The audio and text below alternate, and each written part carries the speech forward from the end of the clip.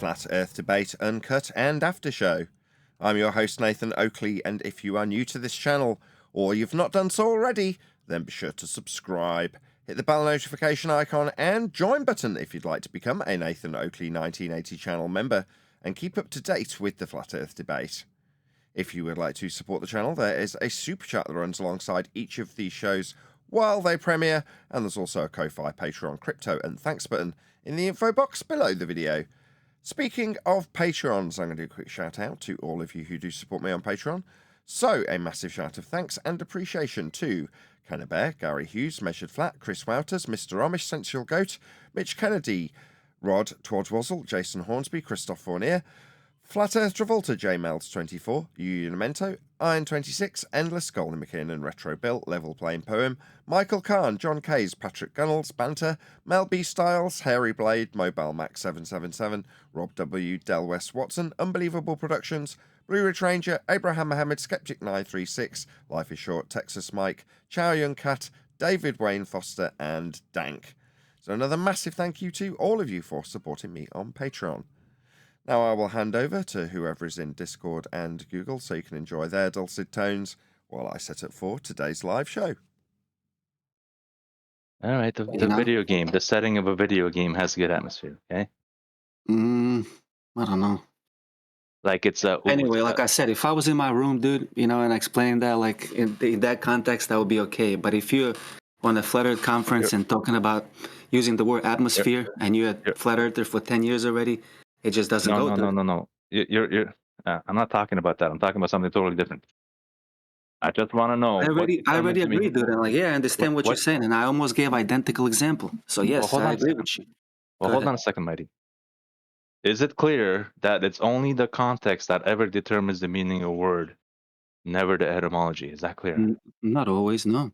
Words do have meanings, bro. Words are very important the way they're used, and when they're used, and when they're used. More importantly, right? And the context determines the meaning. Here, let me look up the etymology fallacy.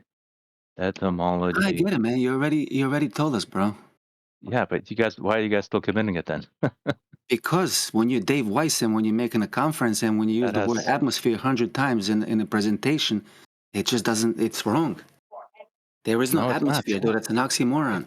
It's not. To say it's wrong would be to commit the etymology fallacy. You guys are missing it. We can disagree on this one.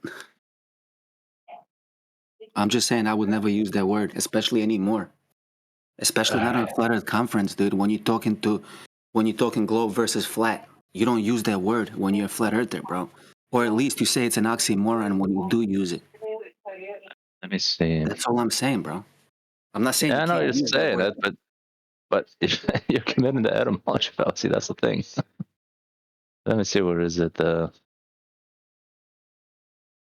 Right. For example, the etymology fallacy assumes that a word can be defined on the basis of its etymology.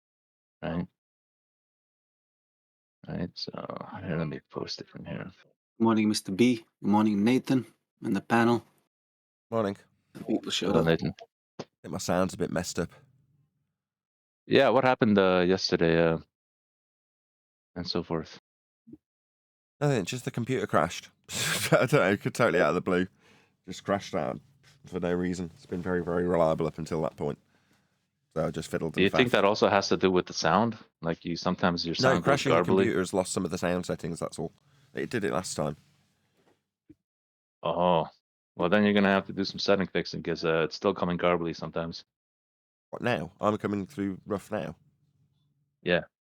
Okay, well, no, sounds good for me. Wait, does it?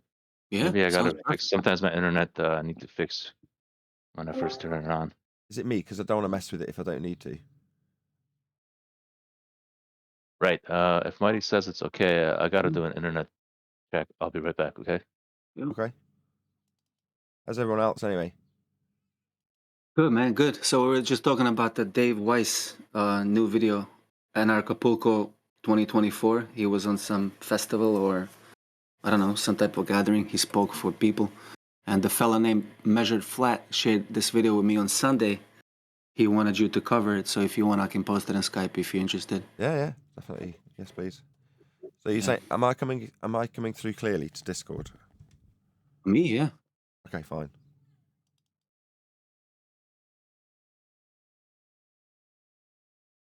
What about everybody else?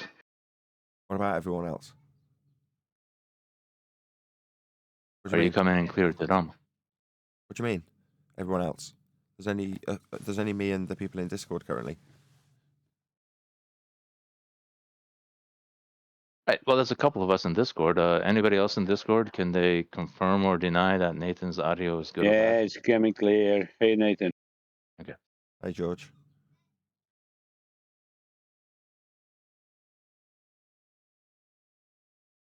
Right, you want me to cover? This is Flat Earth Dave, right?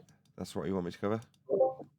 Yeah, that's Flutter Fine. Dave speaking on a conference. And yeah, fella who shared the video was called Measured Flat. He's from this server. Yeah, formerly network dude. I wouldn't know.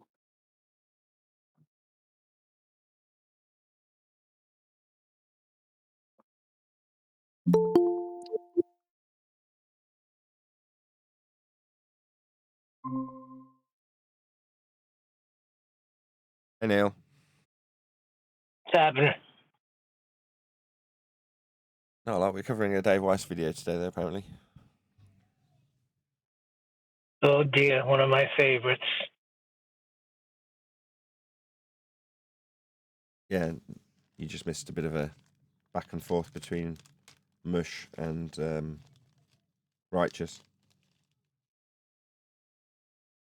Pertaining to? And I only caught the end of it. I mean, the atmosphere in it is terrible. Right? The atmosphere. Yeah, Roger didn't like us to point out it's an oxymoron. He says it's etymology fallacy. That's why he muted me. Same old, same old. The word atmos on its own means exactly the same thing as atmosphere without the word sphere. It's not etymology fallacy, no. I disagree with that. Yeah, well, they say it's just the word. I mean, society uses the word now, so it's okay.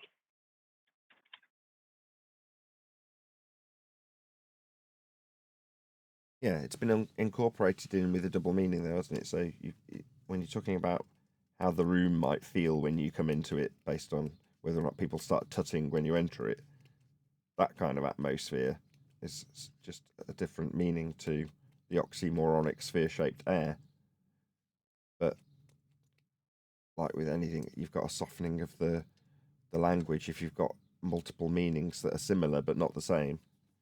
You know, they're contextually different. Very slick how they did it, though, right? Real slick. What, incorporating it into the language? Yeah, because now they the concert, the energy at the concert, the atmosphere was insane. You know, you hear it all the time. You hear it in ball games. The atmosphere at the Garden was amazing.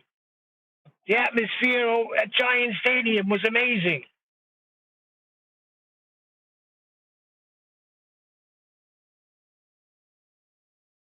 Yeah, like I say, it softens people up to the use in the actual sphere-shaped air context if it's being used for the feeling of a room or the feeling of a venue. Exactly.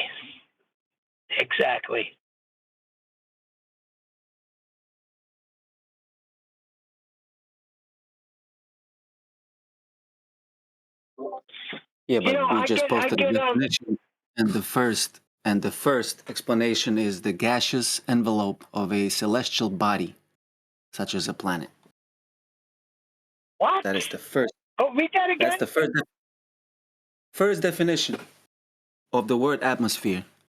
The gaseous envelope of a celestial body, such as planet. That's why we don't use that word. That's why Dave Weiss shouldn't use that word 100 times in his presentation if he's a flat earther. Or at least disclaim it and say it's an oxymoron. Explain it.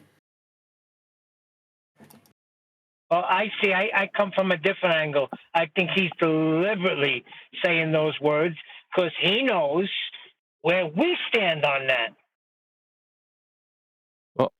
Can I jump in quick? I'm going to go in now. Here we go. All right, I can mute everybody in Discord. Is that what you're saying, George?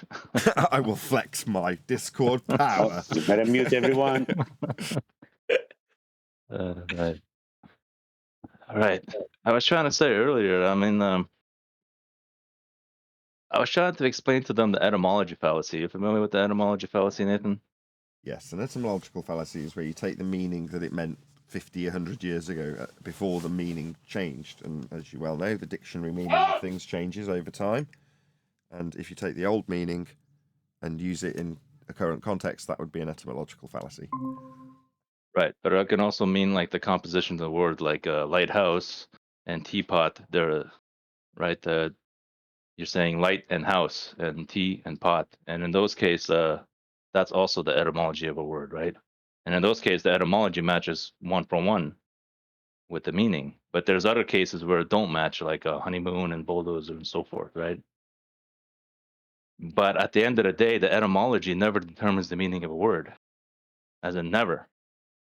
To say atmosphere is an oxymoron would be to commit the etymology fallacy, right? No, Negative. you're not using the etymological Well, you're saying the definition. composition of the word determines its meaning. Then that's the etymology fallacy. Yeah, the word and its meaning is what it is. But if you were to use a different word, like if you start giving someone the definition of gravitas, yeah, that's an etymological fallacy. If you start saying, well, gravity is this, and it isn't, because the etymology of the word is such that you can assign a different meaning to it because of a different meaning in its etymology, that's an etymological fallacy. Just stating what a word means currently and breaking it down into what the word's comprised of, that's just defining the word's meaning. That's not defining its etymology. I don't know why I can't say that word today. All right, and well, how about this? If I'm talking about, I might be on righteous's side on this one, guys. let me put it like this: if I say the atmosphere of this movie is ace, does the etymology determine the meaning of that word? Atmo and the sphere, definition does, or but that's if you look up it's any the definition context, of not the any word, definition. it's It's the obviously got context that determines. different contextual meanings in different circumstances. Yeah, if you're talking about sphere, Earth, and planets, then atmosphere's got a very specific meaning. If you're talking about a party, then it's got a different meaning. No, it doesn't, because if you look it up, right, it's just talking about like how do I put it?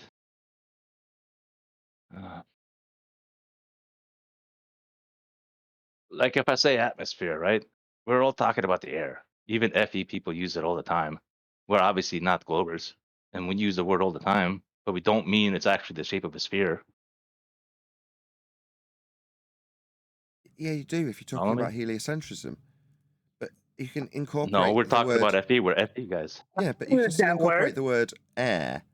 So if I say, as I enter a room, whoa, harsh atmosphere, there's an air of disdain in the room.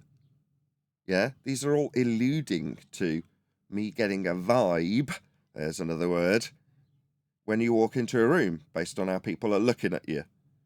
Sod all to do with air in a sphere shape, in a sky vacuum. These are different contexts for the same word. Atmosphere, when you look it up in the dictionary, will have various meanings, not just the one. Now, so long as you don't use both in the same context with the same word in one argument, you're fine. Right, but you use the term context over and over again. You see, it's the context that determines the meaning. Yeah. That's what I'm trying to say. Pardon me, though. Righteous, I'm agreeing with you up to a point, but when I look up the definition of atmosphere and it talks about the layer of gas that extends up thousands of miles from the surface,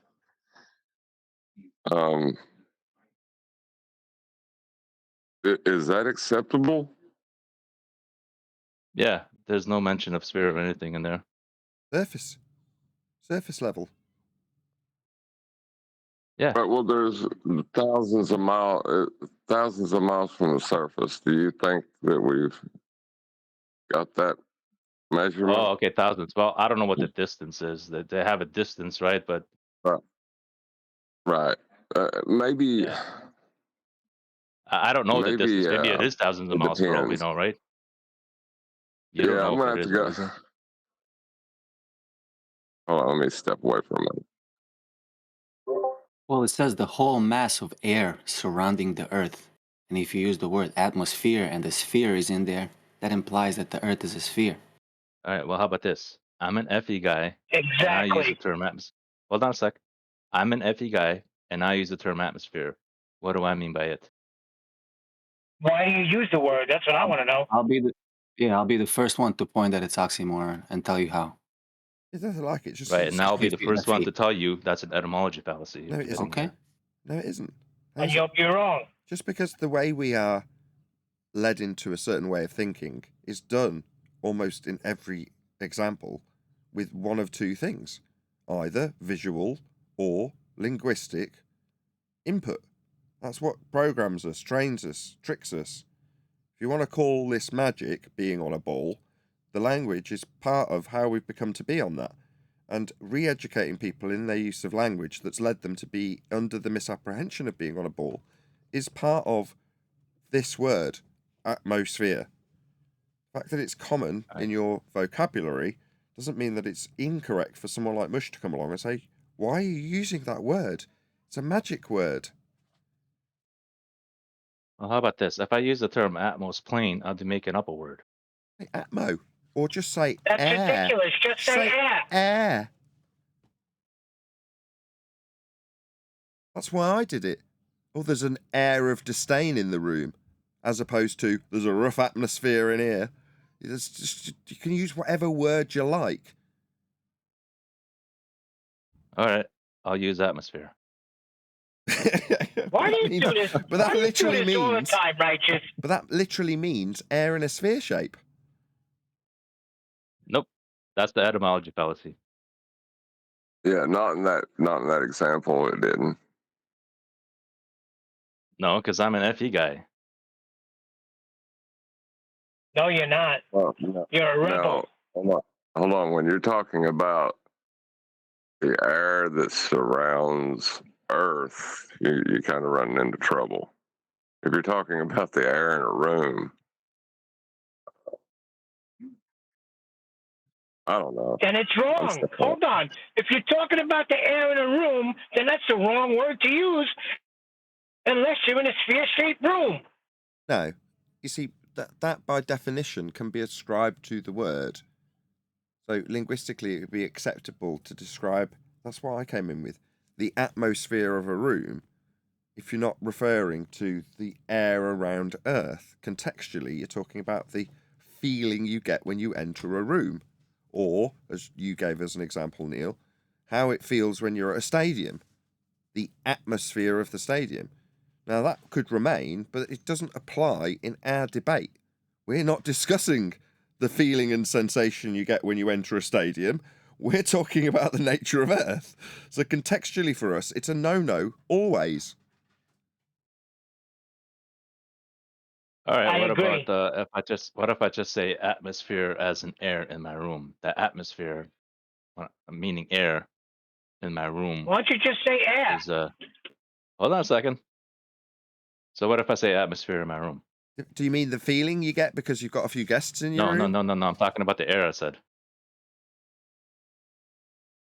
Well, then it just doesn't make much sense because, the only other context from my knowledge or within this discussion that we're talking about is the feeling you get, the vibe you get from a venue, the feeling you get from a guest when you enter someone else's house as a guest.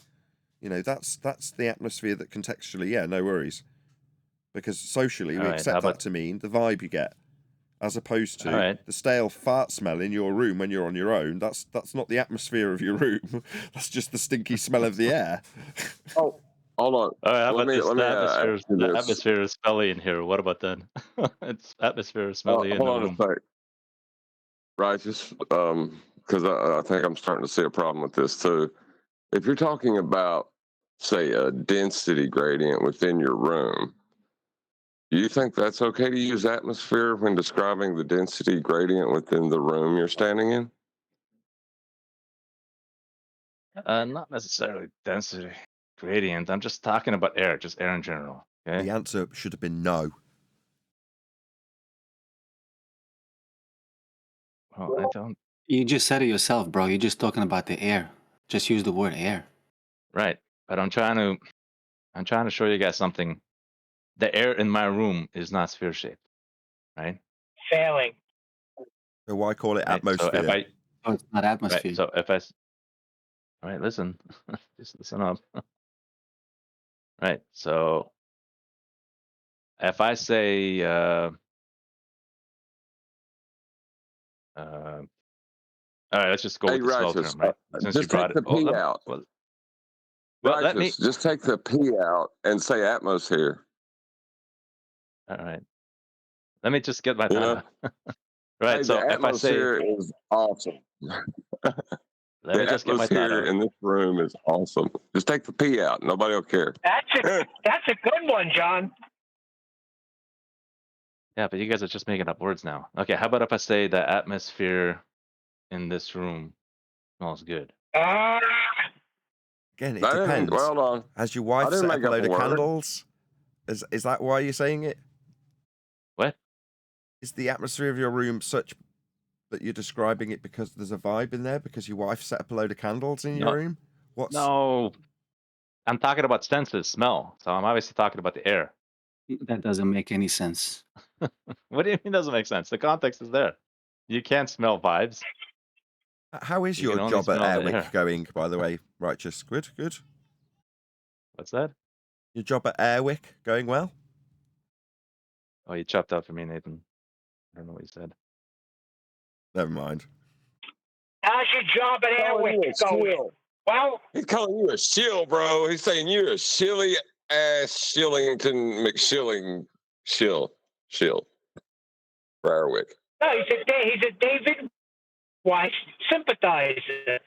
That's why this is happening. I know it probably got on David Weiss for the constant abuse of the word, and then I don't Righteous watch wants to defend him because he's being a I don't watch. sympathizer, like always. I don't watch David Wise. I don't watch any FE guy really. This is like the only FE show I'm really I'm on. not saying is you do. TV. What? I'm not saying you do, but you defend him. I'm not Defend defending like him. you I'm defend defending my you. use of the word. Oh, he was I'm the defending first. myself. He was the Hold first on, I'll guy that defend. brought me to FE, so I got soft feelings for him. Oh I shit! do that sometimes, but not in this case. In this case, I'm defending my use of the word atmosphere. Yeah, you're perfectly within your rights to defend your incorrect and inaccurate use of the word atmosphere, Righteous. You feel free. Who's the judge to determine whether it's correct or The incorrect? definition. That's it. It has definition. If you're talking within the context that we debate, obviously we're but- going to take umbrage with the idea of air being wrapped around a ball. And if you're just talking about how you feel when you walk in a room, feel free to use that word. All right, but I'm an FE guy, and I use the term atmosphere. I obviously don't mean wrapped around, right? Still gonna get called on it because you shouldn't be using that word. Says who? Neil. Make us look stupid. Come on, get with it. Says who? If we come to an understanding That's not an that answer. this is how they're tricking us, hold on, Nathan broke it down. Language, spelling, spell. They've used it for a reason, Righteous. They've incorporated it for a reason, Righteous. Hold on. So when I'm talking about a worldwide phenomenon and I say global, while in the context of this discussion with you guys, you don't think it would be necessary to point out to me that I just used global? Perfectly acceptable. Socially, global means worldwide. So, no, you defend that use of the word global. It's not a programming word or anything. All right, well, Great touche. point, I'll John. have to give Great I'll point. have to give John Refracted. He does make a good point. Unlike you, Neil, you made no point whatsoever. I'll give you no points. I'll give you John 1 A point. good juxtaposition. Oh, I made no points. I made a good point that sometimes No, you act just like said an you're ass. wrong. And I don't You're wrong, understand you're wrong, why. you're wrong, you're wrong. That's all you said. Yeah, righteous. You and your firmament. I remember that. You know, there's a long history of you coming up with these outlandish Oh, things. so now you're bringing history into this. Coming from. Okay, I got you. You're bringing history into this, Neil. Very, very humble of you, Righteous. I like on. Righteous's Righteous. I like when you try to think outside the box, even if it does draw the ire of Neil. some of us. Oh, you guys too? I thought you guys were all good.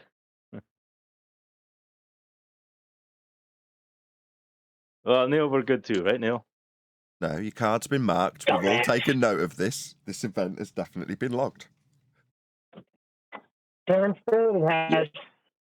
Yeah, we ain't forgetting this anytime soon, Righteous. You trying to think outside the sphere. Yeah, that's a problem here, boy. You don't want to partake in this group thing, Righteous. Just bugger off, okay? It's our way or the highway.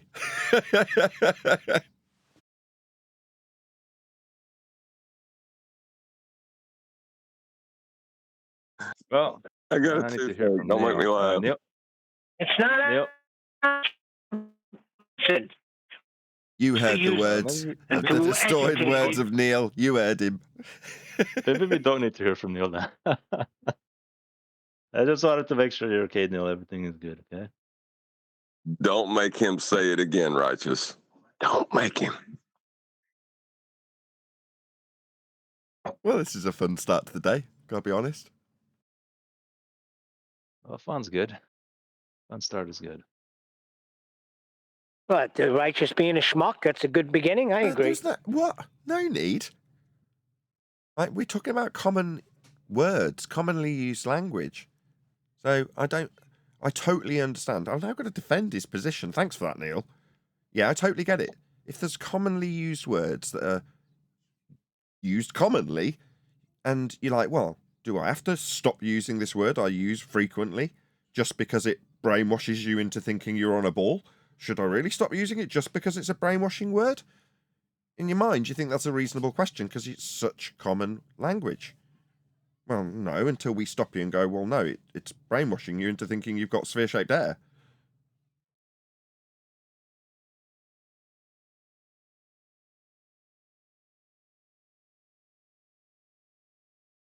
You know, whenever I heard the word in the past, I never thought about it like that ever once. I always thought about it as air.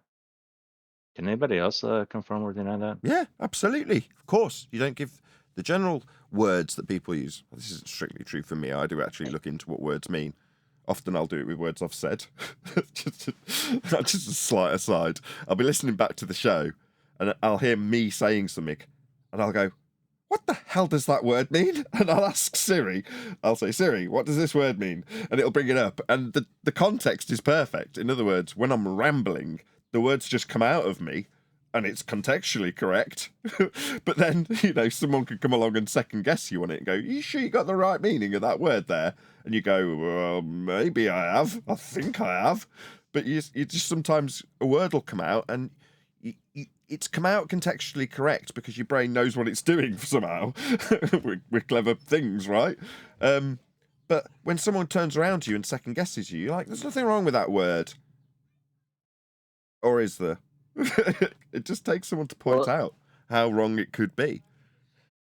Right. So even I was sorry. Just real quick. So even when we use words, we always think in terms of context also.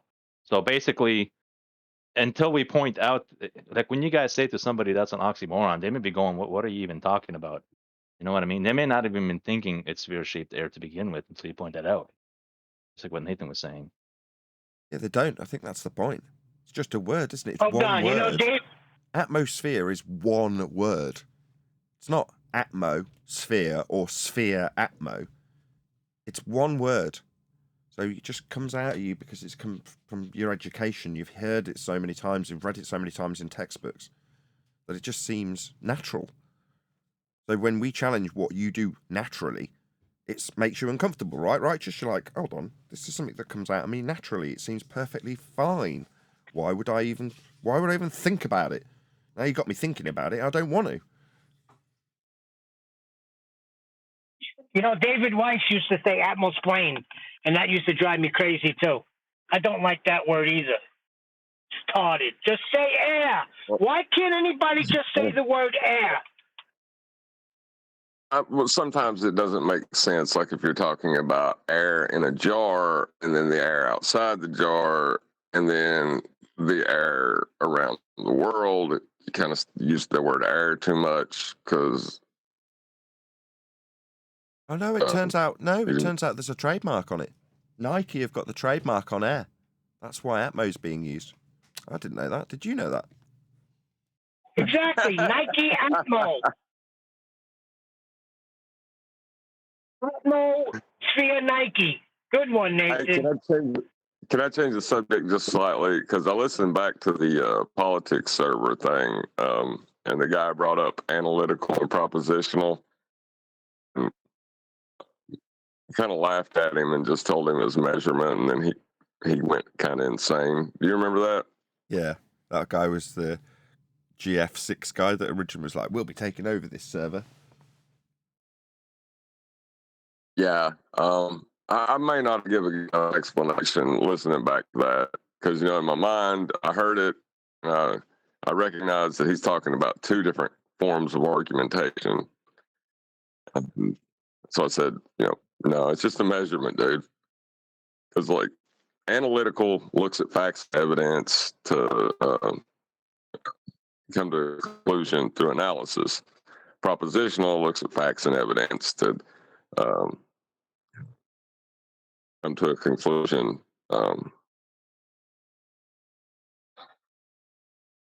Like through patterns, right? What are you saying? You take umbrage with what you originally responded to him with, or what?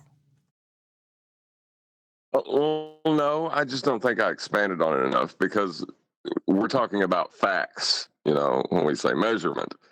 He's wanting to talk about, are we giving an argumentative statement, and then he wants us to pick one of two types of argumentative statement we're making, but we're not making an argumentative statement. It's a statement that's accepted by both sides. You see what I'm saying? It's just a fact. Yeah, it's a bit like the tape measure example. How long's that bit of wood? 30 centimeters. Is that an inductive claim or a deductive? It's a bloody measurement. Yeah. I don't know if I explained it enough when I started laughing. And like you put it on me to explain it, and I just kind of hand waved him, and I kind of feel bad about that now. Oh, I don't.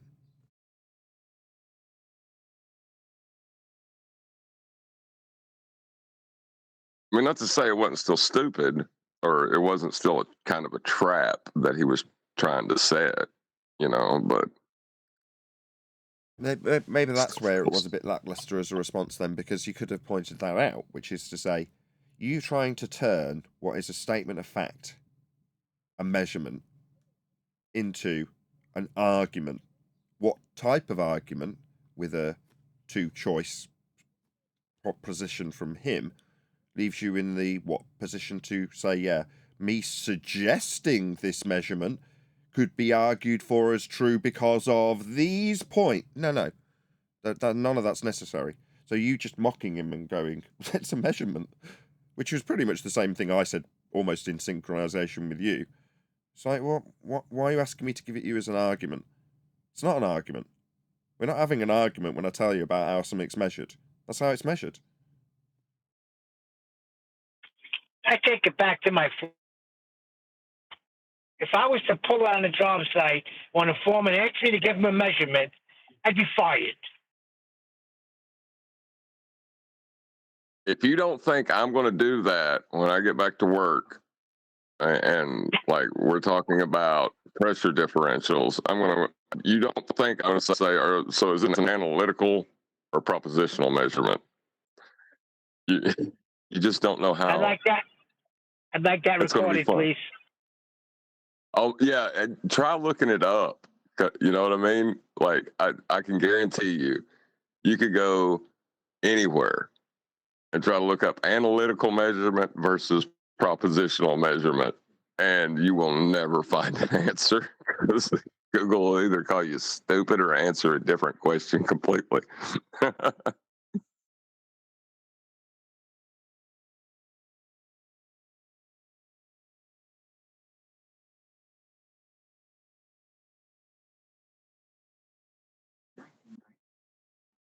But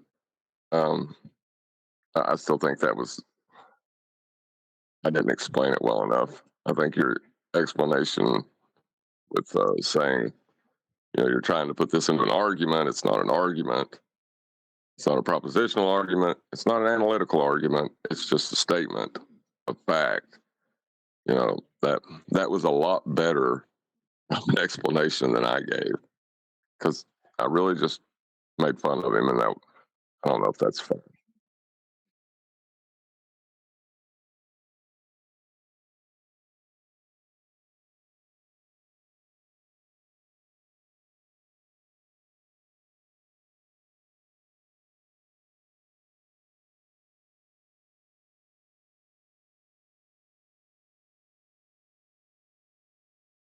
And that's my one time admitting I was wrong. I will never do that again. That felt so dirty. Dirty.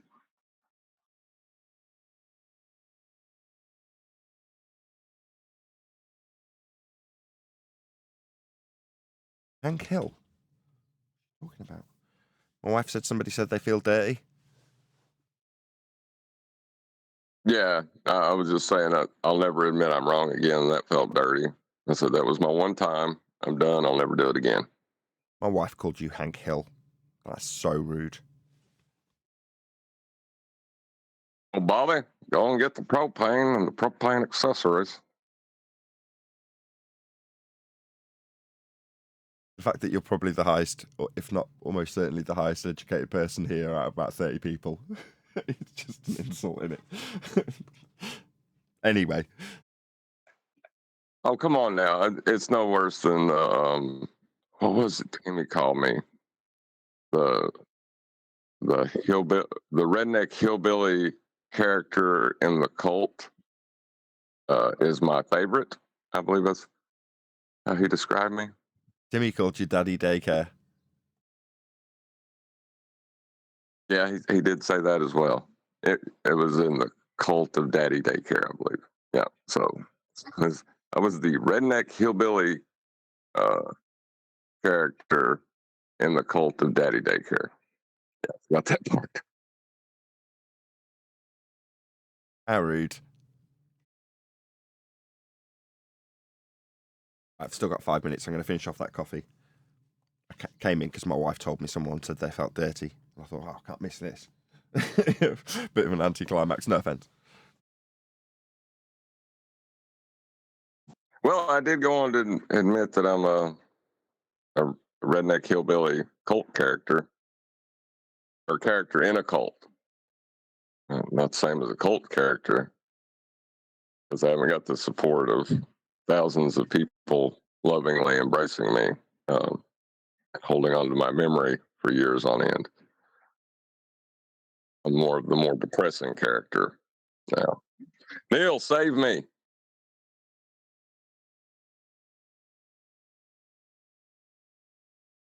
Or righteous. Please don't make me be the last one to speak.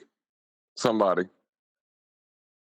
Oh, I guess I'll join. What do you want to say? What are we talking about? Redneck hillbilly cult characters and Daddy Daycare. That's what we're talking about. Can we have a subject change? That would be absolutely fabulous. If you could Let's talk. take it anywhere you want to go. Let's talk about Neil. What do you think about Neil? I can't really say because his mafia connections may hurt me, so I try not to.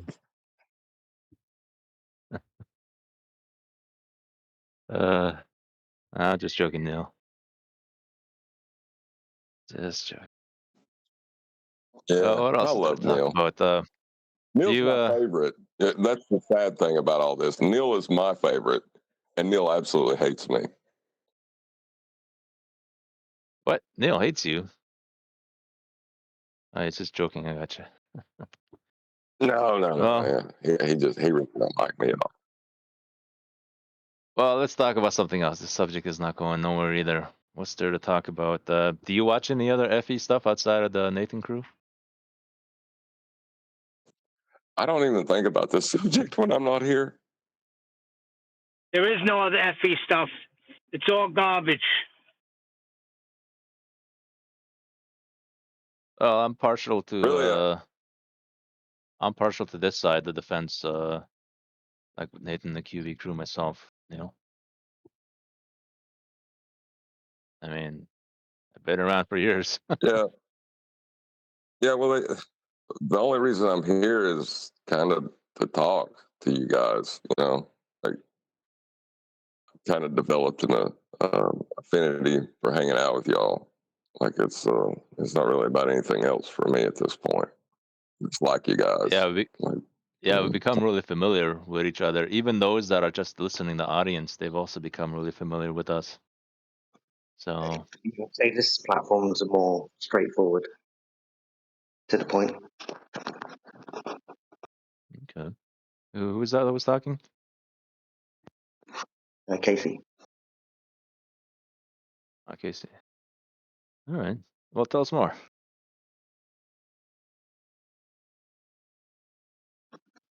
No, I was just saying out of the other platform that I've seen, I say this one's more on point. It gets to the straight to the point more quicker than the other ones I found. My opinion on that. Like QB would say, tighter shot group, right? Yeah. Yeah. Good morning. Dale, Good morning, everyone. I Good want you to morning. stop talking about the globe. Hey, good Yeah, we are, afternoon. yeah. Well, kind of. Been talking about atmosphere and whether or not it's acceptable to use, which it absolutely is not under any circumstances. Even if you walk into a room with a terrible vibe, you're not allowed to say the atmosphere's poor. You can say it doesn't feel very good in here. Are we all clear? Have we got this straight now? Good. Don't want to hear any more about it. And if we do happen to hear anybody using that word, atmosphere, oxymoronic that it is, we're going to be very severe with them. Very, very severe. Anyway, let's do some housekeeping. Any evidence you can have gas pressure without a container?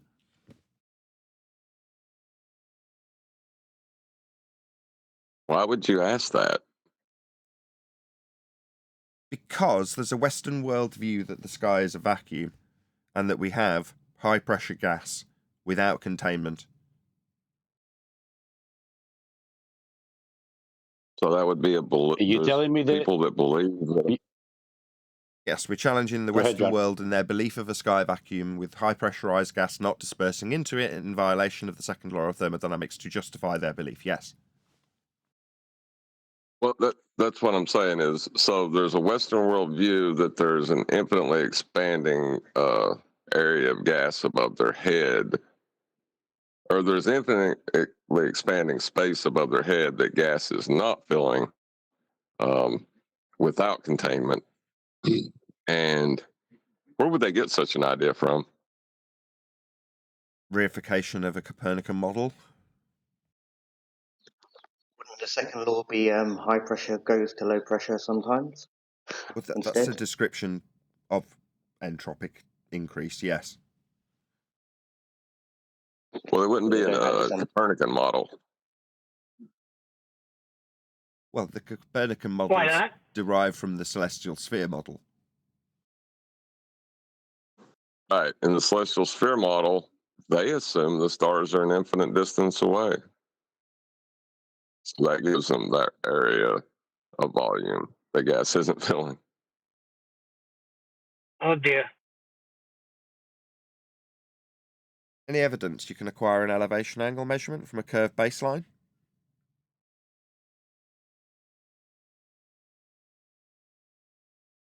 Do you mean can I perform celestial navigation on a globe?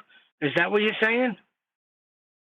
Well, yeah. I mean, aspects of navigation generally are acquisition of ground positions, and you're acquiring distances based on angle measurements. to stars. So you're going to need a flat Earth for that. And there's an assertion that, Well, for no, instance, sextants the only work on a question globe.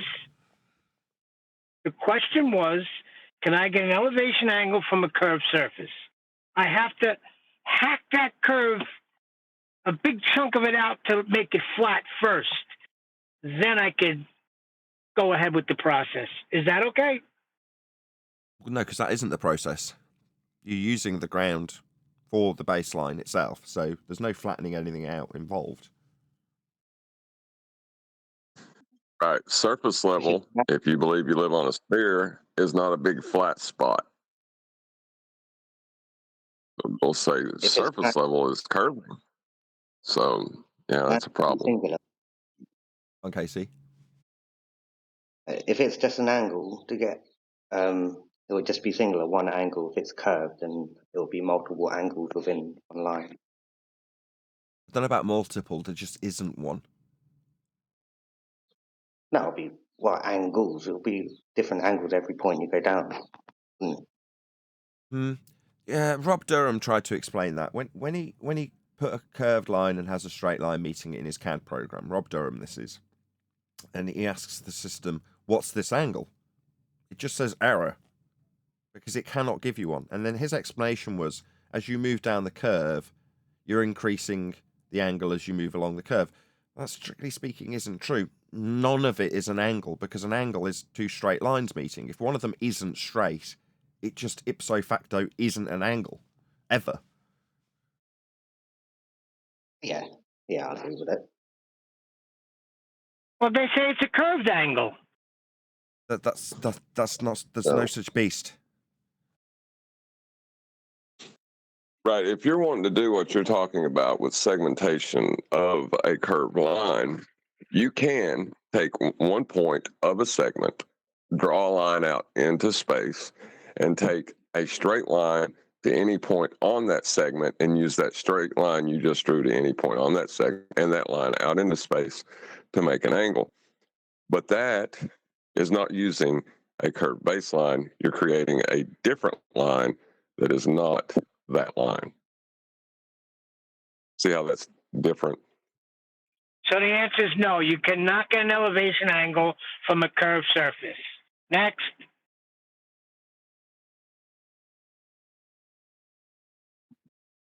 All right, Neil, how about this Something, one? by the way, Neil deGrasse Tyson never answered. I sent him various emails at all different times. I think the last one I sent was maybe a month ago. No response.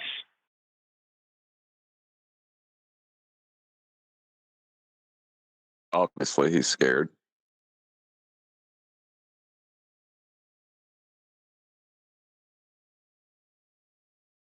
I'm waiting on you, Righteous. Right. Well, hold on a second. Before you go to Righteous, hold on. This is coming to a head. With Alex Jones being on a show with Eddie Bravo and the shyster over there, eventually it's going to come to Neil deGrasse Tyson's doorstep. Eventually it's going to get there, and he's going to have to deal with it. And that's when the fireworks begin. He's already dealt with it. He dropped a mic. No. I'm not talking 10 years ago, Nathan. It's coming around. Believe me, it's getting to his ears. Okay. Now you have a prominent actor coming out with a video. And he even sent him, in that video, if you listen, he sent the paper to Neil deGrasse Tyson, who is highly critical of it. It's reaching his doorstep. Well, the thing is, and that's why I like Eddie Bravo, as far as the mind's eye of the people looking at this subject, they're only getting fed certain points of view and certain positions. Eddie Bravo is the only person that I've been able to get behind who is what you would call a mainstream flat earther, I guess. Well, maybe Owen Benjamin. I've not really heard his positions. No, he's been ostracized from the mainstream.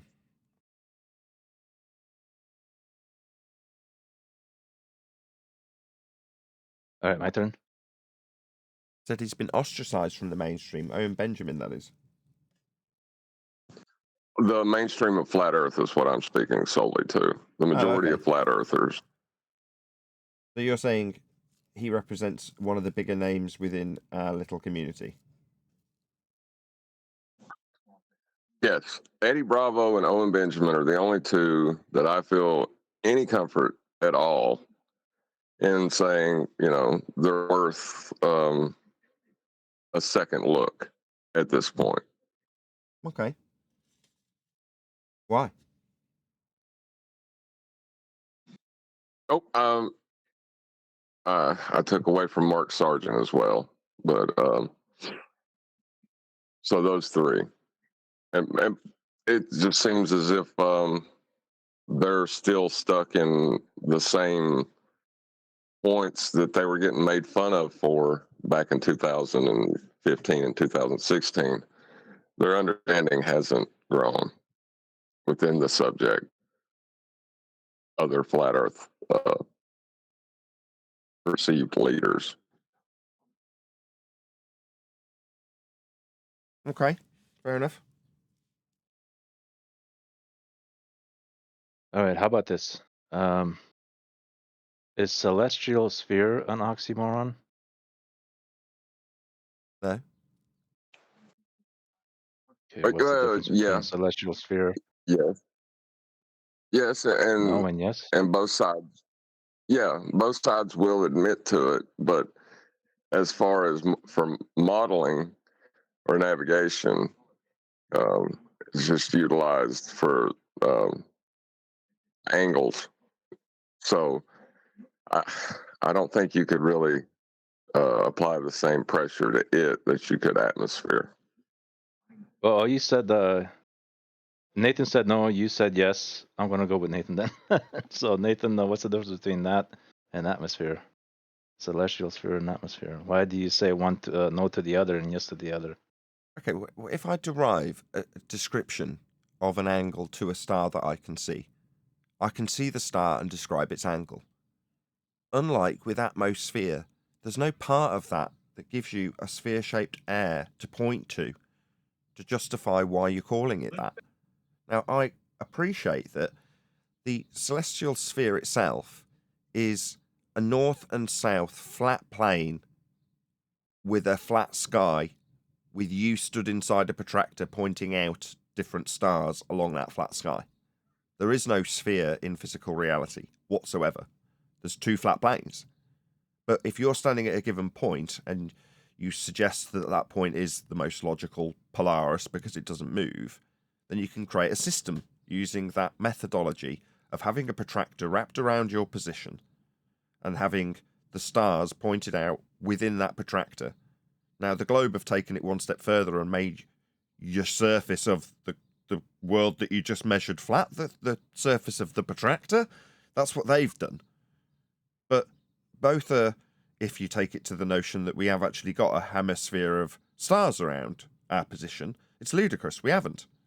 The sky is always above you, and it's above the point that you can see on the horizon. If you can see a star on the horizon, and that's land, just for the sake of simplicity, if there's a person standing there, what you see on your horizon, there's a good chance it's at their zenith, just for, again, ease of simplicity. That is to say, it's above them.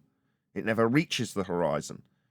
So the idea of having a hemispherical view of stars is absurd in physical reality. It's just a way of describing it. So if that's what you mean by oxymoronic, no, oxymoron is like married bachelor. Yeah? Sphere-shaped air? Well, air isn't sphere. It can't have a shape. It's unbonded. How can it have a shape? It's oxymoronic for that reason. Now, well, hold on a second. Celestial sphere is not oxymoronic. I can use the same defense you use for the celestial sphere for atmosphere. No, you can't. Point to atmosphere. Point to sphere-shaped air. Point to sphere-shaped sky. I can point to a representation of a star on the horizon and a star above my head and give you a description of a hemispherical view. That's as far as my justification, because that is the justification, goes. But you're not going to get away with calling it an oxymoron just because of that. Right, but both sides admit that it's asymptotically flat sky, space. Yes, I'd agree with that. So flat can't be a shape. No, but I can describe the angles and represent them in a model hemispherically and call it the celestial sphere. We have. You know what I mean? That's the example you gave me to show my son, and it worked. But he just thinks it's the other side that we're not accounting for. So connect the dots. I understand what you're saying, Nathan. No dots to connect. Well, that's the difference. That's how we look at it and The then difference document is. it. Sorry, go ahead. The difference is well, the difference is you develop the idea of atmosphere from the celestial sphere. Atmosphere is the oxymoron. The celestial sphere is just angle measurements put into a model. That's really the difference. It's not analogous. Perfect. Why didn't you say that from the beginning? Well, we got there in the end. What do you want? That's why we discuss these things. 60 people watching. Please share the show if you've not done so already. There's a good chance you're only here amongst the 60 because someone else has shared the show already. So thank you if you've shared the show. 64 I watching. don't understand, John. He's so smart. He's so sharp. And then sometimes it takes forever to get somewhere, like just now. Well, Neil, usually I take everything apart and put it back together 100 times before I understand the whole. Speaking of which, Well, Brian's logic did a good little breakdown of a straw man rebuttal we get. This is pretty hyper specific, so unless you're a regular to the show, this might go straight over your head, but it doesn't matter. So, in terms of us pointing out how celestial navigation works, not our claim, just us pointing out what it is, we will get a response back from our opponent saying, "How high is the star?" Now, Brian, according to him, this originally came from Adam, but it doesn't matter. It's Brian that's made the video on it. He's pointing out that when you actually do a elevation angle measurement, you're not getting any distances, right? You've got to extrapolate out the distance along the baseline, right? To then have a distance to start inferring the other distances based on the angles to give you the height after the fact. Well, once you achieve the distance along the baseline, you've achieved your objective in celestial navigation. That's all you're trying to do. So Brian pointing out, when they ask us for height, it's like, well, at this stage, before you follow through with the process of celestial navigation and measure a flat Earth for one of the distances, there is no distances to start asking for height. So where do you get your distance along the baseline? Because as soon as you start giving us back in rebuttal a distance to start inferring height that will be wrong, you're accepting the methodology of measuring Earth flat for the distance to the GP with celestial navigation. So it's just a nice little response to them asking us for the height. Well, what distance have you got to work with to give you height? Oh, we haven't. Well, what would we do to get one of the distances? Oh, we'd measure Earth flat. Well, then this is the end of the argument in principle, isn't it? Because who cares after that? You've then measured Earth flat for the baseline distance to the GP, which is what you're actually trying to do with this process. In other words, this whole height nonsense is sort of, it's been destroyed already, but it's nice to see Brian, and he gave credit to him, so Adam, knocking this 6 ways from Sunday. It's not a rebuttal, but it's nice to have an overcome to the non-rebuttal. So, you know, Brian into the weeds in a good way. Love it. Shout out to Brian's logic. Check out his video if you haven't seen it already. Well, Brian's not really into the weeds because perspective and geometry, you know, they meet in celestial navigation. You are getting a point above a position on Earth that you can call a triangle to form a circle of equal altitude. The only thing is the star is only at that position to the observer who is navigating. So they're just, when people ask that question, they're not understanding that you're talking about, you know, your optical plane and the actual plane, and the process is called celestial navigation. They're not connecting that in their minds at all. Okay, looks like we've got a choice of videos to actually cover today. I'll only give you a choice of 2, although there's several. We've got Joe Rogan and Billy Carson talking about how flat earthers need to wake up, or Flat Earth Dave discussing stuff at the conference. Now, Flat Earth Dave came in first, and I've actually already got that queued up. But if you want us to critique Flat Earth Dave, put 1 in the chat. And if you'd rather hear Joe Rogan and Billy Carson talking about how we need to wake up, put number 2. Just because it's already queued up, I'm more in favour of covering Flat Earth Dave. Just because, as I say, I've already got it loaded up. But I'll take my cue from the audience. So, number 1 for Flat Earth Dave in the live stream chat, or number 2 for Joe Rogan.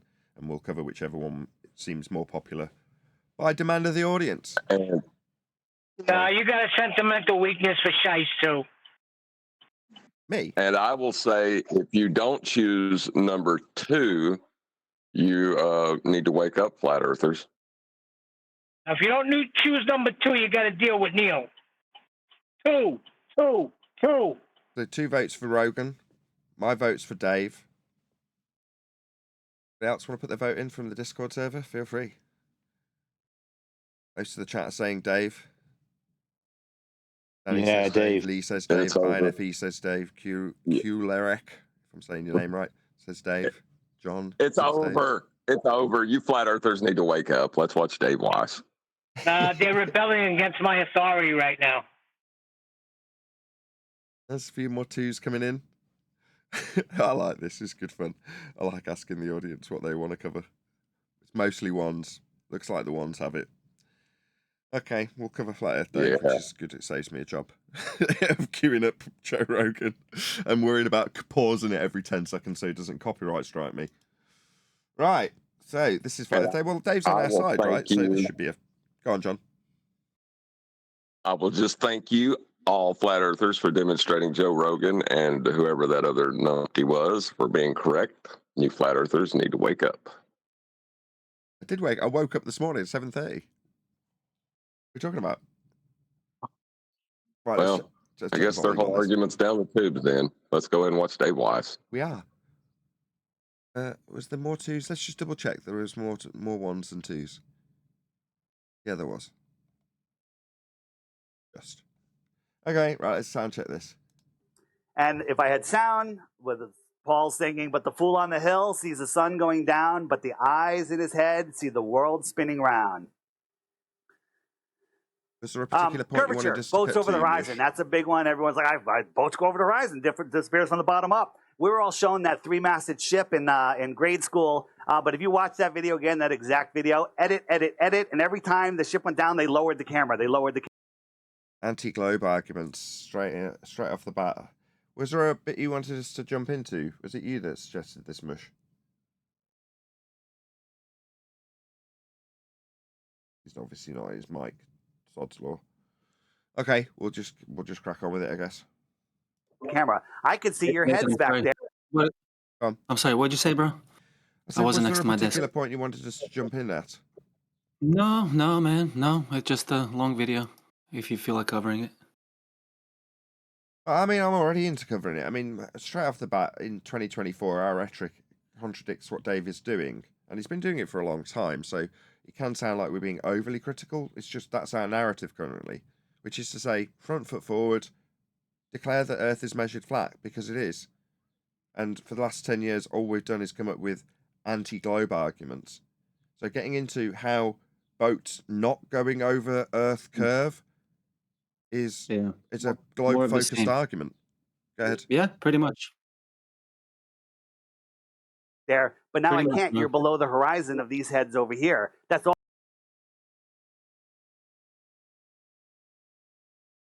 What is the horizon? If we're going to be discussing it, shouldn't we define what we're talking about? It's on the slide. It says in great big letters, curvature. So, we're very much cementing the globe ideas because we've got overcomes for them.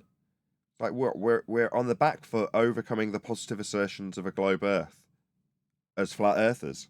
That's what we've done for 10 years. It's time to move forward and start being on the front foot positively asserting the facts of the matter in terms of what we now know 10 years down the line, Earth's measured flat.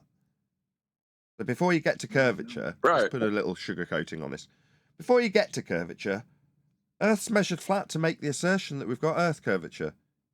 To be in a position as a flat Earth to be defending it, flat Earth comes first. Yeah, John. Right. Surface level, where surface level appears to meet the sky, is what they're saying is Earth curve. But when you look at the mathematics, surface level is a flat plane, and eye level's a parallel plane with it. It is not Earth curve. Why are we trying to debunk the horizon as Earth curve if they're not even making that claim themselves? So, Divergent Droid from the chat has just dropped a link to this video. I should have done this first of all. Definitely should have done it properly, as it's a friendly, i.e. one of our own. But you can see a link going by now to Flat Earth Dave YouTube channel. So drop him a subscription, give him a like, and let him know at Nathan Oakley 1980 sent me. Unbeknownst to Neil, Neil's of the opinion that Dave must be the ultimate arbiter of everything we say here and understand it implicitly going forward. Now, for all I know, Dave never watches this show. He's openly declared it to an audience. Let's put it that way. So, given that he's openly declaring he's not watching, given that we're sending our audience to tell him, this is what you need to pay attention to if you want to be a more successful ambassador for the subject matter. So, in a positive way, we're trying to better the argumentation of people like Dave Weiss in our critique here today. That's all they did. It's just a trick. Why do they have to lie if the Earth is a globe? Appeal to motivation fallacy. What? I'm stuck? I'm good. I didn't change it yet. Yeah, it's not a lie, here is Dave. a time lapse. Yeah, John. It is not a lie. It is wrong. You don't know it's a lie, Dave. You're saying that because you've ascribed some kind of supernatural intelligence to the people who's giving you the information so that they can't be wrong. So they're either lying or they're being paid to say it. They're shills, they're whatever. Instead of just accepting, people can be wrong. And a lot of people can be wrong.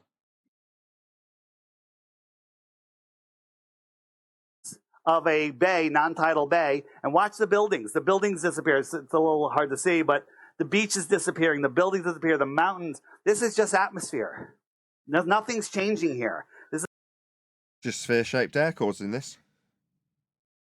The globe concept, an oxymoronic sphere-shaped air causing this effect that we don't have a positive claim about. So Dave is overcoming globe arguments.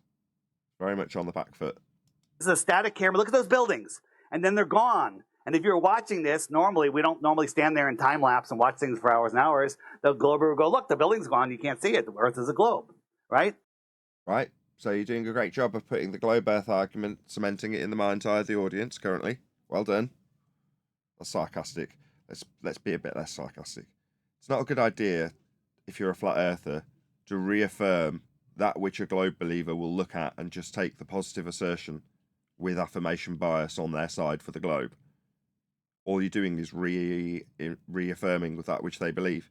You coming up with an overcome, at best, will put them in cognitive dissonance. That's it. That's the best you can hope for.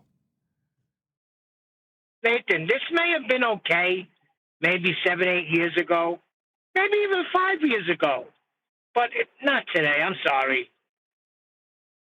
That's just because it's just atmospheric conditions. Here we got. Yeah, atmosphere conditions are terrestrial refraction. That's an atmosphere condition or an atmospheric condition. Yeah, oxymoronic sphere-shaped air.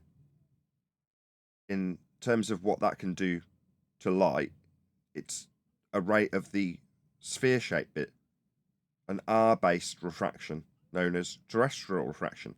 If you're going to say atmosphere is causing this, the glober's response is, yeah, it is. 7/6 of the radius in standard form. It's called atmospheric refraction. Of course, that's the reason. Yeah? how would you measure this refraction to come up with the idea that it's atmospheric? He hasn't. Yeah, I'm just trying to help him out. I mean, if You you were know, to Andrew Thomas Young describe atmospheric explicitly says it. conditions, you're going to describe the gradiated pressure that we do experience from surface level. But why would you do that? We haven't got a positive claim about this. Yeah, that's what I'm saying. If you're going to do this at all, you should be pointing out the genesis of their understanding comes from, refraction studies done from a flat plane, as Andrew Thomas Young states in the first paragraph of his study. That's true if you're into the tete-a-tete wrangle-dangle of being in a debate. But as a presentation, why affirm their position?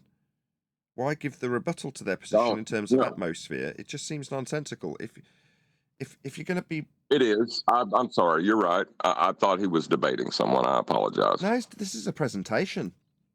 This is just him with free reign to say whatever he likes to an audience of the converted. It's at a flat earth convention, right? So you can say whatever he likes.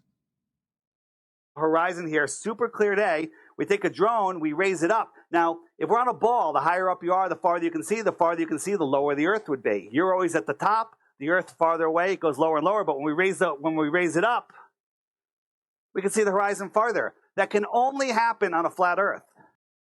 But for the fact that they've got mathematics that describe it at 1.2 times the square root of the observer's height in feet. So as a glober, if you're in the audience listening to Dave, you're like, oh, wow, this can only happen on a flat Earth. Then you come across somebody who's got the vaguest idea how to overcome basic flat Earth arguments. And they go, only happen on a flat Earth? Here's the maths for Earth curve.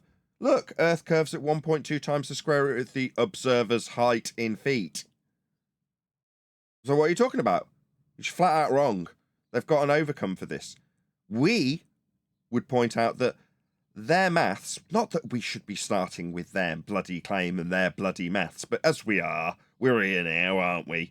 Not exactly how I would tackle this if it was my presentation. Earth's measured flat. First words out your mouth. And then show a few examples. Meanwhile, here we are talking about Earth curve maths and horizons that are Earth curve and how they aren't really Earth curve and that. Well, the Earth curve assertion has got a flat plane in it. John described it earlier. It's a differential calculation between surface level and eye level. That's what Earth curve is. The Earth curve bit's below surface level that's flat. If you're going to talk about Earth curve, talk about how the flat Earth origins are as part of that maths. Not about how it doesn't work in physical reality. The maths isn't physical reality. It's an orthographic view. None of this makes sense. And your overcome is that it only works on a flat Earth if you raise in altitude. You see further? Now, they've got that wrapped up.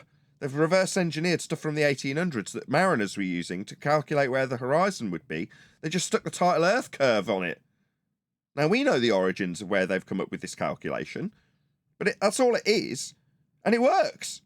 Gives you an accurate representation of where the horizon will be based on a differential calculation from surface level to your height, with eye level, parallel with it. That's how this functions. You need quite a lot of flat Earth proof to actually explain how this maths works, rather than completely ignoring it and saying it only works on a flat Earth. Right up until a glober comes and shoves Earth curve maths under your nose, you don't realise that just because it's got the title Earth curve maths doesn't mean that the horizon's Earth curve. And when you look into how it actually functions, it needs a flat Earth to work.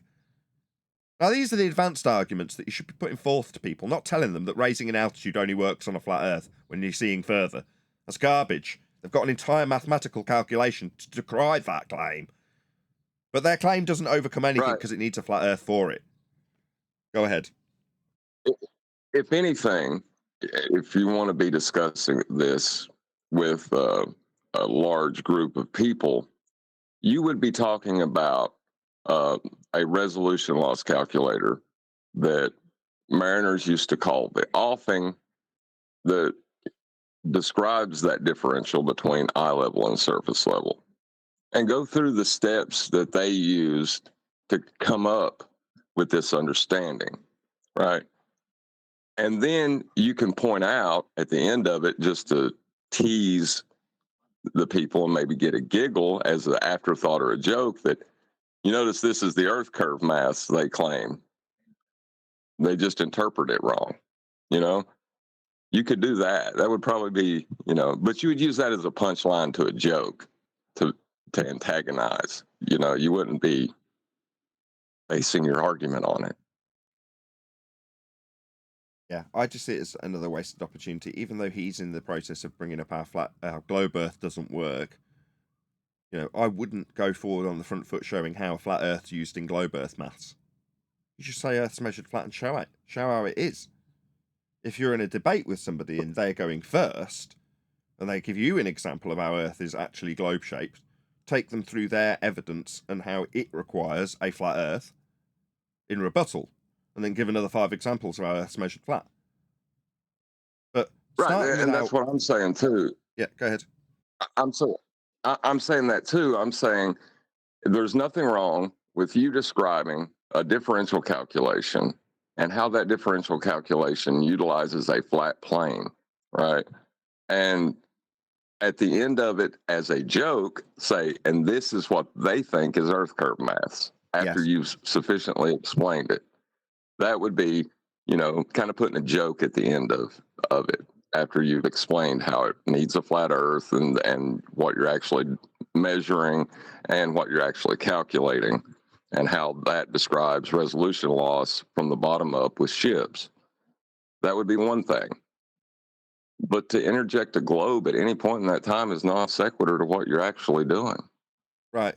What we're trying to use Dave as a muse for is to show the audience that, as a flat earther, prove Earth's flat. Sometimes the best slogans are stating the bleeding obvious, but that's what we're doing. Right. What are you? A globe undoer? Are you? Is your title globe demolishment expert? Because it isn't. If you're saying you're a flat earther, prove Earth's flat. That's it. Now, I don't decry the idea that you're going to be confronted with globe believers who have got arguments that you will need to overcome, and therefore a very good heliocentric understanding is a worthy thing to have. But in a presentation to the converted in this instance, just tell them how Earth is. Give them some actual relief.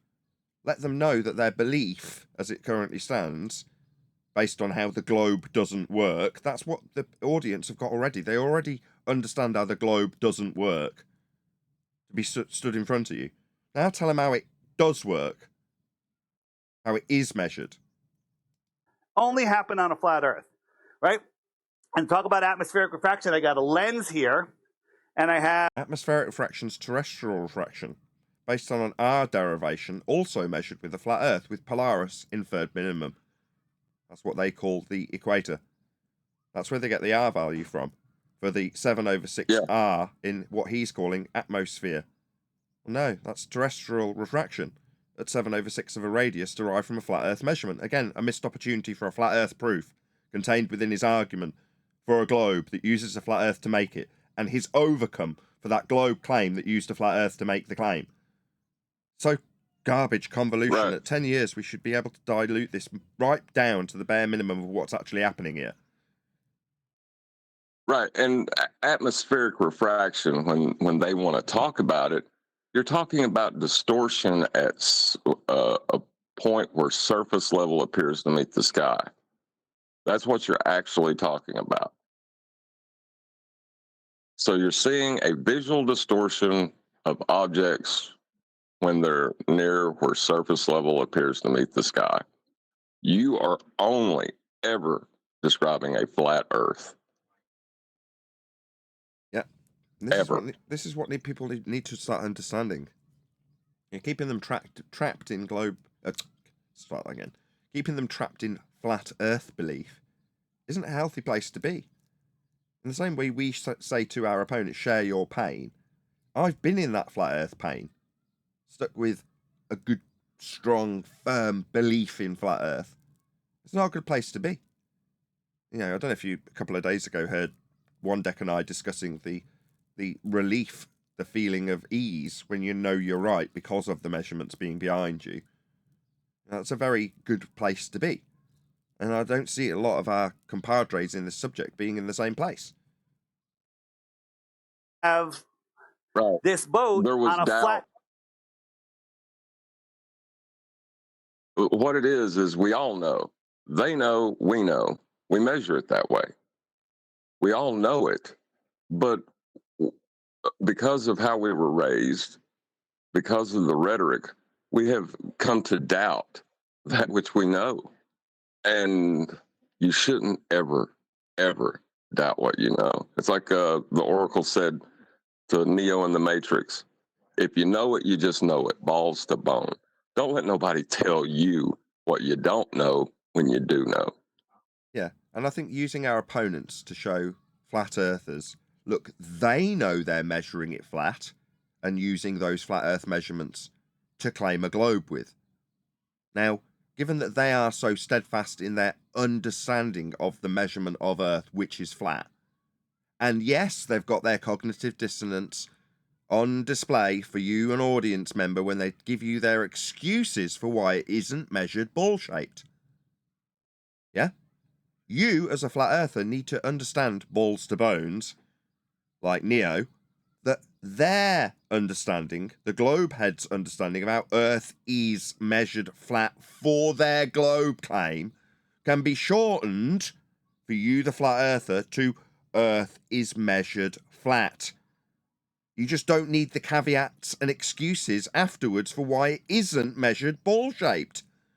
This is the linchpin, right? This is the turning point for flat Earth and flat Earthism. If you want everyone in the Western world to appreciate, as you know, if you now know what we know about how Earth is measured flat, everybody in this argument at a base level already knows this too, and has the caveats and excuses programmed into them from birth. Sea level is a perfect example. It's something that fundamentally everybody understands, with how water behaves and how we must and do measure and deal with Earth. Now, once you understand that implicitly, and you see someone like that Karen that came on in the politics server, well, measuring elevations works for globe and flat. No. The globe uses flat Earth measurements to make its global assertions. It doesn't alter the fact that it isn't a global measurement when you get heights of things from sea level. They just use the reality of a flat Earth measurement to claim a globe for you to believe in. Now, given that everybody must understand that, it's how the world actually operates, there's no denying that's why we're frustrating the globers so much in the politics server currently. There's no getting around it. What are they going to do when they tell us how they measure Earth flat? Because Earth's so big and that. And we point out, so Earth's measured flat then. And they go, oh, well, no, you're just thick and don't understand how ball-shaped it doesn't need to be measured when I measure it flat, you dumbo. Now, when that resonates with people, that generally anyone with a base understanding or research into what Earth is and how it's dealt with, they'll find out it's measured and dealt with flat too. And that's the whys and wherefores and justification that people will eventually have to go, yeah, I always knew. Yeah, I understand that it's just a belief, a model to understand how the stars move better. I don't actually think I'm on a ball. I understand it's a model and that we measure Earth flat. I've always known.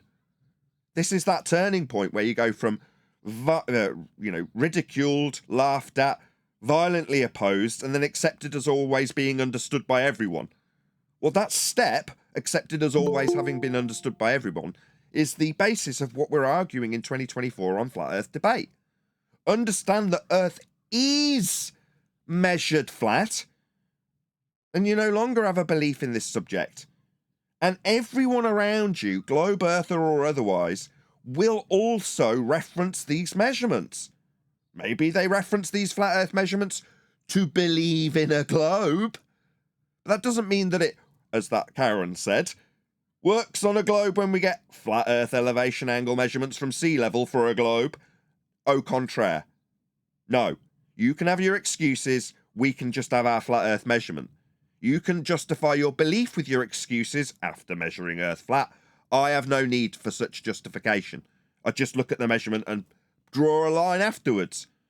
The more we can keep banging this drum, which is why we're covering Dave Weiss, and saying there's a better way, a way that will relieve any of your flat earth compadres in the audience of any pain that they may have stuck in a flat earth belief. And why would they be stuck in a flat earth belief? Well, because this is the standard of evidence. It's not a ball because boats going over the horizon is bunk. You can go up higher and see further only on a flat earth. It's not relieving any pain. Not helping anyone. It might have just about woken a few conspiratards up 10 years ago. What it will do, though, is reaffirm the bias of anyone else that believes that surface level is curving. And as you increase in elevation, you can see further along that curve. And that the horizon is dipping away from your eye as you raise in altitude, as it is measured. You know, you just put yourself in opposition to measurement. And why would you do that? It doesn't make sense.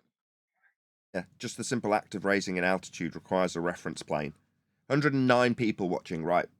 Very warm welcome if you've just joined the stream. We are covering a Flat Earth Day video, so as is always the case, please let Dave know at Nathan Oakley 1980 sent me. There is a link going by in the live stream chat as we speak.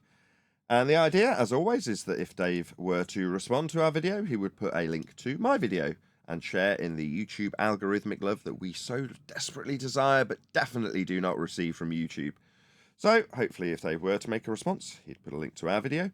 And in the meantime, with the meager audience that we have, although on this channel, Dave's not actually got a great deal of subscribers. Yeah, go and share the love. Go and subscribe to Dave. I'll do that right now. And give him a like. Leave him a comment. Let him know at Nathan Oakley 1980 sent me. Hopefully, if I say it a couple more times, it gives enough people in the audience to actually go and do this live. I am actually literally suggesting that you go and do this right now as we are live. And I'll babble my way through to my call to action a few more times so people do actually go and leave a comment from the live stream audience. That'll definitely be Eli Rumpus. May I say as an olive branch to Dave, say again, that this is just an olive branch to Dave. It's not that we don't like you. You know, there's things that's happened in the past that are not that are not good things. That are not good things to have said about us, and we don't like that. But if you're going to be a representative of the people in this subject, we would really appreciate it if you would listen to us and hear what we're saying and understand it. Please.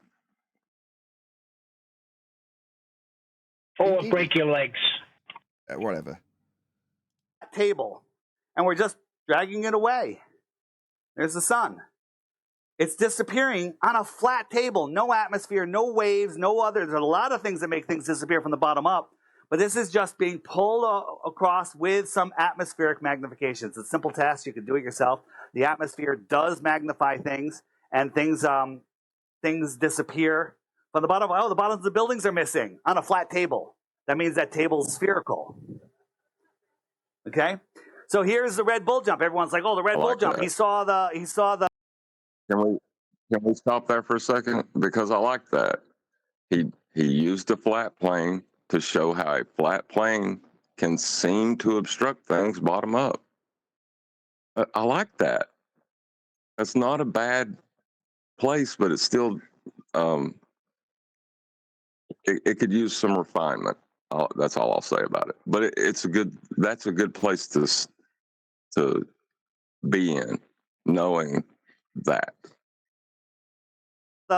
He saw the horizon. You know, he saw the curvature, but they had fisheye lenses for everything except the camera in the capsule behind him, and 10 feet off the ground. And then he took 127. Why did I even say anything? I don't know why I spoke.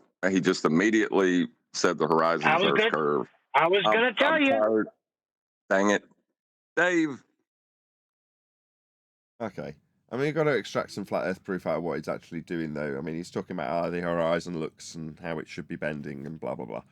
Okay. I mean, we've already covered earth curve calculations in terms of the extrapolation of the differential between surface level and eye level to infer that there is an earth curve in the first instance. For this, we're talking about altitudes, right? Dave's taken it to, from the fisheye view, you've got the same curve through the horizon window view from a GoPro as you have at whatever 128,000 feet. Well, what is 0 feet and what is 128,000 feet? Well, they're describing the height above surface level. That's how this works. So there's a very quick and easy flat earth proof right in the description of this guy just raising an elevation. Because elevation is a flat earth description. It's height above surface level. 7,000 feet, is it? The horizon is the same. At 127,000 feet, if you do the math, there would be 381,000 feet drop to that horizon. See? Back Like for that? overcoming a globe argument and proposing the extrapolation of flat earth differential between eye level and surface level into an earth curve reification below the surface level and flat earth that's been measured to infer it, and how he overcomes that assertion based on the amount of drop there should be. No, drop. May Yeah, I go go ahead. ahead and destroy his position as a glober? Would that help? Nope. Can It won't help. Can I go ahead and demonstrate? Can I demonstrate why what he said can be taken apart? If you want. Right. So there should be however much feet of drop he's describing, right? From eye level. Let's just forget about the flat planes we're using because he has. There is. That's what the angle increasing as you raise an elevation from your perpendicular from vertical. That's how much is there. It's just, Dave, things get smaller in the distance. You didn't know that.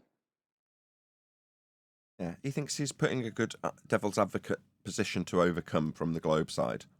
But what he's actually doing is describing how there isn't or is a drop at a given value when calculating the difference between surface level and eye level to infer how much drop there should or shouldn't be.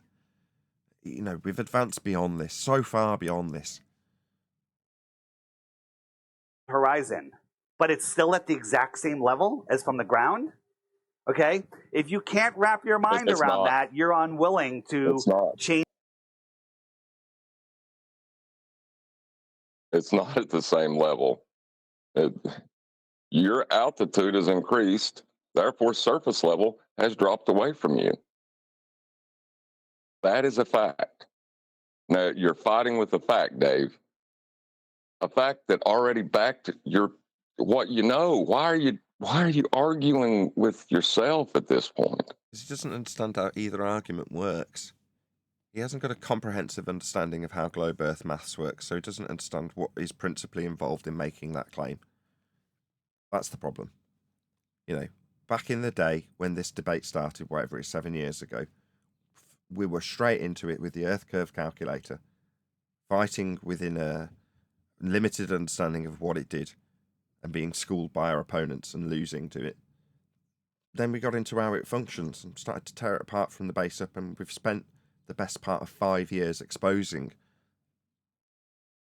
what we've now reached as a crescendo in terms of how it uses a flat earth. Now, as I said Do you know why go on. Do you know why they were destroying you back, or they probably weren't destroying you, but do you know why they seemed to be laughing at you back then? Because I was allowing them to use flat earth measurements to infer sphericity? Yes. No, they thought that you were arguing with measurement. And in a way you were. The discussion was, how much earth curve are we measuring? And you were saying, no, we're measuring more earth curve or less earth curve at this height or at this height. Oh, you're taking it back to the Oh, basics. I Yes, got it. that's correct. The first part of the adjusted title by me is the begging the question, proof of nothing, perspective hijacking earth curve calculator. What John's highlighting is the reason we lost, and it's typically the answer I'd give when asked that question. It's just not contextually part of you measure a flat earth first, but it's because we beg the question. It's in the title. As soon as you're into those calculations, like Dave now, you've already lost because you're already discussing earth curve. You beg the question with them. How much earth curve? how far out it is, how much we should be seeing of the building. That's all in relation to the assumption that there should or shouldn't be Earth curve, or how much there should be Earth curve in the way of whatever we're looking at. You've already lost. Exactly. Yep. You're going right back on the ball. It's like you're too far. But John knows. I didn't realize it until you just explained it. You knew because we thought it was measured. And found out one measurement. Well, that's what I'm saying is the linchpin in 2024. They thought it was based on measurements because it was based on measurements. Measurements of what, you might say? Earth, of course. And its curviness? No! The maths derive curviness from the flatness that we measured. So when you put it to people that, yeah, of course you need to measure Earth flat to give you your globe belief, that's a fact. Now, it's a fact with everything that we deal with in terms of Earth. Earth is flat. Therefore, it makes perfect sense that everything's going to be dealt with as such. And it is. Even the extrapolation of sphericity. So when people come to the, well, I already knew, they've got a reason to suggest that they already knew. It's not a revelation that they have to lie to themselves about already knowing. We do deal with Earth flat. So it's perfectly reasonable that that linchpin I'm describing, once pulled, leaves the world going, yeah, I already knew it was measured flat. Of course it is. Yeah, it is. Yeah, that's right. You already knew that, did you? Well, good for you. You just have a strong belief in the globe. Yeah, well, I like being part of that religion. I just knew it. I knew it wasn't real, obviously. I'm not dumb. You laugh, but that's how they're going to get out of jail free with that. You watch. That's just And they societal deserve to. acceptance. They getting out of jail is the pitchforks and torches of the masses who feel robbed and betrayed as we did when we first got to the subject. But that's not my concern in the slightest. Pardon me, that is the get out of jail free card. And I will offer it to anyone who understands it, because they basically doubted what they know, and in that doubt they built a belief. But that is just a flaw of humans, and I'm not going to grab a pitchfork and a torch and burn their house down because of them being human. I just won't do it. Change your paradigm based on factual information. Coincidence? Coincidence. Thank you. So you can't see the curve from 24 miles up, but rockets follow the curve of the Earth, right? But chemtrails don't. Chemtrails go straight. It's all about how they claim it's a curve and how that isn't correct. Yeah? It's the not ball Earth argument. You know what I mean? Like, this is on a channel called Flat Earth Dave. Right. So this is the Red Bull rocket launch. Is it Red Bull? Whatever. Pound says his next example includes a comparison to how curvature should be involved or shouldn't be involved. Let's see if I'm right. Whatever it's called. It's sponsored by Red Bull. Unedited, NASA and SpaceX edit before it clears the friggin' tower. You see like 7 edits, right? This thing went up. I wish we had sound, but don't screw with it. And all of a sudden it goes kerplunk. It went into some other medium. It stopped spinning. And that was interesting. We see this flat horizon, but this is the moon. That's interesting. This took off in Arizona, right? Arizona is right here. So it's new. Good. Dave just claimed there was another medium. Why did he do that? I don't know. Certainly did. Here, wherever the sun is, it's noon. It's about 11 a.m. in Arizona, and the moon was over here. So if the Earth was a basketball, that rocket is a millimeter. It's pound. A fraction of a millimeter above the basketball, and the moon is on the floor. Meanwhile, we're looking at this on a transverse Mercator projection. Transverse Mercator projection is a square grid representation of a globe when projected onto a cylinder and then rolled out flat.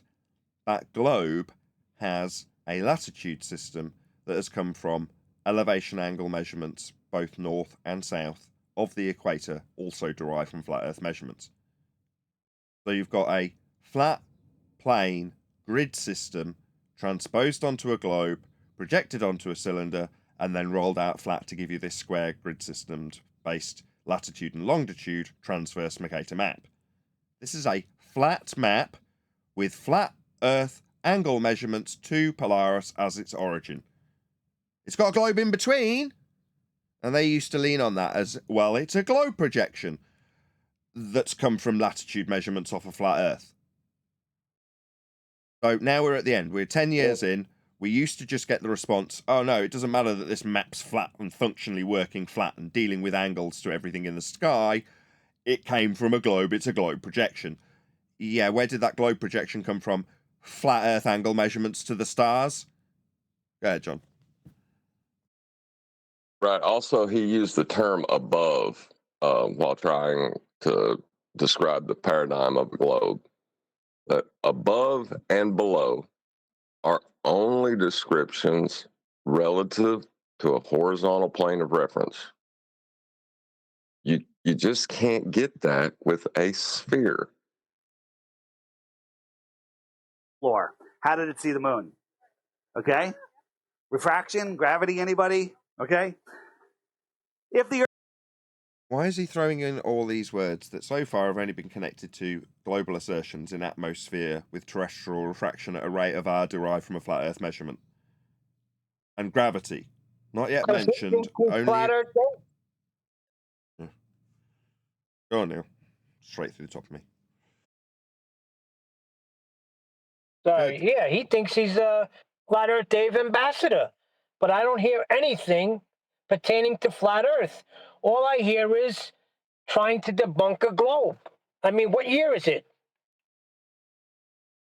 118 people watching. Very warm welcome to all of you who've just joined us. Please share the show if you've not done so already. It's dead easy. It's like 2 clicks to share the show. Well, go ahead. I don't want to sound like I'm insulting to someone when they're trying to debunk a globe, right?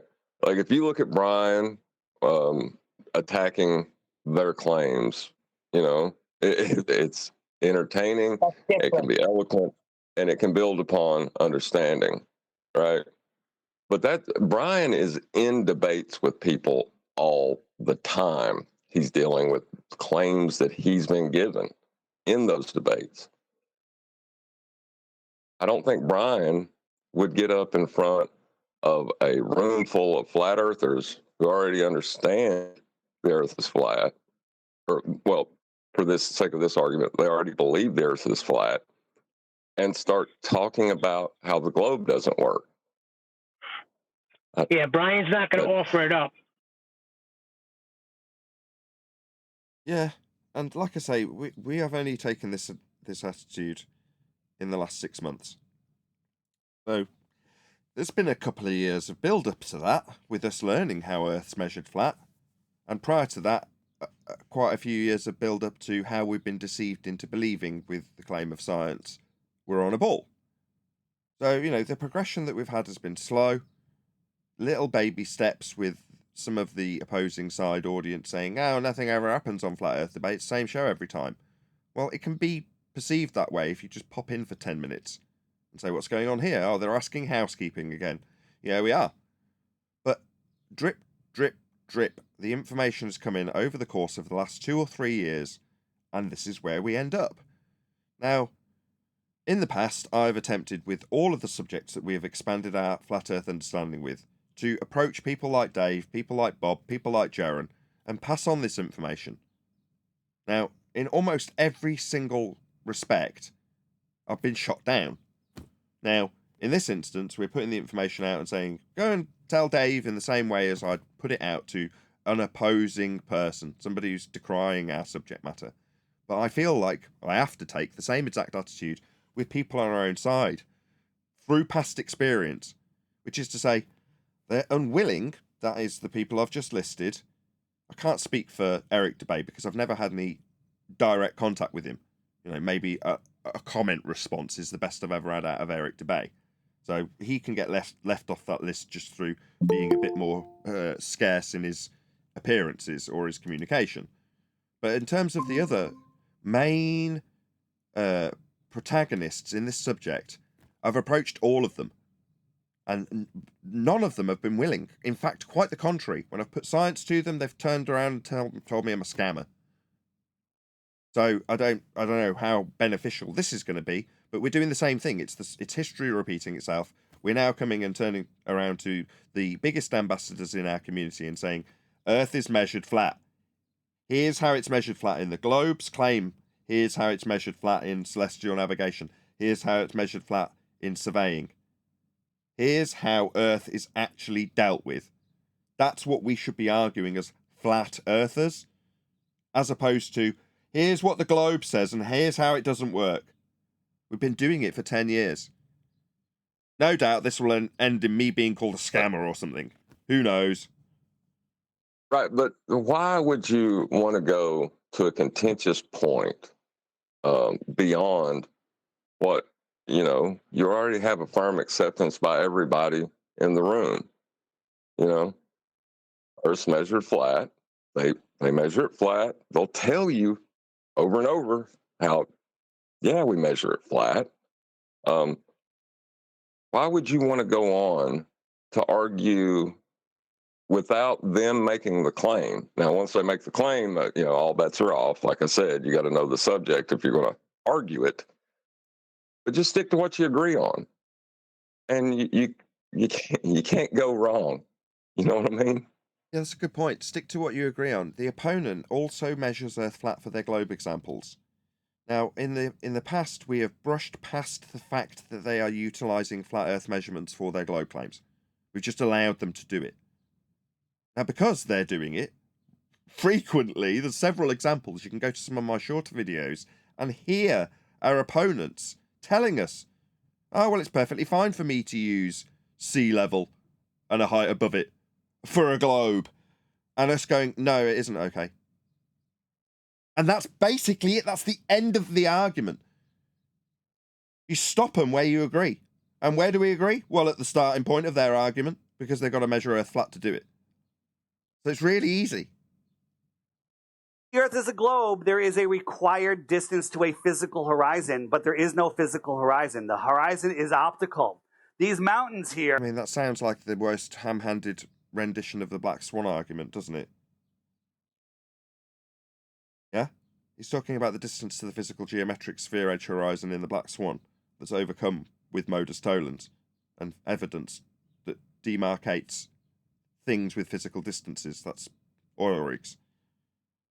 Just research. Yeah, he's never gonna mention that. He's just gonna bring up Rayleigh criterion, and that'll be it, and give an explanation as to how and what we see. But no, he won't cite an example which exemplifies it. It'll just get too complicated as he rambles on telling you about optical dissolution and Rayleigh criterion and Airy's disk. Here. Right, All eight of but these. in his description, he said physical horizon. Physical is something that you experience with one of your five senses. You see the horizon. Dave, what have you done? Reified a point below the surface level that's flat that must be measured to infer it for a globe so that he can overcome that inference after measuring a flat plane to infer that we've got a sphere edge for him to overcome with this high altitude imagery. It's just 10-year-old crap. Well, he denied the existence of the horizon, is what he just did. Did he? Did I miss He that? said the horizon's... Yeah, he said the horizon's not physical. Well, physical is things that we experience with our five senses. We see the horizon. What are you doing? Now, if you'd have said tangible, That's where I was going. Yes, sir. Yeah. If you experience it with one of your five senses, you can describe it as physical. That doesn't mean it's tangible. The problem is if you say the horizon's not physical, you better not be seeing it, smelling it, tasting it, touching it, or hearing it. You need to caveat it with the word obstruction if you're going to say that, and then you're fine. Absolutely. Absolutely. Yeah. Thank you, Adam. Absolutely. Okay, I'll have to listen to to this back when I listened to the re-up, because I didn't really follow along with that conversation between you two, but I'm sure on the re-up I'll hopefully digest it a bit better. We'll play on. Are over 700 miles away. There should be over 40 miles of curvature. I hate that phraseology. It should be. Should it? We're supposed to have Earth curve, are we? Sorry, I've just told myself before I entered into this. I'll keep it light-hearted, not be screaming at Dave. Right, let's just try that again. Or someone else take at the reins while I get my composure. All right, I'll give the global response. There is, Dave. Things get smaller in the distance. Now where are you going to go? Okay, it's probably not for the best as a flat earther to be telling your flat earth audience, the converted already, that there should be Earth curve. Yeah, because then we're going to try and find out why there isn't. Because it should be there. That's what you've just told them. Now, I've already expressed my frustration, so I'll try and keep a lid on it. But in 2024, telling people that there should be Earth curve and how much there should be, yeah, just listen to the words that are coming out of your own mouth. No, there shouldn't be any Earth curve. Why are you even mentioning Earth curve? You're a flat earther. Physical curvature.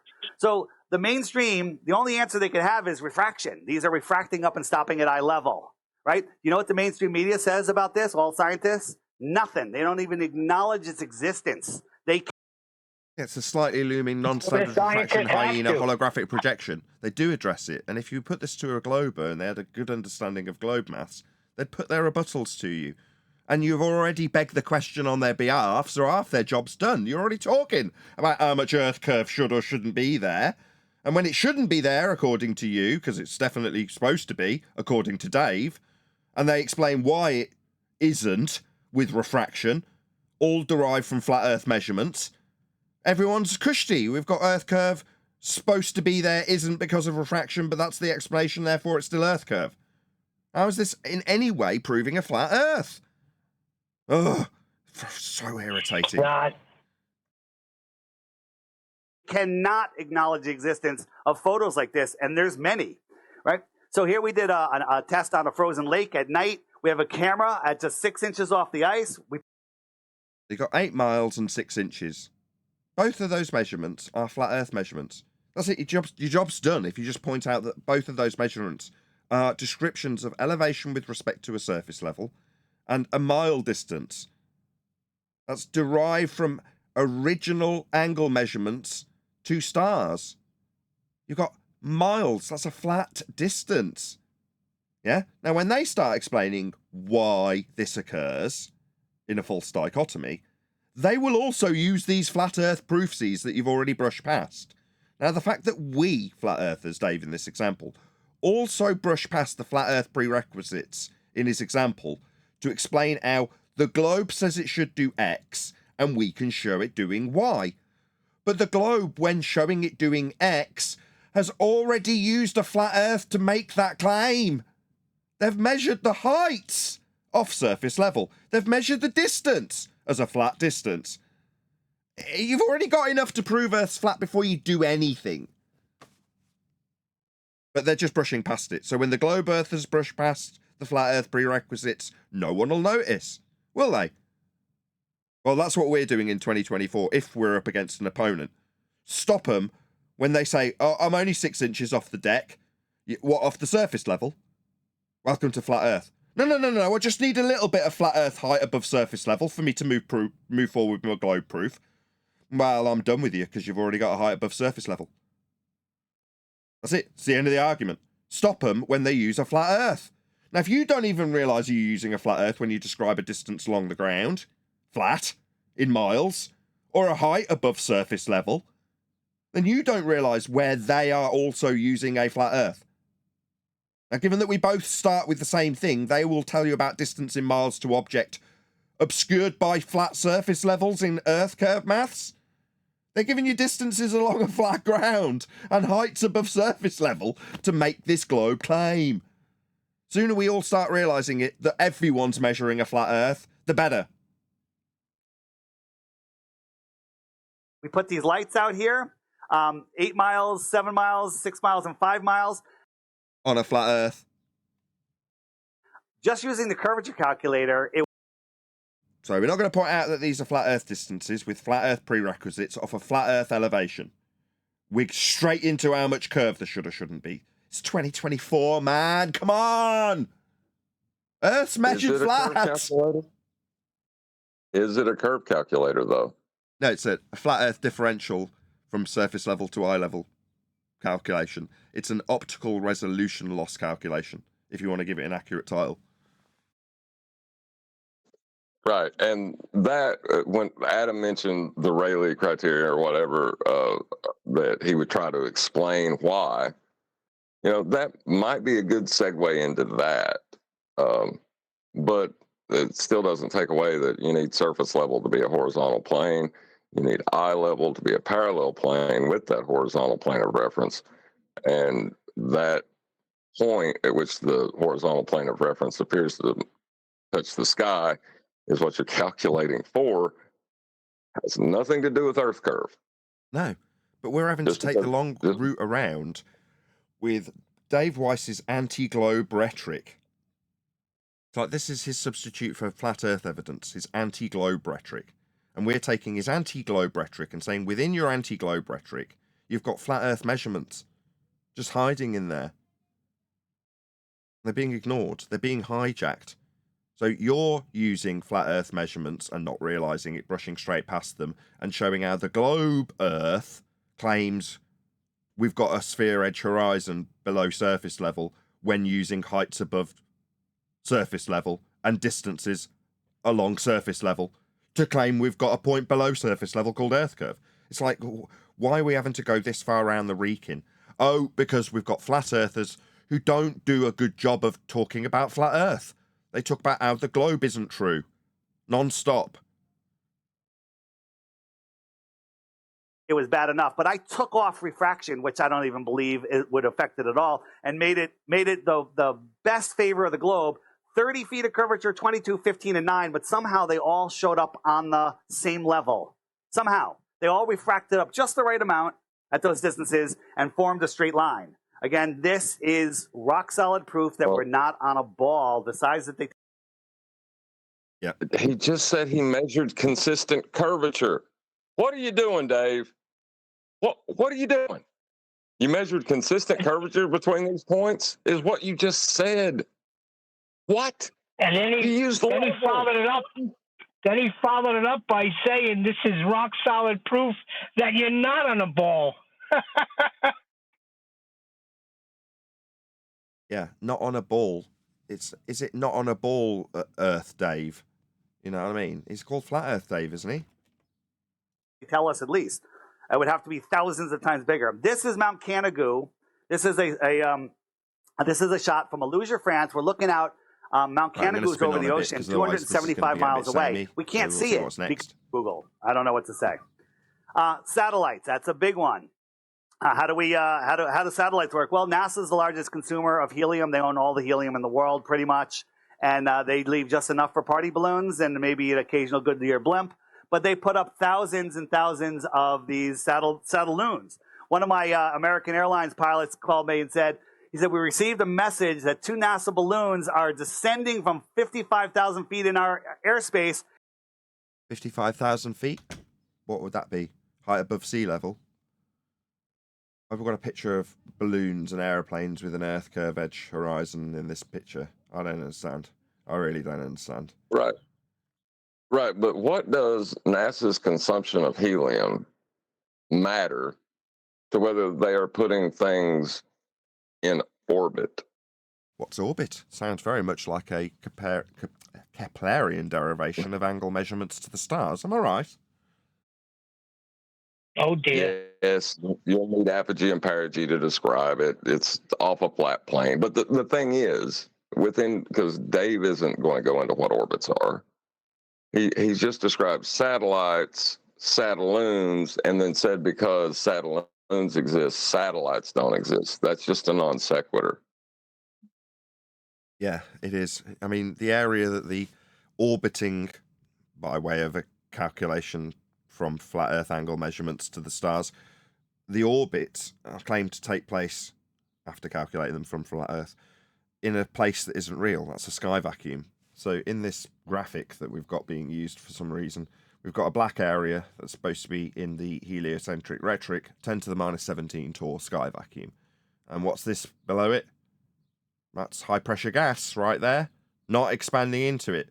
So the area that they say the Satelloons or orbiting with use of flat Earth measurements satellites are, isn't a real area to be. That's it. There's no place to be in orbit, and the orbits have come from flat Earth measurements of angles to stars. So it's an inference that requires Earth be a plane, so you're not going to be circling around it in the description that's derived from those angle measurements. It's absurd if you know the origin of the claim of orbit. Something we've covered for the last couple of years. Orbits needs a flat Earth. Now, back then we weren't saying move forward on the front foot and just tell people how Earth is measured flat. We were saying you'll need a flat Earth for that. Because in a similar vein, we were undoing the globe Earth argument and pointing out the origins of a flat Earth. Now, which is all well and good if you've got an opponent putting it forward to you on the front foot, but if you're in the driving seat, just tell people Earth is measured flat. You know, this convoluted round-the-reeking description of how the globe that's come from those flat Earth measurements doesn't work is not going to... It's not a clear path for somebody, as far as I'm concerned. There are better ways if you're trying to lead an audience. And they have no transponder. He freaked out because he knows there's like 8,000-pound satellites on this thing, and the other co-pilot's like, oh, balloon, that's cool. And so there, nothing happened. He didn't see it, but interesting that a balloon is traveling. So people's like, what about satellite phones, right? I have a whole presentation on that. This is Starlink. I've seen it myself. Right? Lots of you probably have. You look up, you see these lights going through the sky. What are they? How far away are they? They look really low. They look really low. And they are really low. Here's a 747. Here's a 747. Can you see the engines? Right? The engines are huge, and you can't see them at 7 miles high. 7 miles high. That's the engine. Okay? So 7 miles high. Can't see it. 7 miles high? Would that be its elevation with respect to sea level? I'm pretty sure that's a flat Earth proof right there. Any further comment?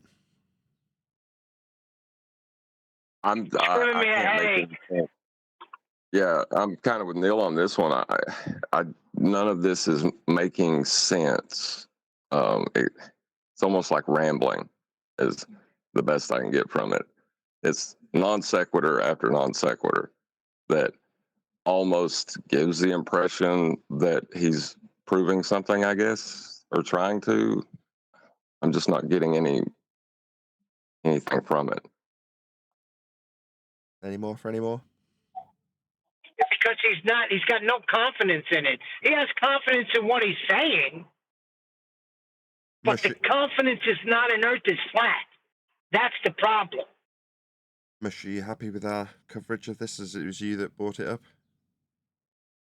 Yeah, man, like I said, the video was shared by the fella called Measured Flat. But in my opinion, I think we're done with Dave, man. There's no point in covering Dave anymore. He's not gonna move on from this. He just wants to talk about how it's not a globe, and he doesn't want to understand, I guess. It is what it is, man. Time to move on, I think. Don't be so negative. This might be the first he's hearing of this. You never know. But with that, I'm going to say, if you are watching this on either Nathan Oakley 1980 or Nathan Oakley Premiering streams, then stay tuned, as there will be an after show to follow.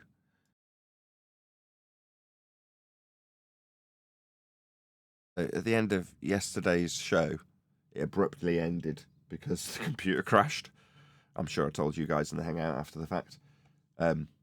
So what I ended up doing was assuming that it was because of a graphics card update, because it had also crashed previously when I'd had a graphics card update. So with that in mind, I slowly lowered the graphics card speed down and down and down, and it made no difference. So I called Craig and I'm like, I can't figure this out. And he's like, update the driver to the previous version. I thought, nah, that doesn't seem right. Maybe if I just by chance try the CPU, I'll try turning the voltage up as opposed to the speed down. And I did, and immediately it solved the problem. I'm like, oh, okay, one tweak. It was like 10 millivolts, next to nothing. And it just solved the problem. It stopped crashing. So that was yesterday. Today I'm going to do the same thing, which is just all I'm doing now is recording. I've just run a live show, so the amount of stress that the computer's been under is the same as it was yesterday. And then I'm going to run a game and see what happens. But if I disappear, I'll be ending the show when it crashes and then uploading whatever I get after I remux it and twiddling with voltages again, which wasn't necessarily something I was hoping to be doing, but needs must. As it transpires, the chip I replaced the last very temperamental chip with is amongst a series of chips that are very, very temperamental and suffer degradation, and it seems that given that nothing was changed recently, I can only assume that my chip is one of those that is suffering degradation. Oh joy, given that I've spent thousands, quite literally thousands, to try and get this computer to be stable. So the replacement chip is one that's notoriously unstable. Isn't that wonderful? So there we go. I might have to tweak voltages if it does end up crashing, just to give you a forewarning. Well, before we talk too much more about voltages, I would like to say or cite Joe Rogan to Dave Weiss and say, you need to wake up, flat earthers. Yeah, you need to wake up to the measurements of Earth being flat rather than be obsessed with how Earth is not a globe. Or if you are going to obsess about how Earth is not a globe, obsess about how Earth being a globe was using flat Earth measurements to claim it, like distances and heights and things. Exactly, and it's all part of his rhetoric. He's talking about heights and distances all the time. It's unacceptable at this time, 2024, to be speaking that language. Sorry. Right, it's unacceptable to us, but Dave doesn't necessarily know or understand it. I think the big thing is if we want him to, we can't make this personal.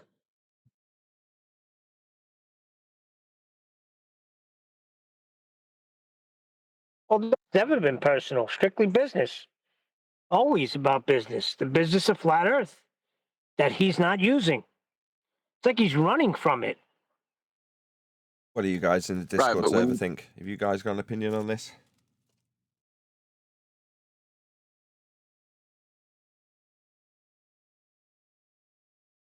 I'll bet you anything, dude, he won't even watch this video that you reviewed him today.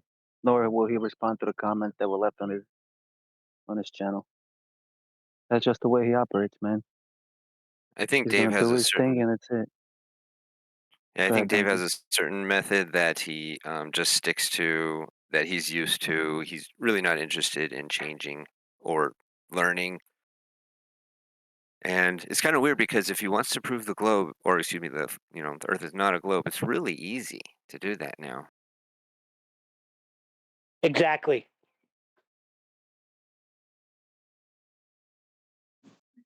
Yeah, but So, well, half of me it thinks would be it's more- conspiratard, right? Like maybe he is getting a paycheck. Like half of me kind of thinks that. What, like that lady on the show yesterday said? Like, Right. I don't like what Tyson's saying. He must be a shill. Yeah.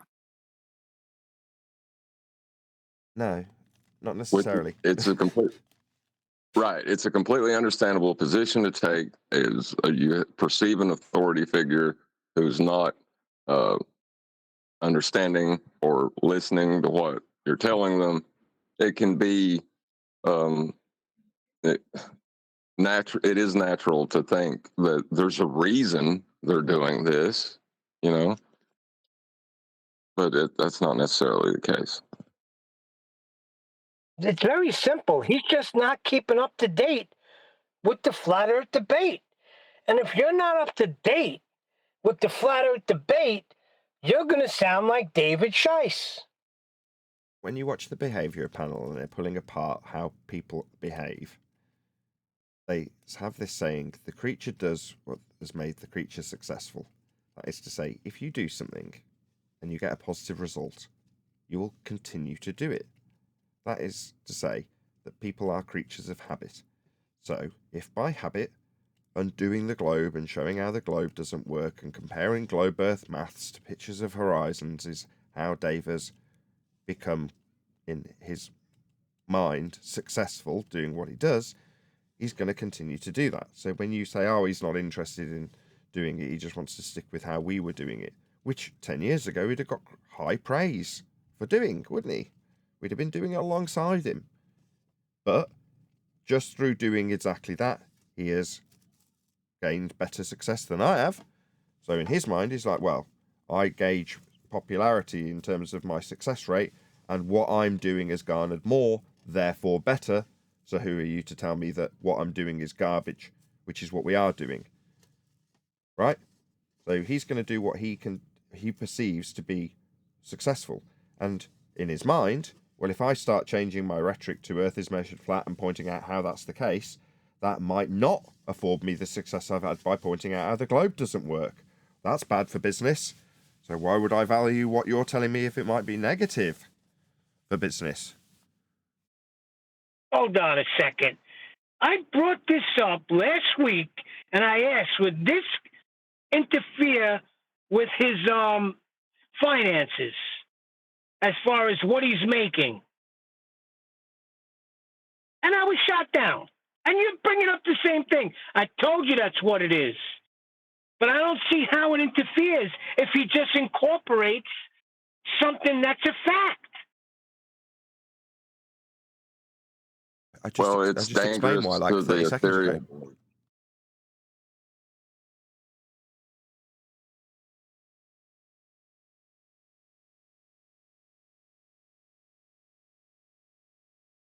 I'm sorry, Nathan. I didn't mean to interrupt you. No, I was just Somebody saying. say something. I already explained it like 30 seconds ago. People are creatures of habit. That's it. Go ahead, John. But it is detrimental to state that measurement is how we know. We measure Earth flat. You don't need to draw the conclusion, therefore, Earth is flat. It just kind of just is, you know. You could do that, but it's not necessary. You just have to know what measurement means, what measure means, and understand that flat is not curving. It's a really basic understanding that people have taken for granted. But when you talk about measurement as being how you know what is, you have an ethereal belief, you're going to run into a problem. But I see what you're saying. Yeah, you see what I'm saying? The idea that measurement is what you know, and then you start measuring discrete points of interaction on a photographic plate, how are you going to assert lights of wave? It's always ether behind everything, right?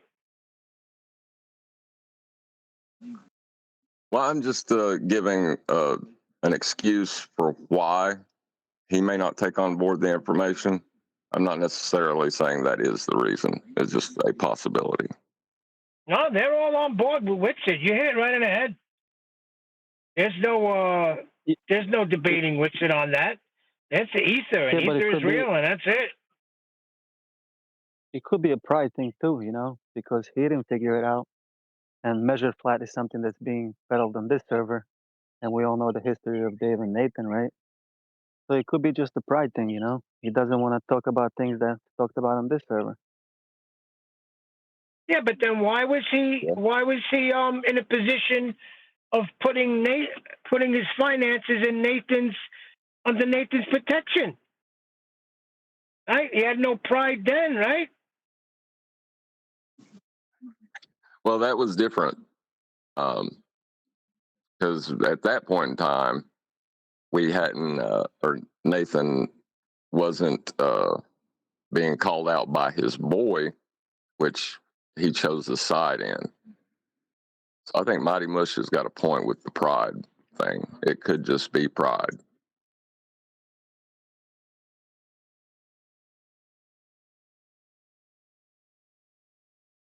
And it could be the same thing with Witsit too, when you think about it, right?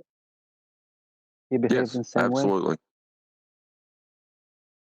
Well, the center letter in the word pride is I. The center letter in the word sin is I.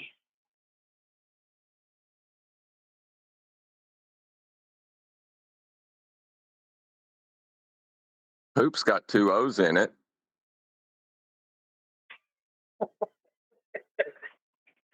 I can't take it. I don't want to hear another video from this guy again. You should have played the Rogan one. I want to hear how we all got to wake up. I mean, he kind of does have a point in that. He just doesn't realize that he's a flat earther too. Yeah, I want to hear it because that's who he's talking to. I know he ain't talking about flat earth debate.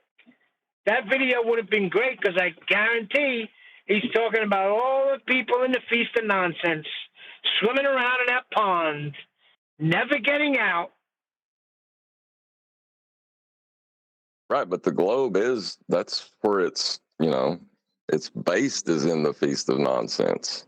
Of all nonsense, the globe is the turd in the punch bowl, and flat earthers, flat earth believers kind of swim around the edges of that. And we're at the party like freaked out that they're all doing this and definitely not drinking the punch. You know what I'm saying? Exactly. I mean, we come to an understanding a long time ago that the globe was just paper mache. So why is this still happening today? These people getting on in front of large audiences telling the world how we're not living on a globe and how much curvature there should be. You're telling people we're not living on a globe, then you're putting people on the globe. I don't get it.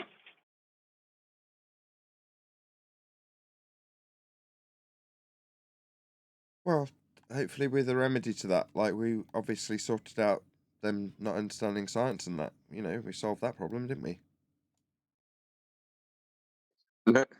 Kind of. I see your point. Well, in the that one video they released, the Cavendish all capital letters experiment, right? It's obviously had an effect. Why would you capitalize all the letters in experiment? If a little bit hadn't reached, your cognitive faculties at that point. Nah, I'm telling you, Dave's a scotch, all right? And he knows there's certain words that are going to get under our skin. Right, but why? To be a scotch, you must have knowledge of the thing that which you're trying to get under someone's skin with, right? So he knows that we're pointing out it's not an experiment. He may not know why or how, but he knows that we are saying that it's not an experiment. That's why he capitalized it, right? Right, but I'm talking about his whole video we just listened to. He's got these words he uses that he knows gets under our skin. He has a confidence in the things that he does. He does not have a confidence in promoting flat Earth the way it's done here. You know what? It might be our fault for not showing up to a flat Earth conference. Is Elijah still here? I don't think he is. Elijah's really the only one. Yeah. Where he's going out and actively socializing. We've kind of started doing that with our forays into different servers. Wait a second. Adam's been out there. Adam's been to a few conferences. Adam, get to the next conference, Adam. Break it down for them. Well, let me just ask Adam. Would the presentation you gave at a conference now be different than the presentation you gave then? May not be there. I'll answer for him.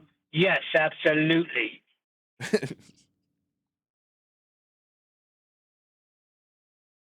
That was pretty good. That was. But Yeah. So I ain't saying it's our fault. I'm just saying that, you know, information, when it's passed along the grapevine, can get distorted. And only through repetition of that information will people understand it and then be able to convey it without the distortion over time. So, Right, so I agree. Next conference, Nathan Oakley should be there, breaking down when he gets the microphone how Earth is measured flat, and there is no doubt in that. So all you other morons promoting this Earth not a globe, sit down, pay attention. well, there's something that I don't want to talk about, but Nathan will here soon have to go on a promotional tour. So, or not necessarily a promotional tour as in physically show up places, but he will need to interview, which will be interesting. People like Eddie Bravo. Which, as a matter of opinion, Nathan, you need someone who is better connected than I that can reach out and talk to other people in this subject or topic that would be willing to interview you. That you need a manager, pretty much. I hate to say it that way. Is there anybody that we know of or anyone here who has those kind of connections or motivation to form those connections?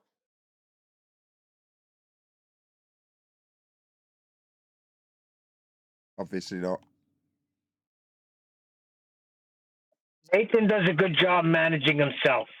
Just get out there, Nathan, and promote yourself.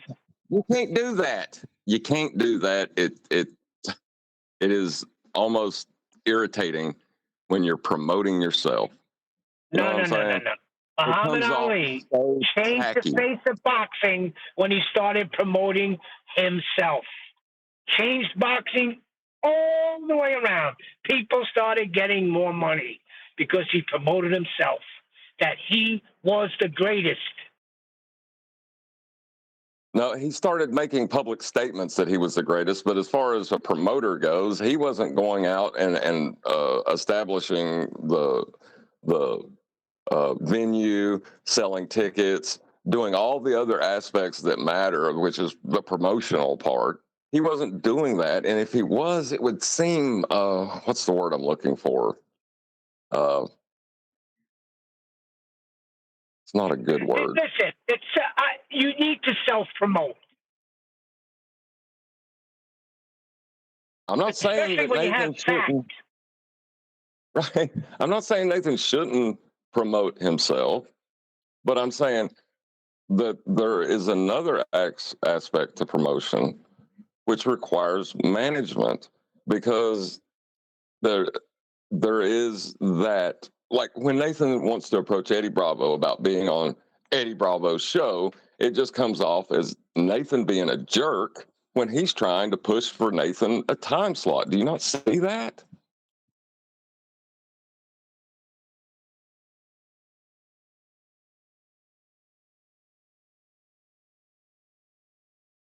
Yeah, I see that. It just seems a bit grandiose to want a manager. But I do appreciate the sentiment of what you're saying, and it is correct. Right. So there's two ways this could happen. One is everybody that watches your show go out and start banging the drums and screaming at the people in this topic and saying, why are you not talking to this cat? What is wrong with you? Until everybody is curious enough to start asking. Right. That's one way it could happen. I see your point there. Or there could be someone who already has these existing contacts in place that Apocryphon, I think from, he set that up with Jaron. That was extremely interesting. He could do that. Now, I don't want to put Apocryphon on the spot to say that I do. should be. Apocryphon, get No. busy. No. Get busy No, and no, start no. getting this You thing can't do going. that. You can't do that. I can do that. Yes, I can. He's not going to do it. And you're going to be leaving us soon anyway.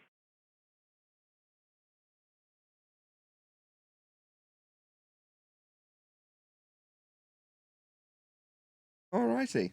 Well, maybe that's what I'll do. I'll do that in the afternoon after work. I won't be on the show anymore. I'll just be constantly contacting jerk-offs in this arena There you go. and bitching at them because they ain't got Nathan on their show and telling them how stupid they are for not doing it. But doing it in a really nice way where I kiss their butt and they appreciate that I'm not saying any of the things I just said. Well, it's not even that. It's just that, listen, this topic is hot. Why are you not talking to this guy? He's getting around all the nonsense that people are talking about, and he's demonstrating how Earth is measured flat. That's it. That's the pitch right there.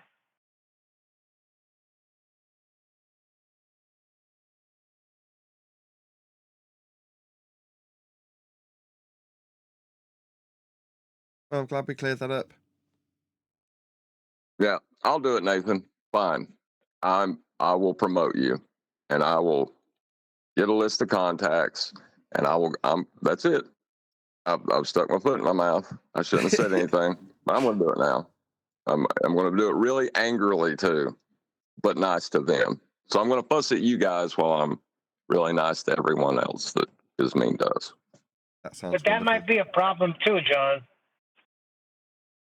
Shush, Neil. Well, in the meantime, fellas, can we say good afternoon to Steve Bauman? He joined the VC again, and I think he had a question for Nathan in the text chat. Good Feel free. afternoon, Steve. Would you like to say hello? Hello, Steve.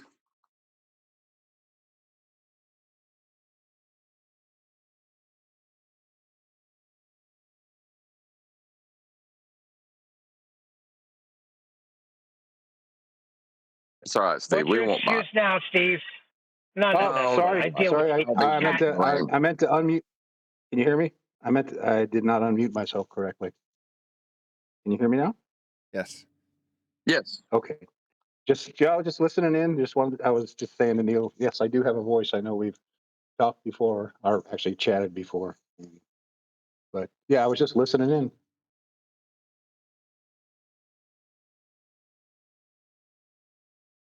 Steve, didn't you have a question for Nathan in the main text chat? Oh, I just made a comment in the main text chat. Oh, you were just trying to be snarky, right? Well, yeah, I mean, So I it was wasn't just a real making a question. comment about the Earth is measured. Yeah, I was just talking about elevation angles to Polaris somehow being a measurement of the Earth being flat.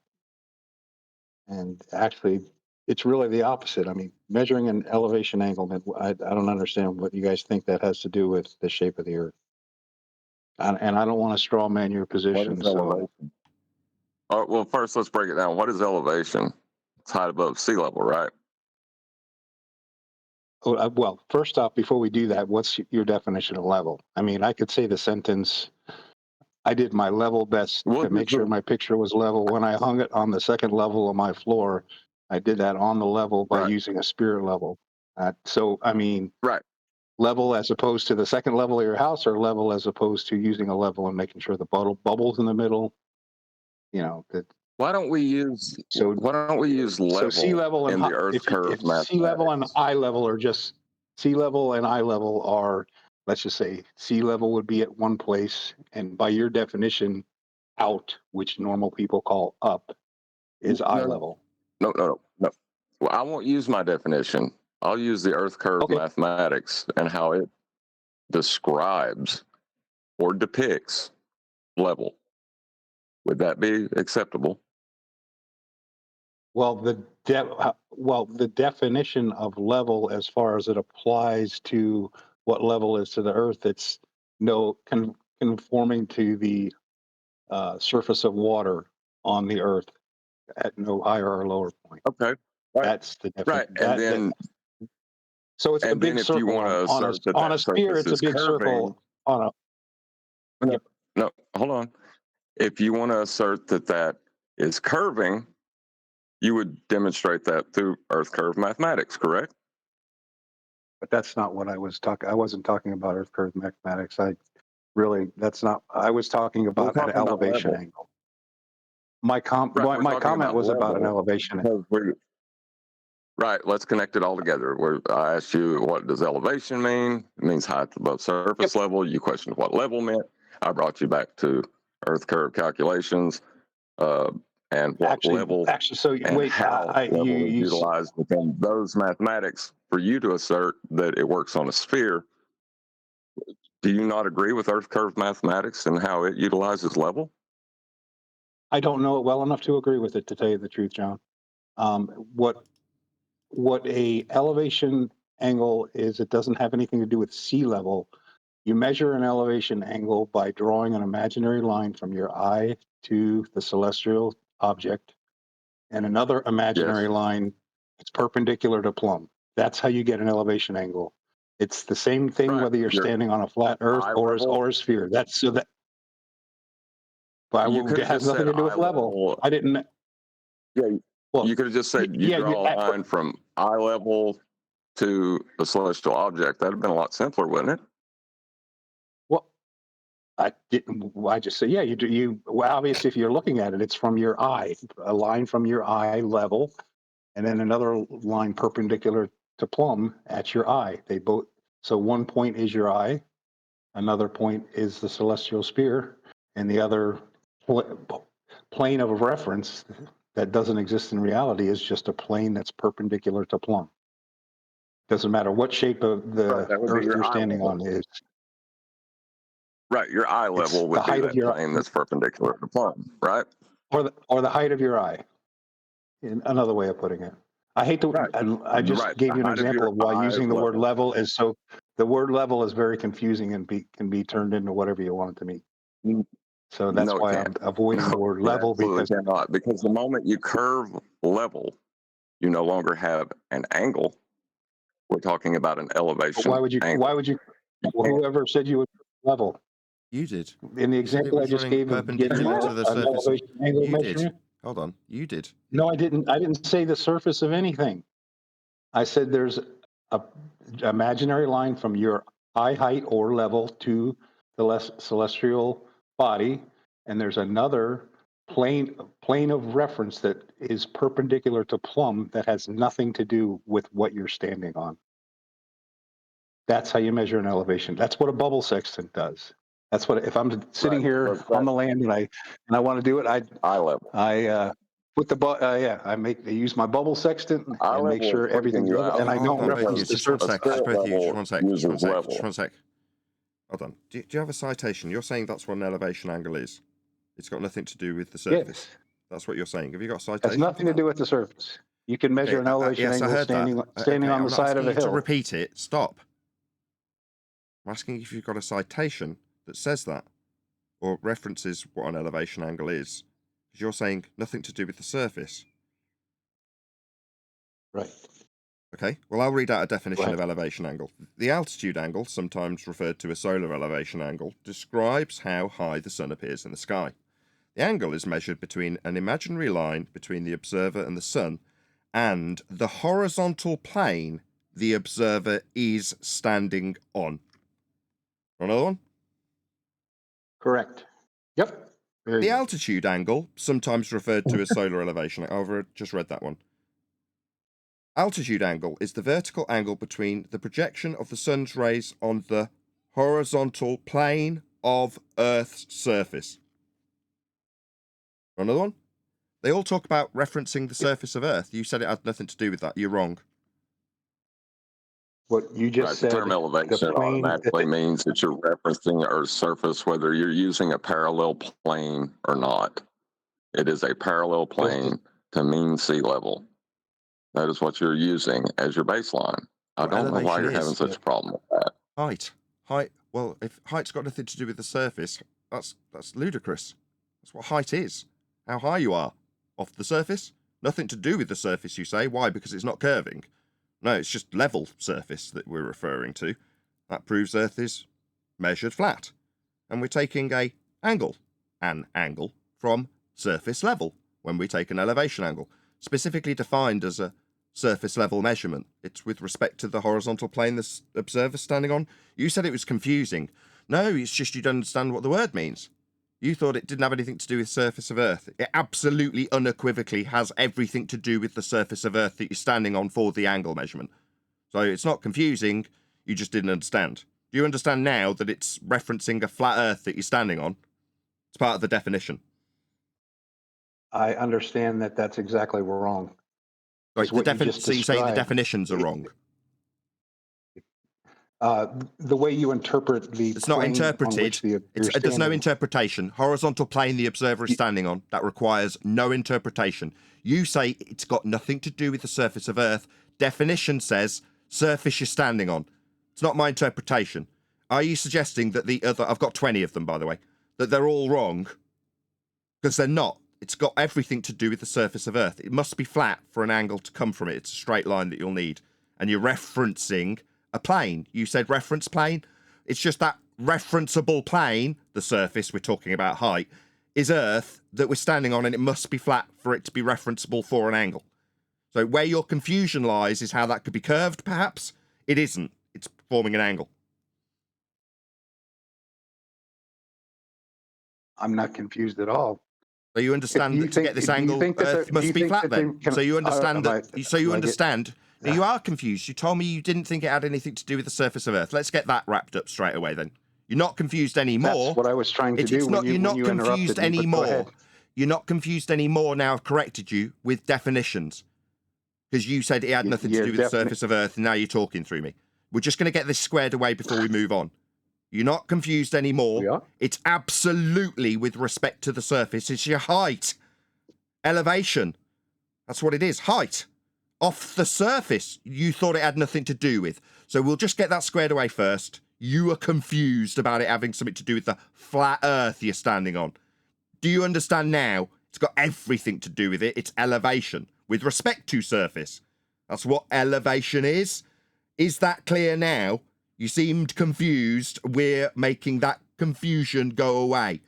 We just need to understand, if you understand, that that's been corrected now. Yeah? I understand that you misinterpreted the plane on which you're standing. Are you implying that you're actually standing on a plane? That's what the definition said. That's what all 20 is. That's what the definition said. A plane is a two-dimensional geometric construct. It doesn't even exist in reality. You think that even if the Earth is flat, that it could be two-dimensional? So we can't measure these angles then in reality. We don't measure them in reality. We don't get angles to start. I'm talking.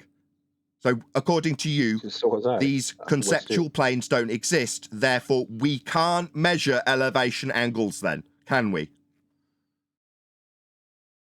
You can use things that don't exist as you can use a plane as a plane of reference. You can use a line as a reference. A line is a one-dimensional geometric thing. A plane is a two-dimensional geometric thing.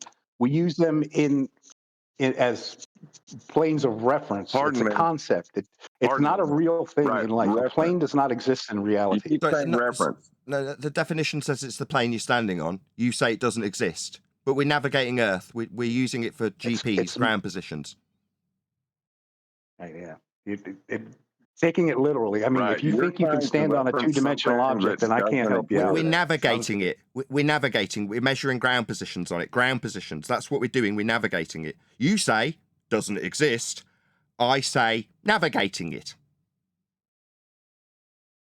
You say nothing to do with the ground. Correct? Wrong. Measuring an elevation. Excuse me. Excuse me. It was rhetorical. Excuse not me. Let me answer. Rhetorical. Let me know when it's okay for me. Hello. You say nothing to do with the ground. End quote. You. I say it's navigating the ground that you deny it's got anything to do with. Yeah. We're at odds because where we fundamentally measure the ground flat for angles and navigate the ground with distances extrapolated from these flat Earth angle measurements off the ground we're standing on by definition. You say nothing to do with the ground we're navigating. It's got everything to do with the ground and it is flat. It's not conceptually being referenced. It's not imaginarily being referenced. We're navigating it. Do you understand now? Not imaginary. It's not conceptual. You're totally misrepresenting what I said. Oh, wait, are you gonna like let me answer questions when you say, "Do I understand?" Or are you just gonna keep talking? Do you want me to play the little violins? Do you want me to get the sympathy violins out because you're so hard done by? I don't need your sympathy. I'm just telling you. I said when you measure an elevation angle, you are not referencing the ground you're standing on. Whether it's flat, okay, for the audience's benefit, this dickhead doesn't realise that I've got an elevation angle measurement picture on screen with the word GP along the ground that's being referenced for the angle measurement I'm displaying on screen for my audience. It absolutely is the ground. This is from a navigation book. It's a demonstration of an elevation angle on the ground. It's labelled with this GP. Oh, what does that stand for? Oh, yeah. Ground position. You say I'm misinterpreting what you say when they describe a reference plane. No, it's the ground. It's in this here navigation manual with the words GP on it. I already covered this a minute ago. Also, when you use the term reference, it must be referenceable. So if it doesn't exist, you're not referencing it. That your logic has led you into a conundrum. The conundrum of navigating navigating conceptual planes? Imaginary planes that we're measuring? We're measuring conceptualness to navigate, are we? No, mate, we're actually measuring the ground to navigate the ground that you don't think has anything to do with this. Yeah, you told me explicitly it had nothing to do with the ground, this process of navigating the ground. It's got nothing to do with your globe ground. But we are measuring the ground and referencing the ground, and it is flat, just so we're absolutely clear. When I said it doesn't exist, John, what I meant is it's used as a plane of reference. It's not a physical object that exists. It exists. It's physically on screen for my audience as a plane of reference with a GP on it. It's what we're navigating. Yeah. You say doesn't exist. I say part of navigating the ground. Do you understand this problem you're having with it not existing, it not existing in your mind versus it being a navigation process for the ground? Do you see how it's just not your globe ground, mate? It's a flat ground. In this navigation manual, it is the ground. It's got GP on it. It's the third time I've put that to you. You keep coming back with the same thing. It's not the ground, it's conceptual. It is the ground. It's on screen for my audience with GP, standing for ground, not conceptual position, not imaginary position, not non-referenceable imaginary plane position. It's ground position. Do you understand it's 4 times you've had it put to you and you keep telling me, rinse and repeat styly, that it's imaginary? No, it's the ground, mate. We're doing navigation on the ground. Just flat, not globe-shaped. Yep, and I described exactly, all I described was how you measure the elevation angle to a celestial body. That's it. That's as far as I went. I didn't go into celestial navigation. And how'd you do that? I went into measuring an angle. How'd you do it? Measure an angle between 2 imaginary lines. Sorry, that's not how it was defined. Sorry, no. Do you have a definition that says it's 2 imaginary lines? Because I've got 20 that say it's to do with the horizontal plane you're standing on. A plane Excuse me. Stop. You asked me a question. I asked if you got a citation. I asked you earlier. You haven't given me one. Stop. I asked you for a citation. Stop. Stop. Chanting Fundy. I asked you for a citation. You've just said specifically 2 imaginary lines. Do you have a citation for that, please?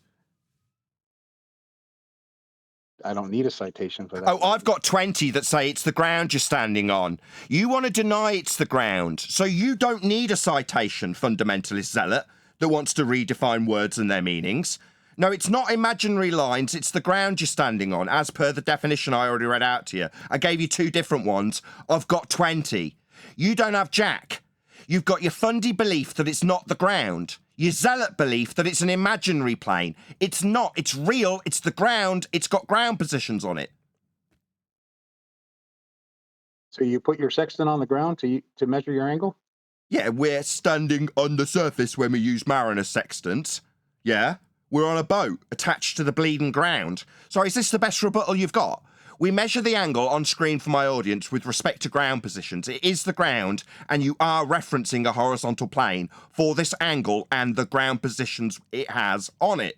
He says, because he's a globe believer, it's not got anything to do with the ground. Wrong! He says you don't need the ground, it's imaginary lines. Citation, hasn't got one. I've got 20 that say it's the ground, and here's a navigation manual example. It's the ground. It's labelled with ground positions, and I've put that to you 5 times. Tell me again that it's just imaginary lines by your made-up citation. The fact that the word Well, it sounds to me like he's trying to say that parallel planes that you can utilize with respect to the ground, which you will reference those parallel planes from, have nothing to do with the ground. That we're navigating. They are. That we're navigating Right, and calculating ground positions for. It's got nothing to do with that ground and those ground positions that will be navigated. It's nothing to do with that because it's not bleeding globe shaped at this point. We're just measuring angles off a flat Earth. Therefore, not the ground at this point. Purely a conceptual flat Earth that we must measure. So when it's then been measured and we can forget all about how it's been measured off a flat Earth, we can start using these angles to prove how spherical the Earth is. Right? Because it'll be the ground after we've measured it flat and got these angles that can only be got from a flat Earth. Then we'll be proving how the ground's spherical with them. Yeah? No, we're not letting you move past the fact that it is the ground. You say it doesn't exist and is conceptual at this point. It's the only measurement that's taking place. It's with respect to the ground. It's on my diagram with ground positions. You just have to deny it because you, for a globe belief, need a little bit of flat Earth measurement that you'll later then deny. Yeah? And now you're denying it because you say it's an imaginary plane. No, it isn't. It's the ground. When you're going to concede this 6 times you've had it put to you.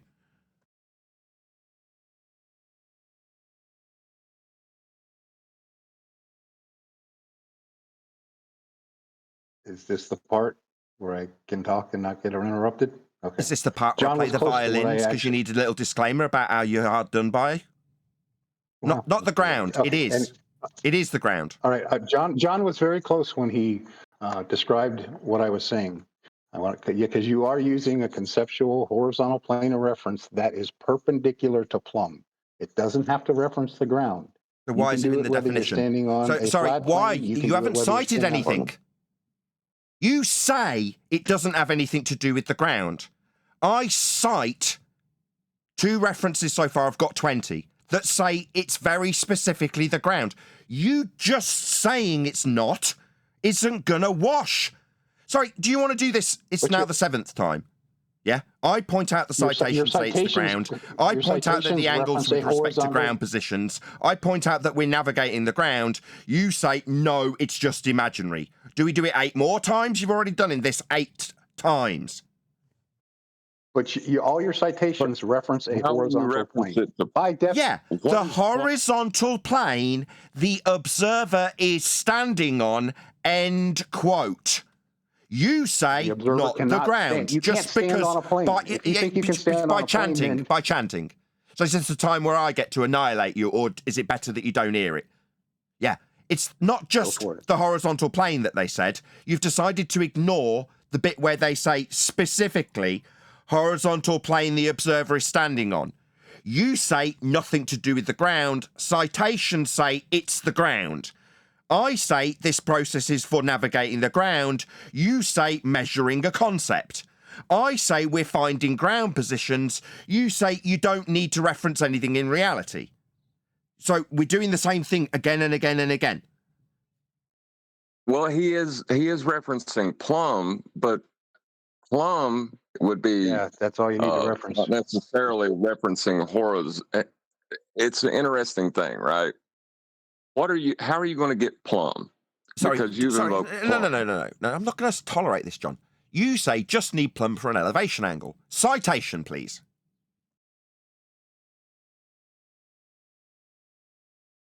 What, stony silence followed by you telling me you don't need one? We won't accept your Dumbo word for it when I've got 20 citations that say it's the ground. I need a citation that says that it's not the ground, that it's just an imaginary line meeting another imaginary line that we're going to be navigating. Yeah, you need a citation to back your garbage, and you chanting through me affirming that won't help your cause. So far, I've asked you for a citation. You've told me I don't need one. Yeah, you damn well do. Have you got one that say it's an imaginary line we'll be navigating? Right, but he's invoked you gave it to me. which is 90 degrees to level. You referenced the horizontal plane that the observer is standing on. That you're misinterpreting that to mean standing on the Earth. You can't stand. A horizontal plane is a plane of reference. Yeah, and sorry, when they say standing on, I'm misinterpreting what it means to be standing on something. No, I don't think so. I'm pretty sure both citations I gave you had the exact same thing. The second one specifically referenced Earth. Altitude angle is the vertical angle between the projection of sun's rays on the horizontal plane of Earth's surface. It's like you're deaf. It is absolutely, without question, Earth's surface that is being measured because we're describing elevation. But do you understand the point that as soon as somebody mentions the word horizontal plane, they're not talking about a physical object? Oh, they're not talking about the plane of Earth's surface when they very specifically say plane of Earth's surface. You say I'm misinterpreting what plane of friggin' Earth's surface means because you say it doesn't mean Earth's surface. Yet you're just a dick. What you say is meaningless. I've got 20 citations that very specifically reference Earth for this angle measurement. You say nuh-uh. Yep, and you don't form your triangle either when you do that. Sorry, you say nuh-uh. I say 20 citations say it's Earth's surface. You say it's imaginary. The citations say it's Earth's surface. You say it's not anything to do with what we're actually standing on. My citation says it's the bit we're standing on that we reference. The flat bit that we're getting the angle from. Earth's surface specifically, that you deny it being. I'm denying the fact that a horizontal plane is something that exists in reality. It's a plane of reference. Oh, so we can't measure elevation angles then because it doesn't exist at all in reality. We can use them as reference. So we can't measure elevation angles in reality then, according to that. You got a plumb bob and you've got a... So is this to measure an elevation angle measurement that doesn't exist by citation with a plumb bob that you didn't give us? Rinse and repeat much? Your plumb bob crap isn't backed by citation. And now you're going to give us a plumb bob to measure the elevation angle that you say can't be measured and doesn't exist in reality. It's easier to just use a bubble sextant. That way you can skip the plumb bob so you don't... Why? Because we've got a parallel plane with Earth's surface. Parallel to the plane that's established with the bubble. Yeah, it's parallel to Earth's surface. It's a plane. Parallel to Earth's surface. Yeah, I'm going to get chanted through when I point out that it's parallel to Earth's surface, aren't I? That means it's his turn to chant through me. No, parallel with the plane of Earth's surface. If Earth was flat, then that would be absolutely correct. Yep. That's not I would agree with that. Why are you putting it in the if statement? Stop that. Stop saying if. Plumb is 90 degrees to level. You know that, don't you? Plumb is 90 degrees to parallel. Yep, absolutely. To level.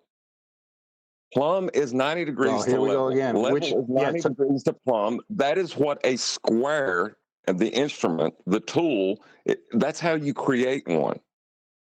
That is correct. Yes. Yeah. Plumb is 90 degrees to level at that particular location. Correct.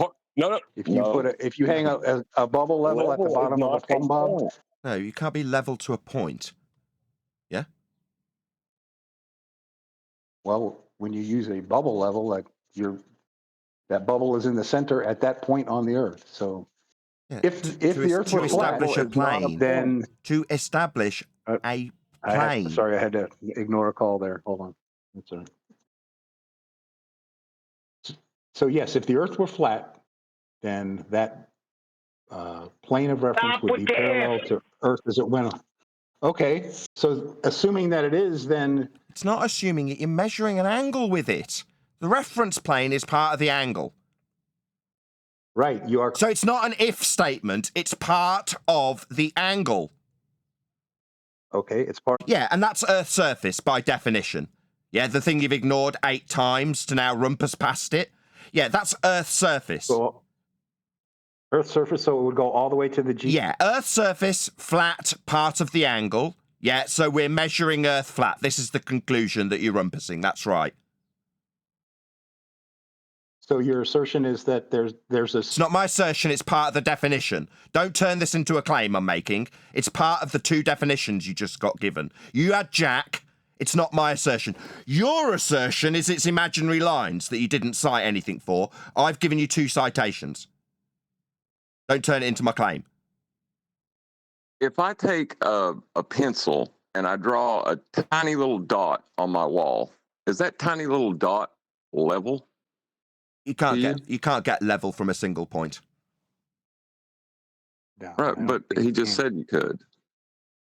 Is that single point?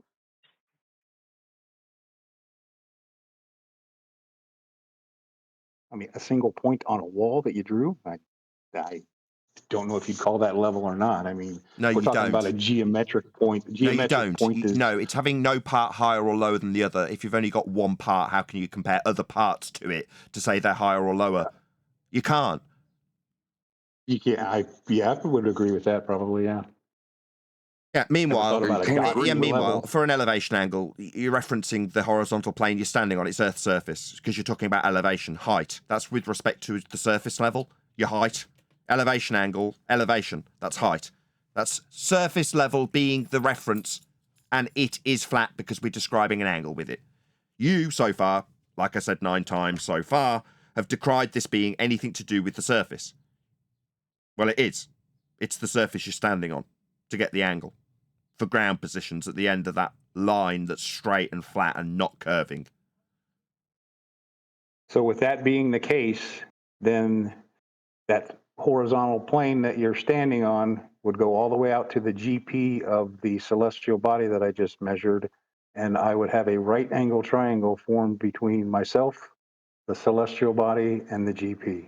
Yes, precisely like on screen for my audience from this Celestial Navigation Manual. Yes, as has been on screen the entire time this discussion's been unfolding. Yes, like on screen in navigation manuals. Yes, with GP on the ground, a straight flat line along Earth's surface. That's correct. Like depicted for my audience And now, that's what I, and that's why it falsifies. It is correct. It falsifies the flat Earth. It's only an angle at that position.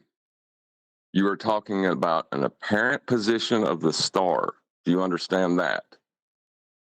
Correct. I am. So yes, you're not going to get the actual height of the star from this. Do you understand that? I understand that you can't because the Earth isn't flat. Correct. Yes. No, we're not trying to get the height of the star. We're trying to get the distance of the baseline. And yeah, we have the. Yes, that's the adjacent. That's the surface of Earth that we want the distance for. We don't want the height. This is just a straw man from a crap globe faith failure. We're talking about the distance along the ground. Yeah, I never said we wanted to get the height. I'm saying that You're saying it didn't. That proves Earth's not flat. That's what you said. You used this shitty straw man to assert that Earth isn't flat because we can't get the height of the star. I heard what you said. Yeah. And I pointed out that that's what a failure in a globe claim that needs a flat surface level for GPs and angle measurements would do. We'll say, oh, you can't get the height, therefore Earth's not flat. That's what you did. Absolutely pathetic. Meanwhile, part of the definition of this angle measurement on screen now for my audience with a right angle triangle depiction of GP, baseline that's flat, and angle measurement to star is a flat Earth prerequisite. It's surface level. It's got ground positions on it. You've ignored it 10 times.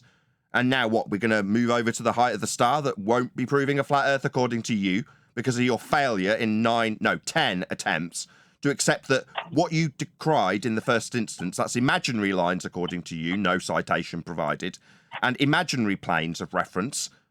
How are they going to be referenced if they're imaginary? That aren't the ground according to you because it's not globe-shaped when we measure these angles. Well, all three counts are wrong. It is the ground. We are referencing it, and it is flat. So if it's the ground, then you should be able to calculate the height above the GP to Why? the celestial body. Sorry, why were we Like you trying do with the to? rainbow? Are we navigating to the stars? Is that why we'd be calculating their height? We're not. We don't need to. But So why would we be doing it? So you can use this shitty straw man for a second time. So me rebutting this shitty straw man and calling it an abject failure based on the fact that we've got to get flat Earth angle measurements to get the distance on the ground for navigation purposes. You say you can't get the height of the star. I say we're not traveling to the star.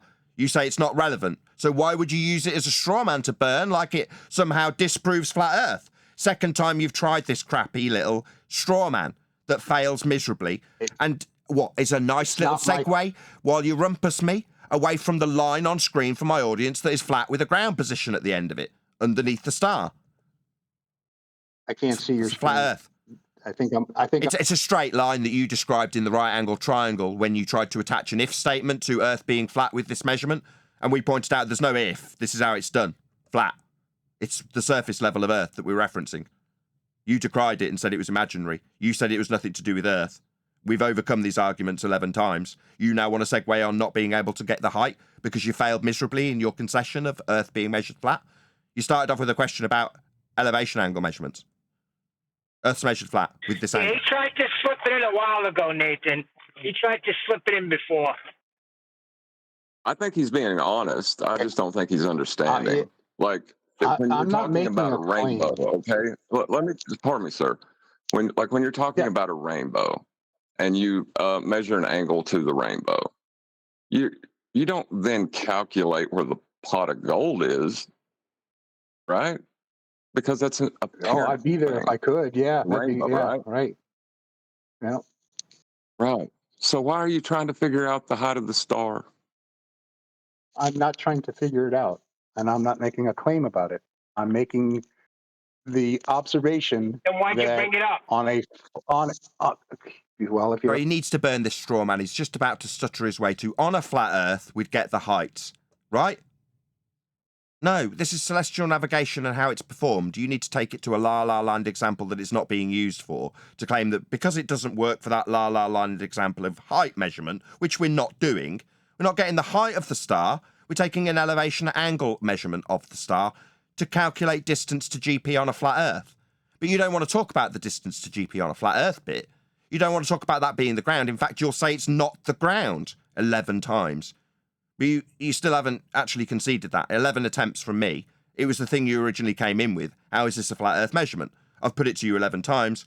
Is it what? Ignore it 11 times and the answer to the question, the very specific question you came in with, won't have been answered because you haven't conceded the flat Earth you denied it being, because you say it's an imaginary tangent plane that we're not measuring when we're measuring the ground for ground positions.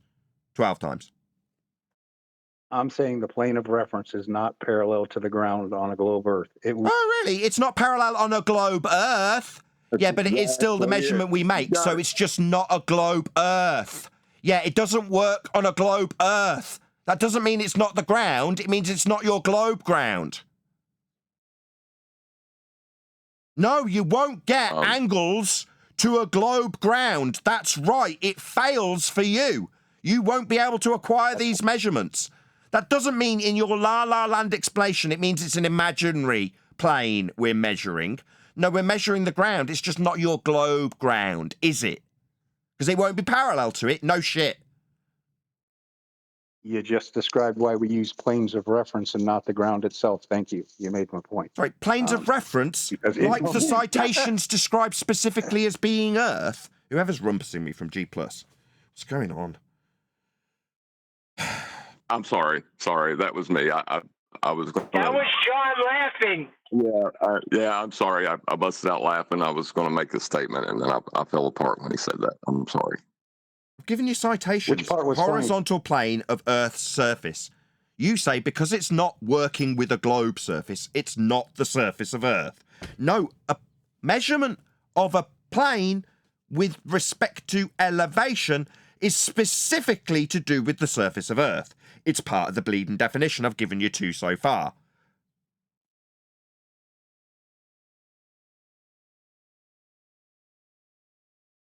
Right. And if that were the case, then you'd have a right angle triangle and you'd know 3 of the angles and 1 of the side lengths. Sorry, are you going to try and burn this shitty straw man for a third friggin' time? Where you're going to tell me that I need the heights? Okay, well, let's try this with you then, if you are going to insist on burning this straw man.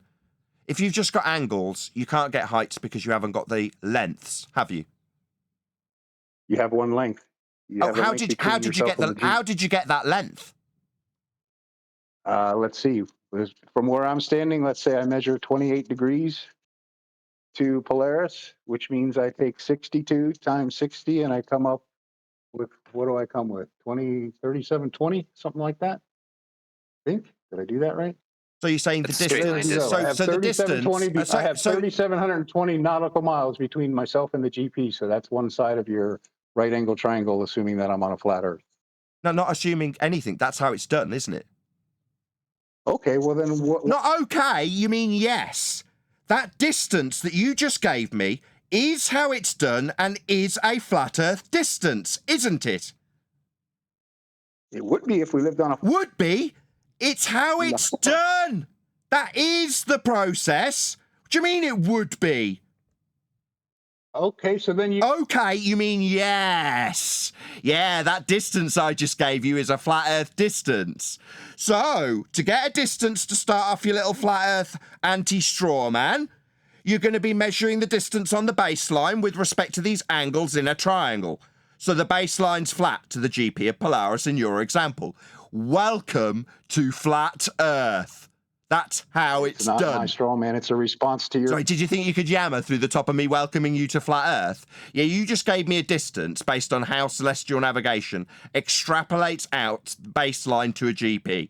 You gave it accurately, you minus from 90 and times by 60, and then gave me the nautical mile distance along a flat baseline.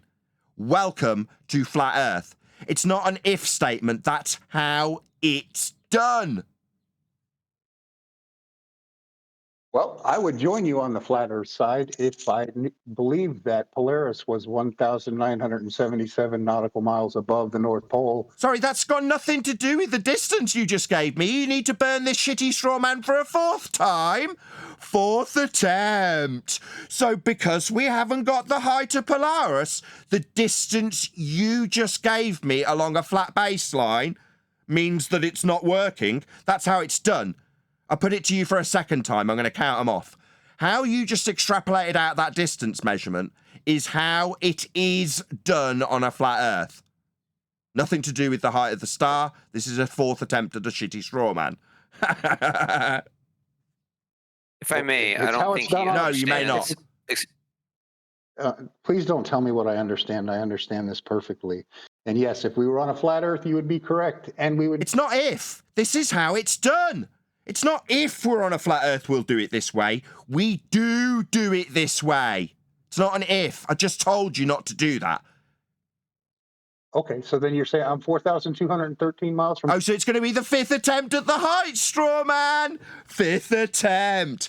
Weasel. Why do you say that doing basic geometry is a straw man? Weasel, the distance you gave me was flat because it was based on an extrapolation of a triangle with a flat baseline to a ground position to Polaris. You gave me that flat distance, and that is, 3rd time, I'm going to keep counting them off, how it is done. You've now tried to reposition this flat Earth proof you gave me for distance, matching the diagram on screen for my audience, as an if statement. It's not an if, 4th time. That is how it is done.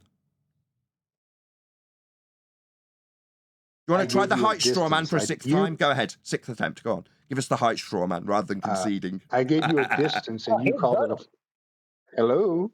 You gonna... Hello? The distance was a flat Earth distance you gave us, and that is how it's done. It's not an if statement, as you try to keep rephrasing it into. Hello? I gave you a distance. I didn't call it a flat Earth distance. It is a flat Earth distance. It was within a triangle matching up with this diagram on screen. You minus from 90 and times by 60 to give us the nautical mile distance. Nautical miles are flat Earth distances also. Yeah, a nautical... Yeah? Was that a really Weasley concession of yeah? Yeah. Earth's measured flat in every single example, and the extrapolation that it's just an imaginary plane's not going to cut it, mate. The non-defined imaginary lines that you appeal to won't cut it either. But the fact is you can and did extrapolate out flat Earth measurements of nautical miles, didn't you? Do you want to try the height straw man for seventh go? Go on. 3,720 arc minutes, or nautical miles. Arc minutes, A-R-C, minutes. Okay. Yes. Over the plane on the of globe, reference. that's what we call them. Yeah, over the plane of reference. Over Not the a plane. plane of That's okay. So over your right angle triangle. Over your, do you need to reposition this to being our claim rather than the fact of the matter and how it's actually done? Yeah, over the plane of reference. Your arc minutes. I've never claimed it. I didn't claim that we need a plane of reference for the minutes. Yeah, you did.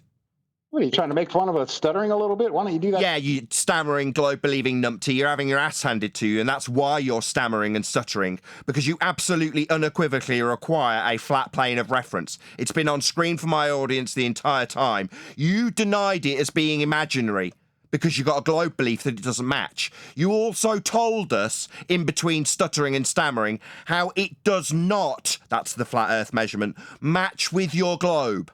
Therefore imaginary? No.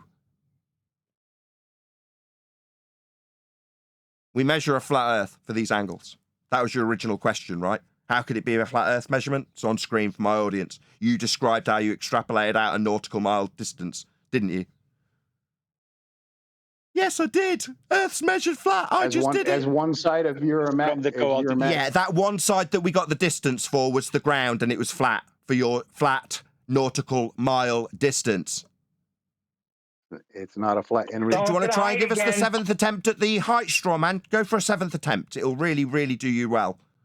Go on. Why do you call doing basic geometry on how to solve the sides of a triangle? Oh, what, the height side? Oh, well, because we're only trying to find out the distance along the ground. Nobody's trying to negotiate their way to a star. You got your head in the clouds? Are you in La La Land trying to travel to stars with this measurement? No, mate, we're not travelling to stars with these measurements. What kind of La La Land head in the clouds have you got? No, mate, we're not travelling to stars. We don't need that. What we do need and do get is what you gave us when you gave us that nautical mile distance along a flat Earth. That's what we need, and we got it from you when you gave us that distance measurement in nautical miles.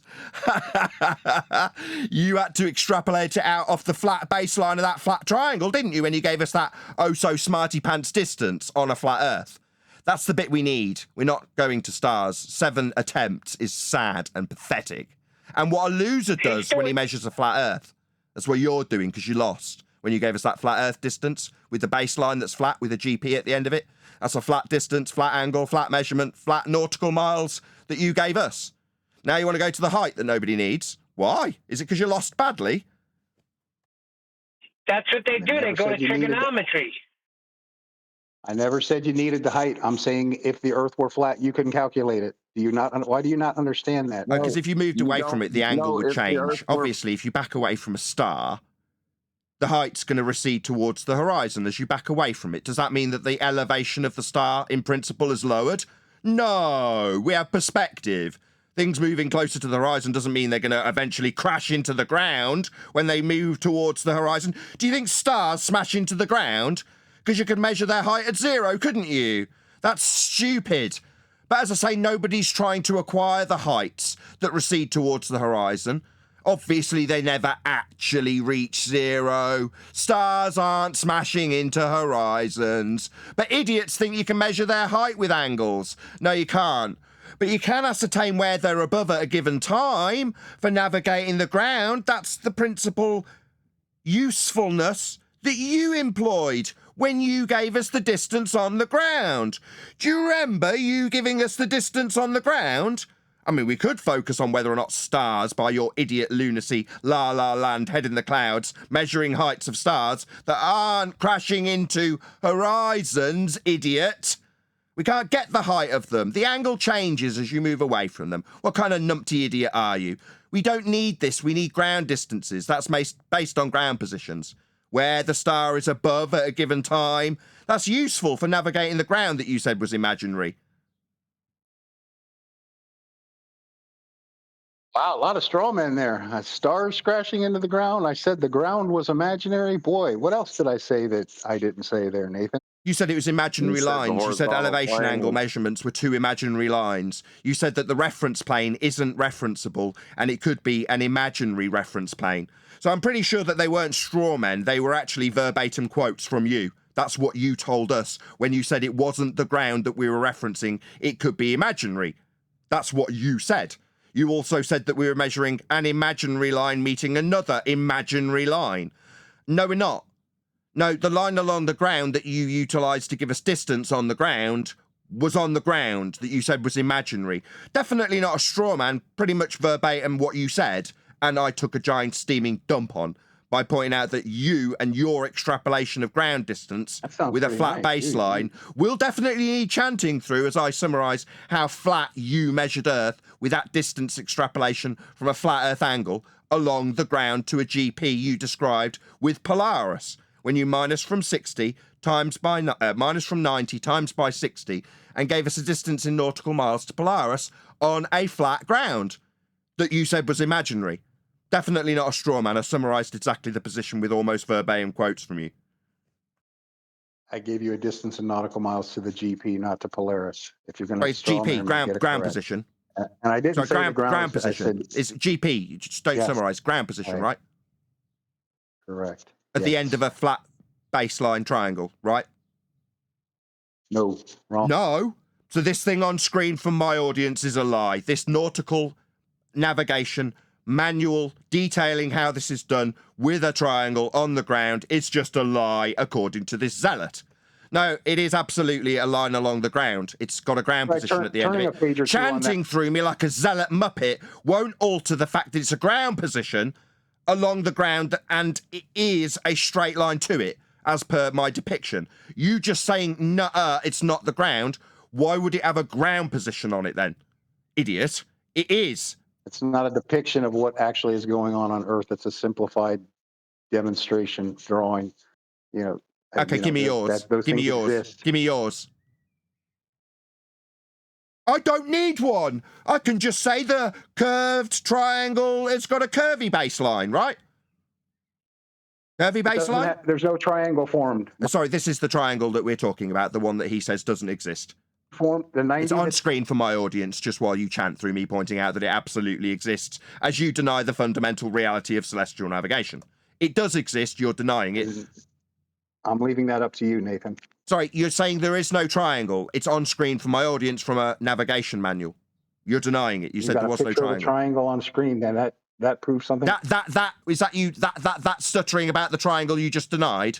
Oh my you're God! A zealot. You're a stuttering, stammering zealot who is denying the base principles of that which you utilised to extrapolate a nautical mile distance to the GP of Polaris.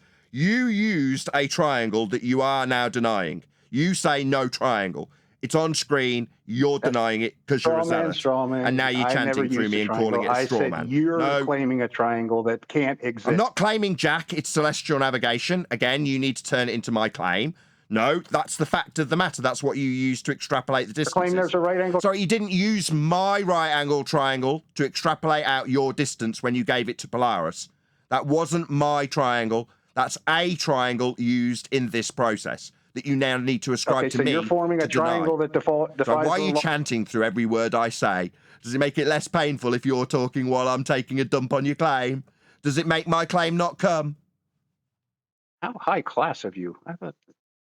Excellent rebuttal. Meanwhile, the triangle he just denied is on screen for my audience. It is a triangle. He used that triangle to extrapolate out nautical mile distance to GP with a triangle he is now denying. Maybe you'd like to tell me it's a straw man.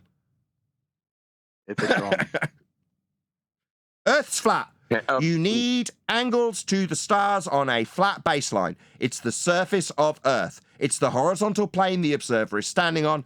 All this Muppet can do is deny it. That's all he's got. No citations, no references, no diagrams that say it's not a triangle. Me, I've got plenty of them. They've been rolling by the whole time. He's saying that we're denying geometry. Could he please give us the height of the star using geometry? And Go ahead with it. I would. I would like to see that. Hey, John, that's a great question. I would do that for you if what we were forming when we took an elevation angle measurement was a right angle triangle between us, the GP, and the celestial body. I would be able to give you one. Oh, In that so case the that I stars just gave don't you, have where geometry. I'm at 28 degrees, then the Pardon me. distance from Polaris to me would be 4213 nautical miles or arc minutes, Pardon whatever me. you want to call them. Pardon me. Why are you claiming that the stars don't have geometry now? Or the heights of stars Because don't have geometry? Why would you do that?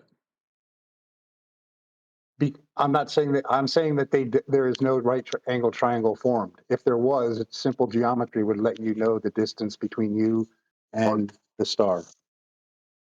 Right. I'm not saying that I there's don't want no to do this, geometry, that John. stars don't Stop. obey geometry. Stop. I'm saying that they don't form Stop. a We're web. not getting distance to stars. I've overcome that 4 times. But at the moment, he just needs somebody else from the panel to pick up the baton where he wants to take it to. We can't get the height of the star. Nobody's navigating to La La Land to the stars. I'm pretty sure I already covered this with you. Do you just need someone else who isn't me to pick that baton up for you? No. I don't. Nobody's calculating height of star. The star recedes towards the horizon as you back away from it. While I explain this for a 4th time for my audience, he's chanting through me, of course, because he doesn't like me overcoming this crap argument that he's used multiple times. Meanwhile, the triangle he denies is on screen from a navigation manual. A different triangle with a right angle at the bottom of it. And the angle with respect to a surface level. Earth surface, the horizontal plane the observer is standing on. Those are quotes from the citations that I used when describing this process. Yeah? He just says no triangle. Yeah, crap standard. He says can't get height, therefore no triangle. Crap standard, not trying to get the height. He's tried that straw man 5 times. Why? We're getting the distance on the ground, aren't we? You gave it us in nautical miles earlier. I've already said this multiple times. Is it just rinse and repeat over and over again? Because if you say it an 8th time, people won't think it's been overcome. We're not trying to get the height, we're getting the distance along the ground, the same distance you gave us in nautical miles to Polaris. That's flat, because it's a baseline distance to a ground position. Flat. You want to try the height again for a 9th time? I've taken it back off my panel member that you tried to put it on. Yeah, I agree. We're not trying to get the height to the star. Yeah, what we are getting is the distance, like you gave us to Polaris, flat, from the baseline. We're not trying to get the distance to Polaris either. Sorry, that's called latitude. So latitude is principally a base part of the system that we're using. You use that as an example. That's called latitude. Meanwhile, that's still an elevation angle off a flat baseline. Earth's measured flat for latitude also. Polaris-based measurements. Yep, that's flat too.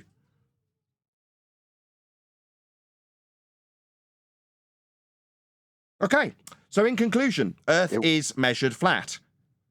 And no amount of denial without citation or chanting through the conclusion is going to save any globe-believing numpty who needs to deny the base principle of these angle measurements on screen now. You have to measure an angle. So it's with respect to a GP. And you have a right angle the chanting triangle Fundy, he had a stony silence earlier. Now I'm concluding. Because, of course, when I'm concluding, you need to talk, not in the stony silence you left. Right? No, mate. Earth's measured flat. That's what you were asking about. Here's the example. It's on screen now. You've done nothing but deny, deny, deny. It's not the ground. It's imaginary. It's not referenceable. It's not a line with respect to Earth's surface. It's an imaginary line. No, no, and no. It is real. It is the ground. We are measuring it. It is an angle with respect to the surface. It's elevation. Obviously, it's going to be to do with the surface. You're describing your height of something. In this case, angle of star. And you, as you adamantly did, or admirably did, extrapolated out a distance along a flat ground for the flat baseline distance you gave us. All you've done since you gave us that flat baseline distance you extrapolated out is talk about the height. You failed to concede that that is, because you turned it into an if statement, the process that we do functionally utilize. You want to turn it into an if it's flat, we'll do that. Yeah, so I've now summarized every bit of this debate. Earth is measured flat with elevation angles with respect to the flat surface of Earth. That's it. End of debate. Actually, you proved it wasn't. Right. And by the fact hey, that Nathan, I apologize for interjecting. I was trying to educate him, and it was a debate that was happening. So I apologize. No, it's all right. I forgot where I was at. He wants to give his hand wave dismissal now, John. He wants to say, no. Does the same thing in chat. Welcome to my world. So did you want to and tell me we can't get the height again? Well, I mean, if you want to believe in a triangle that you know all the angles on and you know one side and you can't figure... Sorry, straw man. So we said we know all of the angles on this triangle. No, we're measuring an elevation angle and then minusing it from 90 like you did. You minused it from 90, didn't you? I know. You minused it from 90. You're now putting it on my door like it's a claim again. Hello? You minused it from 90 when you gave us the nautical mile distance, didn't you? Yes, I did. So when you say you pretend to know all the angles, no, you utilized that triangle, didn't you? When you extrapolated out a flat Earth distance, didn't you? Use a triangle. I claimed that flat Earth distance... Sorry, you did it. It's not I claimed a flat Earth. You did it. You functionally used the angle to extrapolate out the distance to the GP of Polaris based on the angle. Didn't you? Yes, I did. Yeah, you did. Welcome to Flat Earth. And you completely misunderstood what that meant. Oh, I just misinterpreted your flat Earth elevation angle measurement and distance on a flat Earth, did I? No, mate. Yep. You needed to utilize a flat Earth. You flexed your intellectual prowess when you minus from 90, that's the right angle triangle, to give you co-altitude, then times by 60, that's the nautical mile distance for your co-altitude, and then you gave it us in nautical miles on the flat baseline. You did that. You used that triangle. You gave us the distance on surface level. You measured Earth flat. And you just added in on a flat baseline to what I said. I heard what you said. I heard what you denied. I heard every bit of it. I had just summarized it in the last 30 seconds. Every bit of the debate. How many words do you need to add to my statements to make them fit to your narrative? But what, like you telling us that we know the heights of the stars, and if we can't get them, it's not going to work on a flat Earth? Like that kind of shitty straw man that you use 6 times? Projection much? The only one using shitty straw men here is you. When you tell us that, oh, it's not a flat Earth if I can't get the height. What a load of garbage. You rinsed and repeat that crap straw man 8 times. Absolutely pathetic. I'm not making a claim. Yeah, you're making a claim about a right triangle that I am just refuting. Say that? You did the distance on the plane of reference, didn't you? What's that? I'm sorry, I missed that. What would you say, John? You gave the distance on the plane of reference. You did that. I gave the distance from myself to the GP. I didn't call it a plane. That's not the distance on a plane. That's the distance over over the elevation angle on the plane of reference. You then subtracted from 90 and gave the distance on the plane of reference. Yeah, just went That's through what this you with did. Him. Yeah, I just went through this with him. He completely ignored me and then told me that it wasn't a plane of reference. You've gone through it, told him the exact same thing, and he said the exact same rinse and repeat response. What, the flat plane of reference isn't a plane of reference?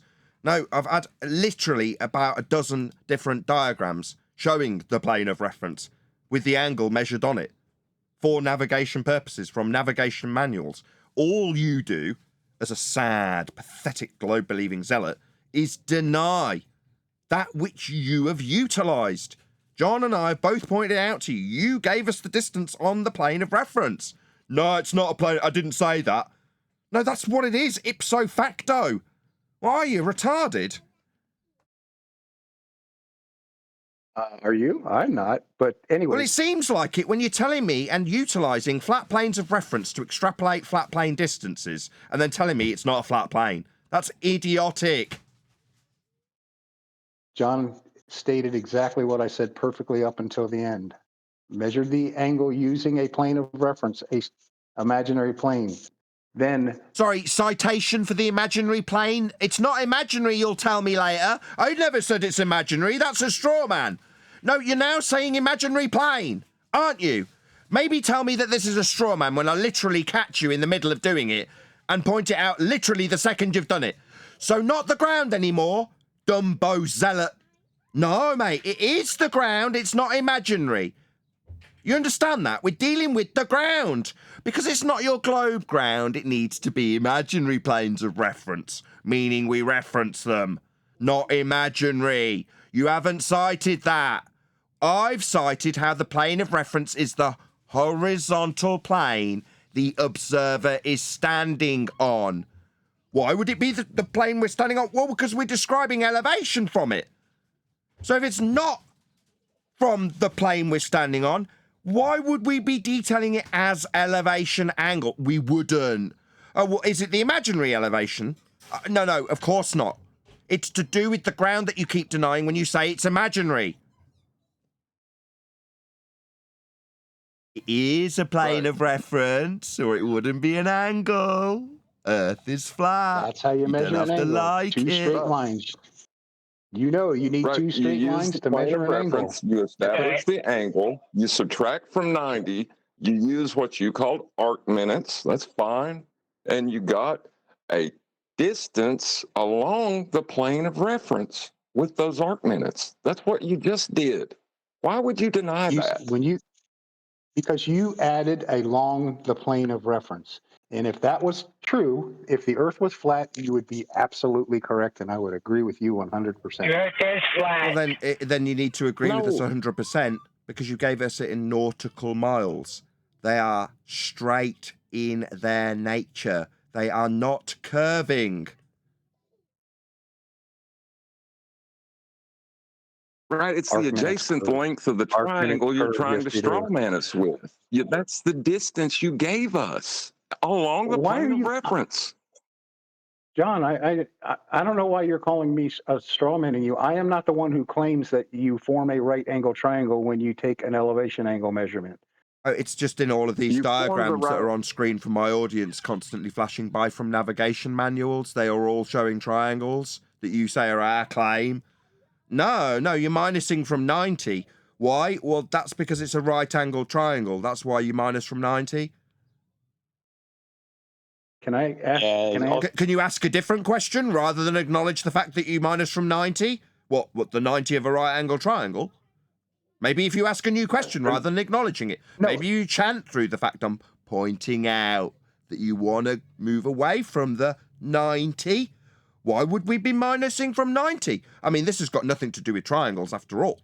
Because there's 90 degrees between the North Pole and the equator. That's why we minus from 90. So if there's 90 between the North Pole and the equator, then Earth is absolutely unequivocally flat. Thank you. Welcome to Flat Earth. Can I answer the guy where you got the answer? You've just told us there's 90 along the surface of Earth. That's a flat Earth you've just described. Welcome to Flat Earth. Right, and there's 90 degrees of latitude on on Earth. Yes. Yeah. So welcome to Flat Earth. North pole to the equator. Welcome to Flat Earth. 90 degrees. 90 degrees on the Earth. Yeah. Degrees are measurements of arc. You know, and degrees are divided into arc minutes. They're spherical, for crying out loud. Yeah, then we're measuring them off the surface, aren't we? Yeah. The flat baseline is the 0 to 180. And the rest of it through that arc is measured from the surface. Yeah, you're starting to realise that your globe is nothing more than a glorified protractor. Because that's what the globe is. I'm starting to realise that you guys don't understand that. Oh, do I not understand that you turn the angle measurement off the flat surface into a protractor turning? No, I do understand how the globe Earth is nothing more than a glorified protractor turning, when in reality you're measuring angles through that protractor you call globe Earth.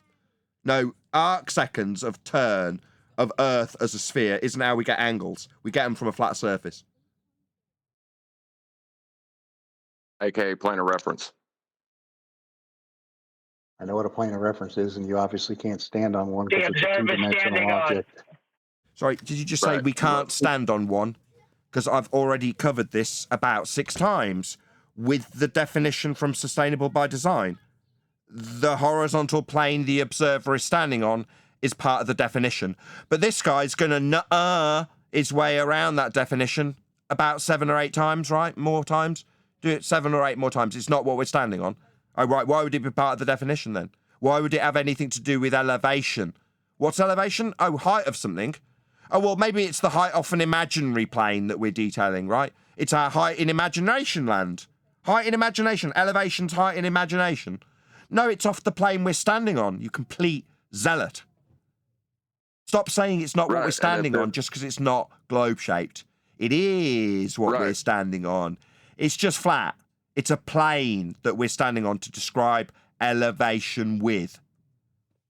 You're standing on a two-dimensional object, huh? That's a pretty good trick in a 3D It's part of the world. definition. If we're getting an angle from it, yeah, that's what we're doing when we are navigating Earth. We're getting angles from the surface, the plane we're standing on, yeah. The plane of reference. Yeah, the horizontal plane the observer is standing on as per the definition of an elevation angle. Yes. You don't have one of those from a globe. You can't get level surfaces from points.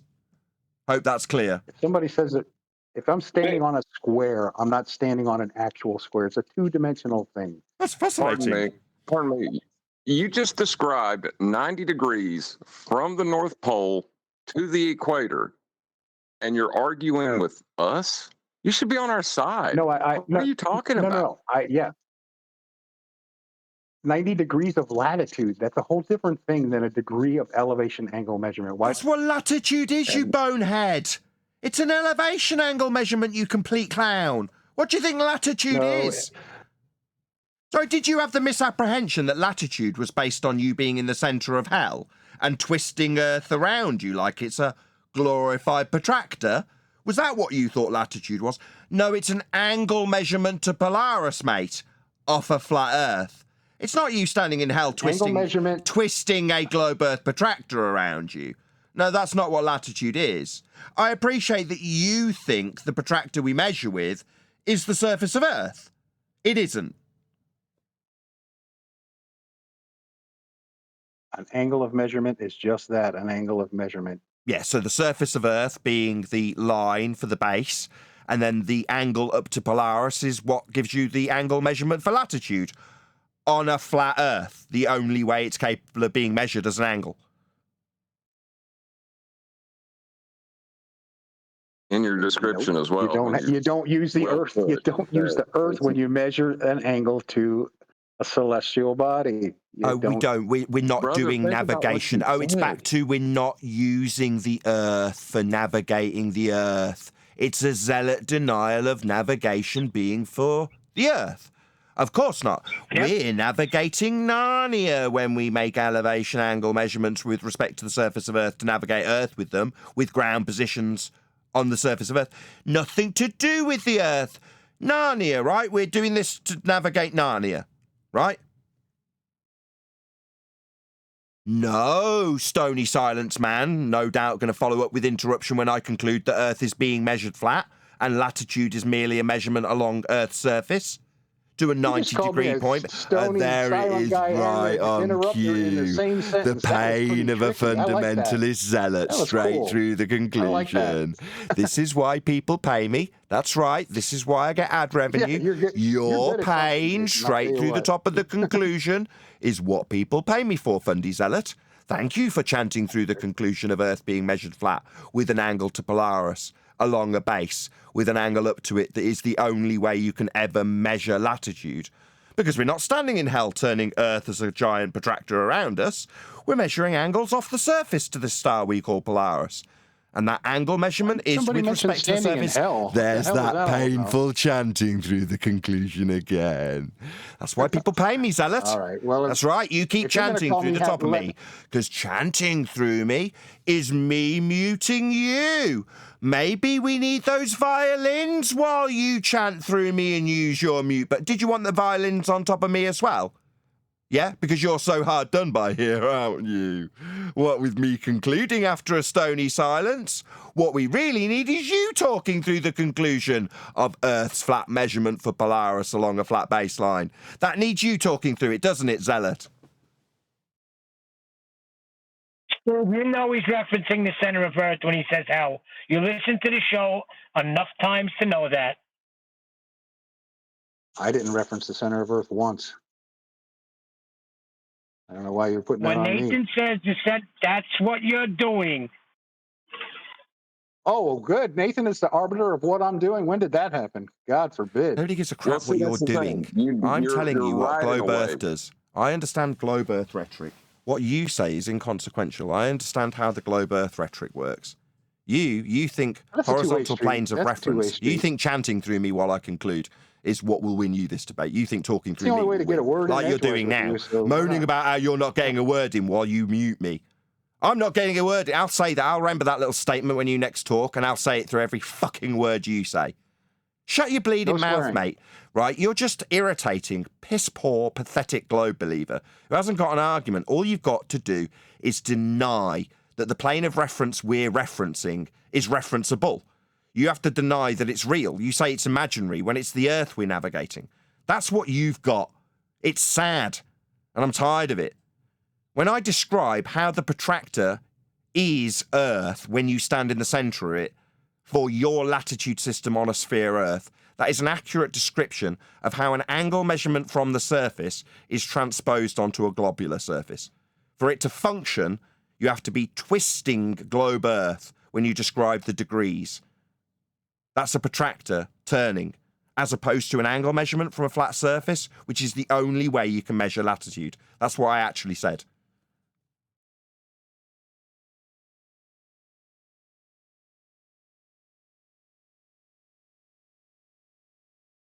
There's that stony silence, so I'll make my conclusion. Presumably I'll get Fundy muted and told that you're not getting a chance to speak after a long stony silence of me detailing latitude measurement proving a flat Earth. Steve. Oh, does that mean I am not going to be called a, what about Fundy zealot? Yeah, it's great that you can accuse me of stony silence and talking through you all in the same sentence. I mean, make up your mind there, buddy. There was a long stony silence after I made the conclusion, and that was your rebuttal to that which I concluded with Earth is measured flat with latitude. Latitude is a baseline measurement. Yeah, well, obviously we're at an impasse here because you... Not in the slightest. Earth is measured flat with latitude. That's not us being at an impasse. That's me proving Earth is measured flat. Because to get an angle with respect to a GP of Polaris, you will and can only measure Earth flat.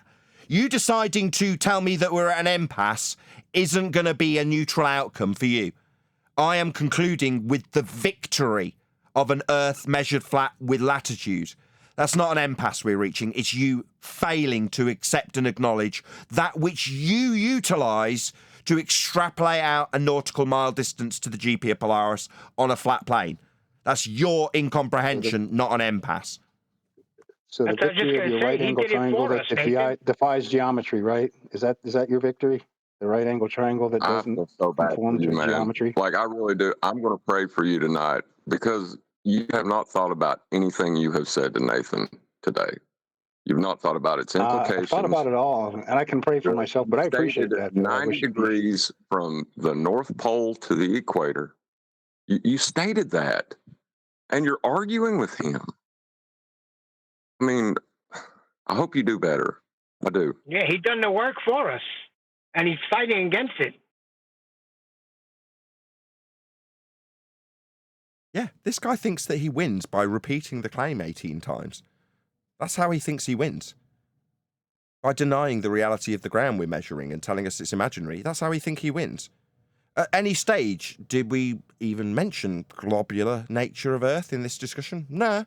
There was just lots of denial of how we actually measure Earth. That's what actually happened. There was no globe measurements going on. There was quite a lot of chanting. Obviously, I could claim that you're chanting through me as a mute button and pointing out the stony silence is me not being decisive. It's me not being able to make up my mind as he chants through me after leaving stony silences. The facts of the matter. No, I'm not indecisive. You're a prick. Yeah, you just chanted straight through the middle of me. You've had plenty of opportunity. I've left openings for you to chant your garbage for an 18th or a 19th time. But what you choose to do is wait for me to summarise how there's been no flat Earth, denying evidence that you've presented, only denial of the reality of what we measure. There's been no globe discussion because there's nothing globular in anything we're doing here. So you haven't got anything to actually back a globe measurement. There isn't one being done. All you're actually doing is denying the reality of the flat Earth measurements we do take and you do use to extrapolate out nautical miles to Polaris's GP. Yeah, you'll use a flat Earth too. I'll say it again, there's no globe measuring going on in this, ever. Just a lot of flat Earth denial. That's all that's going on. John is conflating the degrees of latitude that are on Earth with the degrees used in measuring an angle to anything. That's what latitude It's is, it's an angle to Polaris. Went through this already. But did you want to deny this 18 times? Latitude's an angle to Polaris off a flat baseline. I'm not denying anything. So accept. Say I understand. Say I understand. I understand. Latitude is an angle off a flat Earth. I do not understand that. That is wrong. It's an elevation angle, isn't it? Yeah, no, it's an elevation angle. Right. Well, an elevation angle. Okay. Well, let's just define it rather than you chanting through me because you haven't done this. I have, and I'm going to reassert that which you've ignored 19 times. You say, okay, not Earth. I say elevation angle, Polaris. Latitude. You say nothing to do with Earth. Okie dokie. The altitude angle, sometimes referred to as solar elevation angle, describes how the sun appears in the sky. The angle is measured between an imaginary line, between the observer and the sun, and the horizontal plane the observer is standing on. Furthermore, elevation angle between the horizontal plane and the line of sight measured in the vertical plane through the line of sight. Positive angles are measured upward from the horizontal plane. Principles of navigation, ordnance and gunnery. That's the third citation that makes it explicitly clear that you're measuring from the horizontal plane. That it's the horizontal plane the observer is standing on. That it's the horizontal plane containing the observer. Oh, that's a different one. I don't want to give you the fourth one yet. I've got 20, by the way. So, given that I'll conclude without being rumpus by my own bloody side, that elevation angles are, you've just conceded that already, what we are doing when we measure latitude, and it very specifically is in reference to the horizontal plane of Earth's surface. Did you want to deny that? You've done it 18 times. Make it 19. We'll see if we can get to around Absolutely. 20. The fact that the word horizontal plane makes it obvious that it's not the Earth. The horizontal plane is a plane of reference that only exists in geometry. It's a two-dimensional thing that doesn't exist in a three-dimensional world. Oh, well, let's just define it with a different one. Plane of reference altitude angle is the vertical angle between the projection of sun's rays and the horizontal plane of Earth's surface. So, excuse me, your nuh-uh for a 19th time isn't a citation.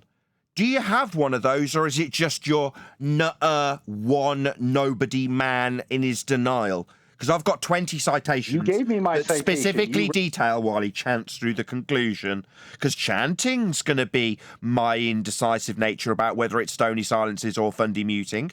Oh, it's definitely fundy muting. Yeah? When it says horizontal plane of Earth's surface in one of the definitions, it's not because you say otherwise. You're just one dickhead man. Who cares what you say? I've got 20 citations that say it's Earth's surface and that you're standing on it. Have you got one, or is it just your hand wave? Yep, just the hand wave. So that would be the stony silence, probably followed up by an interruption, not me being undecisive about what you're doing when you fail miserably to prove Earth's a globe, because we're measuring it flat for latitude. It's the horizontal plane of reference, Earth's surface, and a line up to Polaris. That's how the formation of the angle comes your way when you measure Earth flat. Your citation was perfect. A plane of reference. Could I try another way? Could I try another way with him? I really do. He seems like a nice guy, and I want him to understand it. Can I try another way? Feel free. Let's get rid of the sextants and just deal with sticks and shadows like they did with Eratosthenes. Can you conceptualize that without a diagram?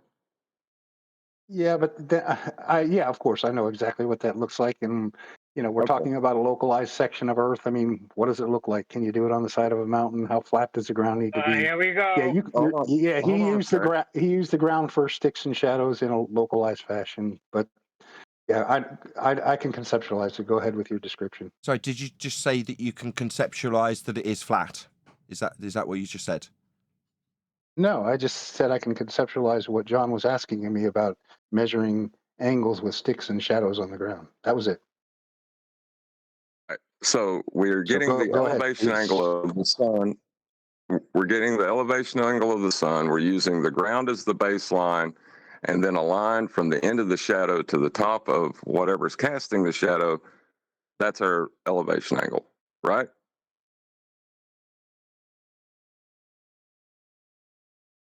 Yep, that's correct. Yep, in that particular example, that is absolutely right.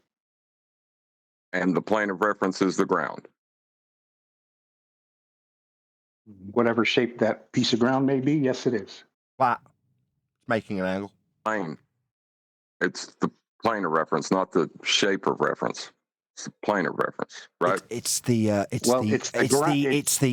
I'll just let you know because you seem uncertain. I'll just clarify for you by giving you one of these definitions.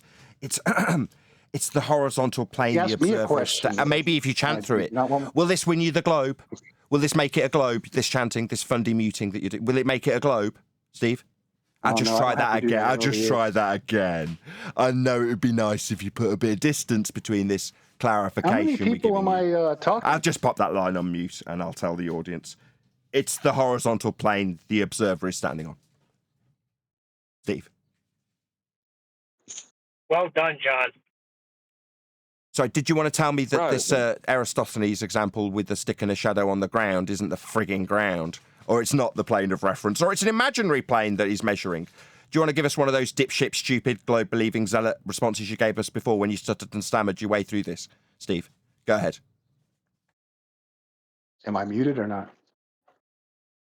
I think the words "go ahead" suggest that you are chanting through the middle of me muting me. Obviously, me asking you to go ahead is you chanting straight through the middle of me, muting me.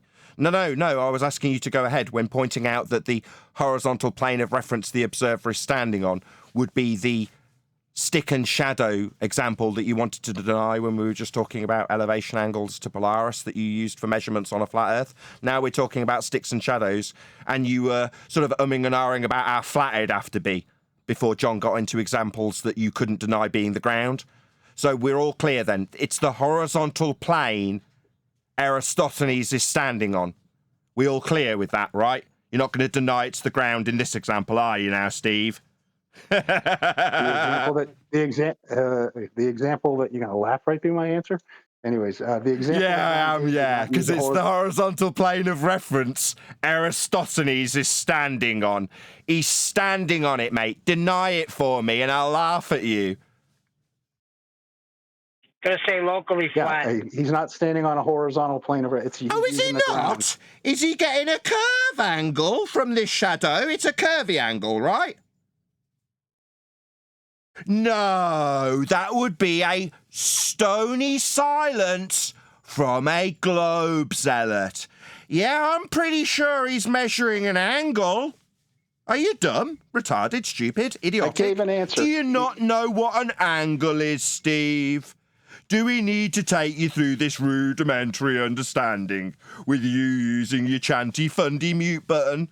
Is that what we need to do? Grab you by your little short hairs and teach you what an angle is, Steve. It's not got a curved line, sunshine, and it is the ground that you were so keen to deny. Share your pain. Never said an angle had a curved line. So we're understanding that it's a straight line and it's the ground, right? Depending on the topography. Depending on what was that a little stuttery stammer there, Steve? It's not depending on anything, mate. It's just an angle that Aristophanes is measuring. It's not dependent on anything. I've got it up on screen. It's a very simple concept. Angle measurement on the ground, Steve. Definitely straight. Definitely the ground. And not a horizontal plane of reference. Not a what? Not a horizontal plane of reference? No, it is. We cited it literally only 30 seconds ago, Steve. It's the horizontal plane the observer is standing on, Steve. We got you to understand it 2 minutes ago, and now it seems you're using your fundy mute button. Why would you be using your fundy mute button at this point, Steve? Why would you be muting me right now? God. Is it because I'm pointing out we only defined this with you 2 minutes ago, and you conceded? It's the horizontal plane Aristophanes is standing on, but now it isn't, right? I never said that was a Well, ask me if I'm laughing at you, because I absolutely The ground am. can't be I'm a definitely horizontal laughing plane. at you. How many times do you have to be told that? Jeez Louise. Sorry, It's you not sound that very nervous, difficult. Steve. Do you want to go and have a glass of water, mate? I You sound do. very, very nervous. Oh, I do I? Oh, Yes, my you goodness. do. You sound The petrified. angle- I can hear it. I've got a really good sound quality. When someone's shitting in their pants, I can hear it in their voice. That's you. Exactly. So, in So the angle from the conclusion, horizontal- after quite a few prolonged stony silences, the horizontal plane of reference that the observer is standing on is what we'll be doing with these sticks and shadows, isn't it, Steve? Sure, you go ahead and stand on your... Sure. You go ahead and stand on Aristophanes' sticks and shadows with straight lines and flat baselines that are the ground. We will, Steve. We will prove Earth is measured flat with this example all day long, with a very nervous, stuttery, stammery globe zealot chanting through the top of us. That's what we do here, Steve. Right. Yeah, Is it easier in the comments? Is it easier in the comments where your chanting isn't really telling of how badly you're losing? Keep chanting, mate. It's the horizontal plane the observer is standing on for this stick and shadow example. Definitely. It's easier to get a word in edgewise in the comments because... I'll get the violins out for you. It's such a shame you're not getting to put your 8th rendition of Star Height through the top of me. That's such a shame for my audience. Obviously, it's you not getting a chance to get a word in edgeways. Make up your mind. There was me thinking you wanted to exercise your fundamentalist zealot mute button. It's actually just you not being given an opportunity when you leave protracted silences. Oh, no, that's me not making up my mind. Or is it your projection? Yep. I'm very confused about those long, protracted, stony silences when you can't concede a point. No, that's just you chanting through me, straight through the top of me, when I humiliate you in your embarrassing position that you find yourself in, Steve, losing badly to us. I know, it's terrible. Yeah, for you, it's awful because you've lost. You've got a stick and shadow example that you can't now deny and la land your way away from the ground, can you? Right, yeah. Right, yeah, so you're screwed. Earth is measured flat for this stick and shadow example. That'll be that protracted silence now, won't it, Steve? What's that? You're not getting a chance to speak? Well, why would there be long protracted silences then, Steve? It seems like you're getting plenty of chance. You're just leaving long silences, mate. I have to then pick up the reins. I don't want to get, people listening to dead air. All that dead air that you're leaving. Stick and shadow. Flat, Earth, measurement. Yeah, angle measurements to Polaris. Right, do you want to get a bit closer to your mic? Fading facts. Yeah. Excuse me? How far am I from my mic?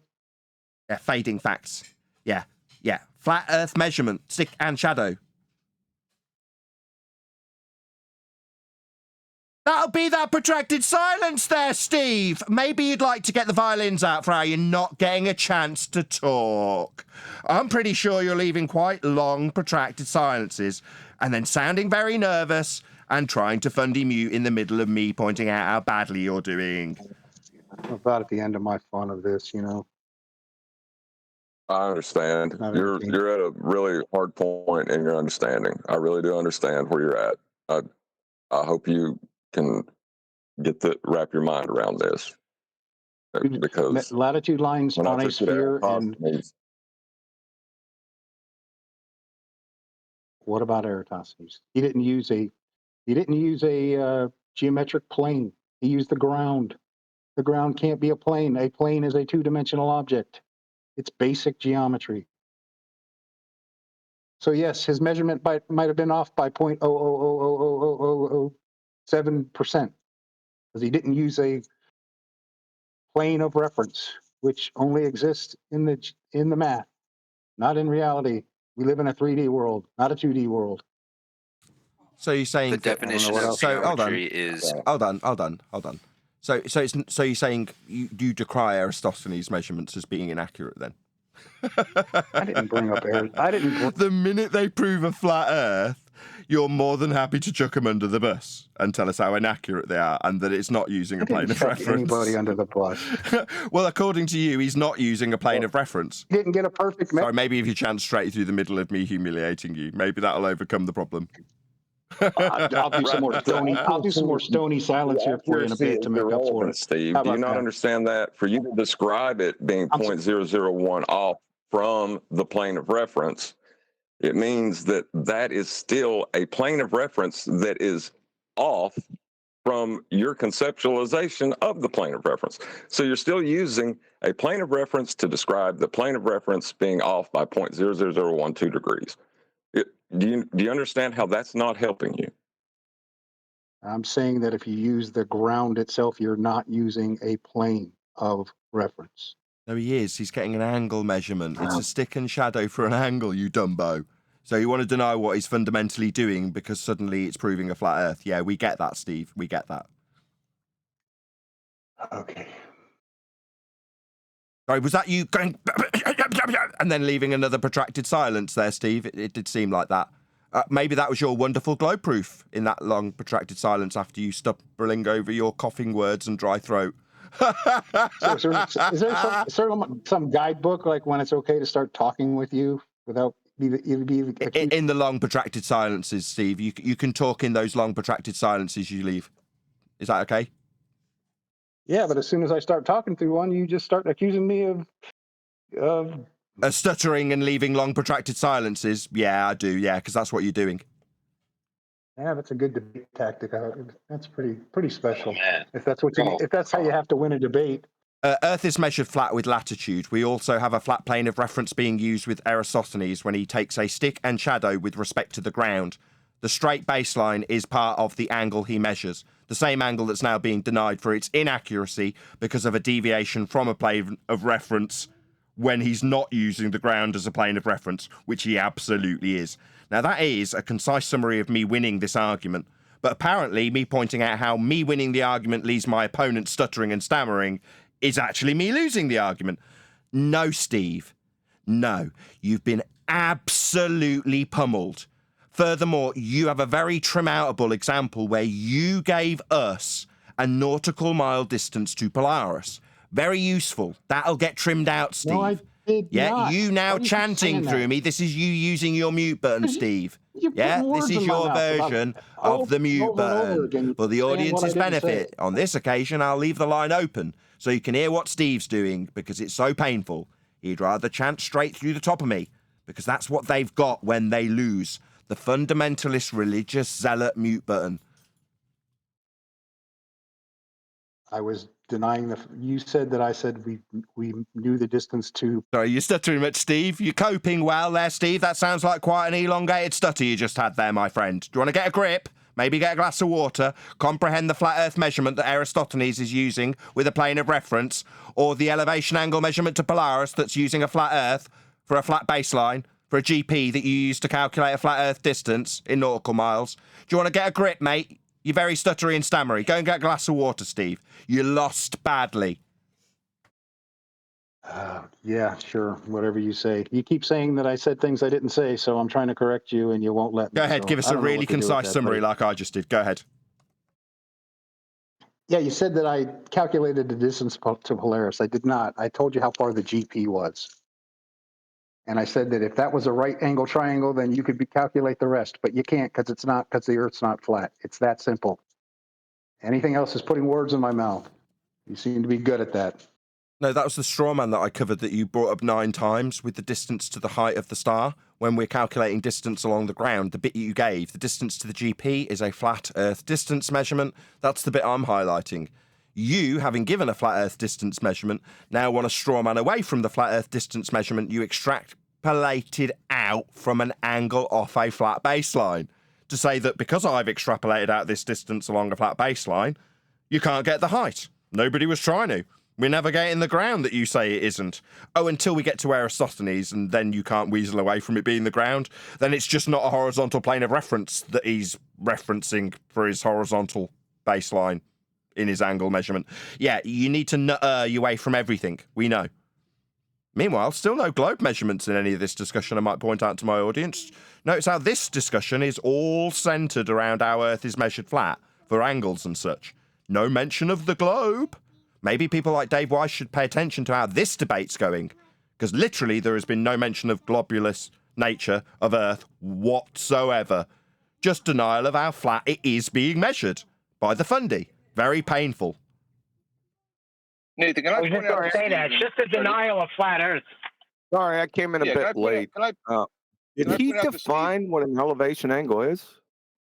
No, he refused and said he didn't need to. I've given him 3 or 4 definitions so far that specifically reference surface of Earth. He'll start chanting through me, so he doesn't have to hear it in a minute, I undoubtedly will find.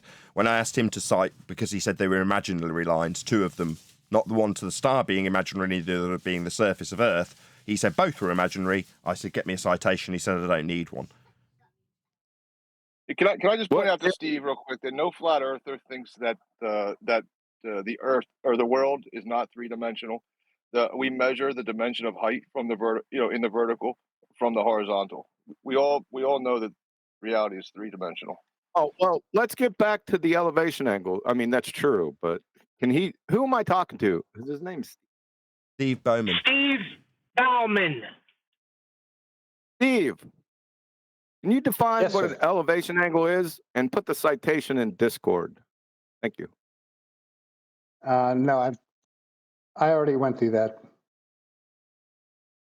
No, you already went through it. I did, yeah. No, you didn't, Steve. You never defined it. That's not true. It's the angle between Nathan did. 2 imaginary lines. Yep, there you go. He's just making shit up. Please. Just making shit up. He said it's 2 No, imaginary it doesn't lines. say 2 imaginary. Citation, It says an imaginary line between the observer and the celestial object and a plane of reference at the observer's location, which is obviously an imaginary line because it's a plane of reference. And planes Nope. are Didn't say imaginary line there. two-dimensional. A plane isn't an imaginary? Angle. Is an elevation angle a right angle triangle? No, absolutely not. No. Okay. Are you in No. Discord right now? Yes, Of course, that's the only way I could talk here. Okay, you're in Discord. I'm going to upload some files. Okay? You would fail intro to 3rd grade geometry because an elevation angle is a right angle triangle. You ready? Well, okay. So it's a right angle triangle that you know all now it's 3 a right angles to, angle and you know triangle. a side length of. Hey, can I finish? No. Now you're going to pin him to the wall on it actually being something he's fundamentally denied because he's a lying shit stain of a globe believer. So he's denied it and he knows he's going to get pinned to the wall. So no, I'll concede it so long as I can introduce my height straw man. That's what he's now about to do for the night's time. You just contradicted yourself. You said no, and then you said yeah. The conversation's over. No. What the hell are you talking about? You're not even What the making hell sense. am I talking about? I asked you a very simple question. I said, are elevation angles right angle triangles? And you said no. It's over. Yes. You're finished. You failed 3rd grade geometry. It's that simple. I did not fail. Yeah, no, that's not true. You just did it. All right, you're in Discord. Here comes the first one. So it's a right angle triangle that you know all 3 angles of, and you know one of the side lengths, and you can't calculate the other 2 side lengths. What world is that in? No. Sorry, You don't know what elevation angle is. Sorry, we've already We've already done this once with you, Steve. And when we did this last time, sorry, how long am I going to have to take with the fundy muting through the top of this? Try that a second time. Let's count them off. So when we did this last time, I asked you, given that we've only got angles off flat baselines, flat Earth measurements, how would you suggest that we calculate the height if we haven't got any distance measurements? Then you extrapolated out the flat Earth distance for the baseline when using your straw man about the 3rd or 4th time. I then pointed out that that's the 3rd attempt. Let's try that again. I'm correcting what you're putting You words in my could, mouth. straight that through the you say. middle of me. It's called the fundamentalist religious zealot mute button. It's what you're using now, the third attempt for me to point out that which we've already covered. What is what you're doing right now and you're going to called? What do you continue call using that? the fundamentalist zealot mute button, aren't you? Because it's painful.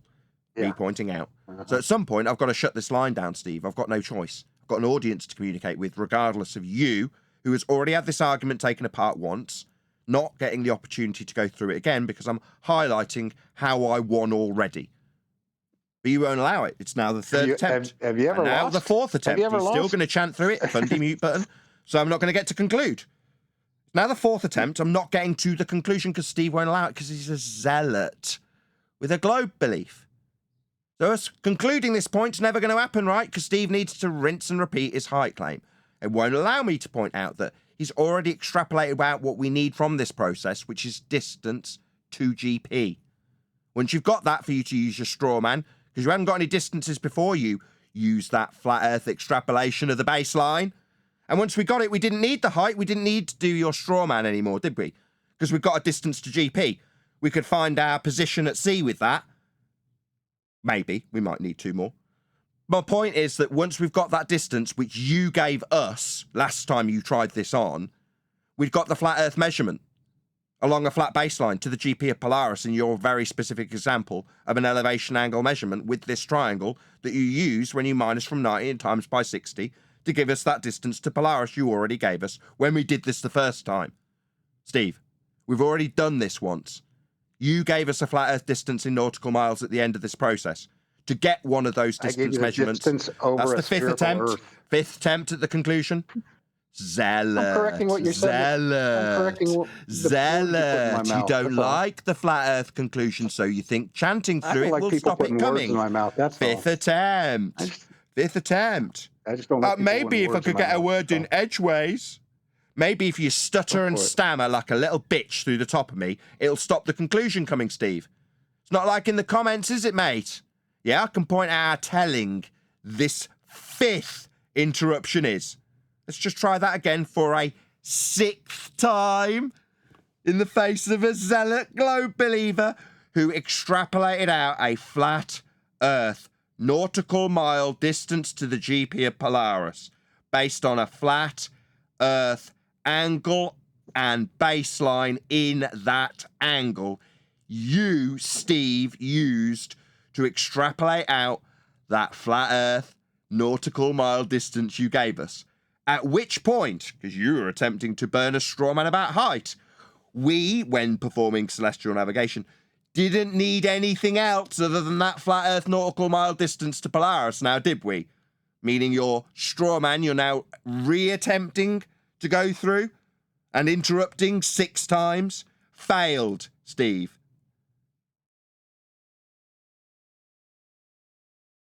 I gave you a distance from myself to Polaris over a globe Earth, not a flat Earth distance, which means that there is no triangle when you take an elevation angle measurement. Well, you sound very nervous and quivery. To answer QE's question, guys with headphones, can you hear that in his voice? That nervous quiver?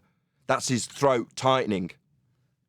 I hear it. What he just denied again was that elevation angles are right angle triangles, Nathan. Yeah, he did. He just denied it again. Yeah, elevation angles are right angle triangles. That's what you're measuring when you measure latitude. You gave us a distance based on the extrapolation of that triangle. That is not true at all. And now he's chanting through me? Okay. He's saying it's not true at all. Nathan, can you go to Master B? Yep. I got diagrams in here of what elevation angles are. Can you post those, please, if you get a chance? They're also in Discord, Steve. On screen for my audience now. You would fail. Intro to third grade geometry. Angle of elevation formula. I wonder what he thinks the 90 is. It's the right angle. It's part of the right angle triangle.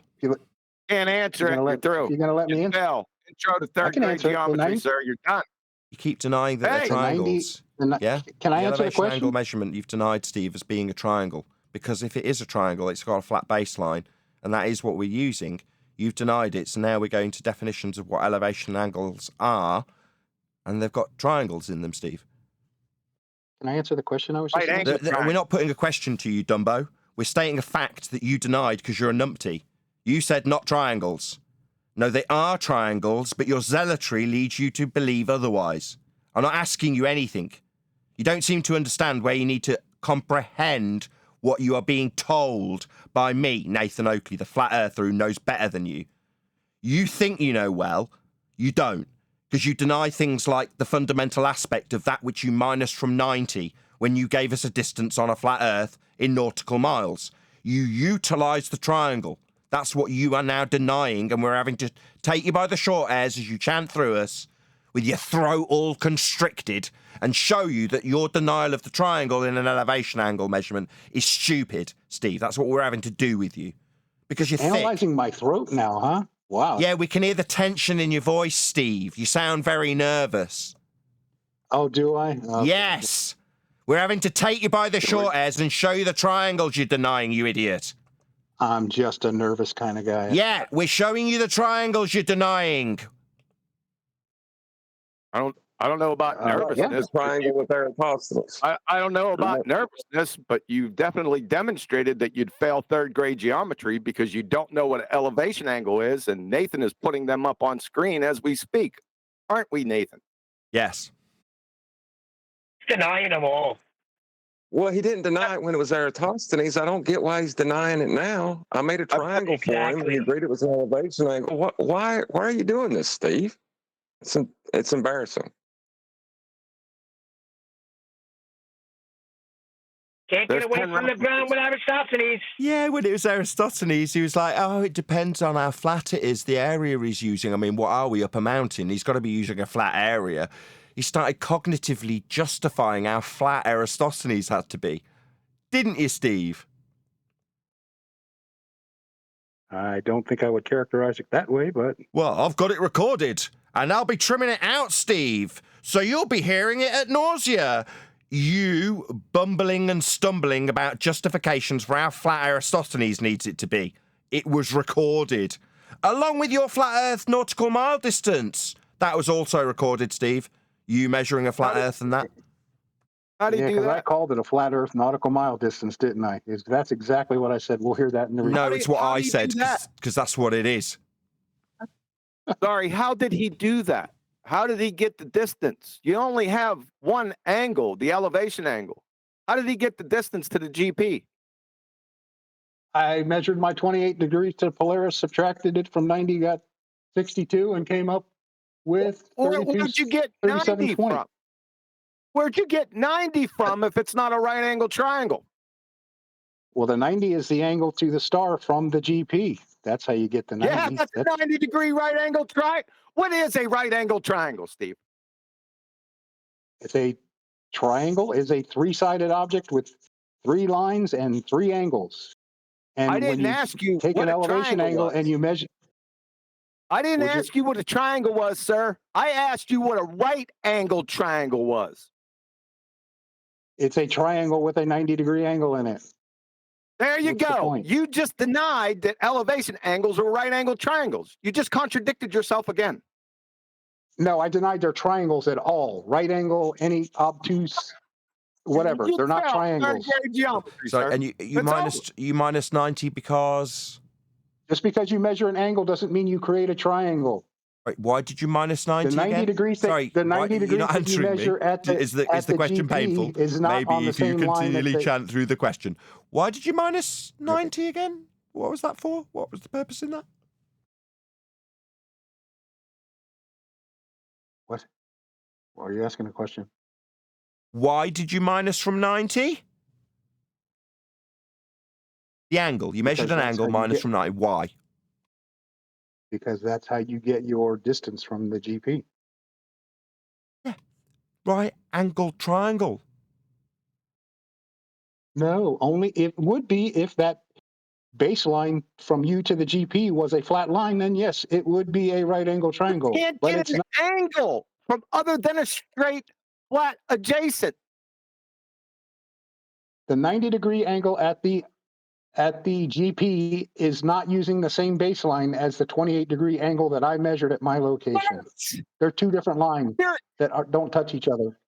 You they cross failed each other. third grade at some geometry. I've got the sir. diagrams up on screen. There's only one adjacent in these diagrams of elevation angle acquisition by Well, you don't have a diagrammatical form. diagram of. Maybe if you chant through it.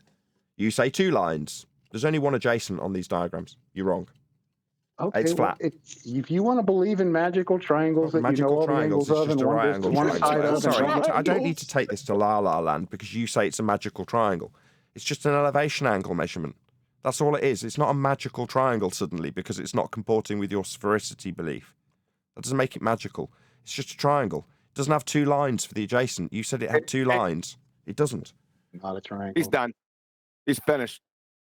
He's finished. You already posted what an elevation angle was. Right angle triangle. There were 10 references in there. You're done.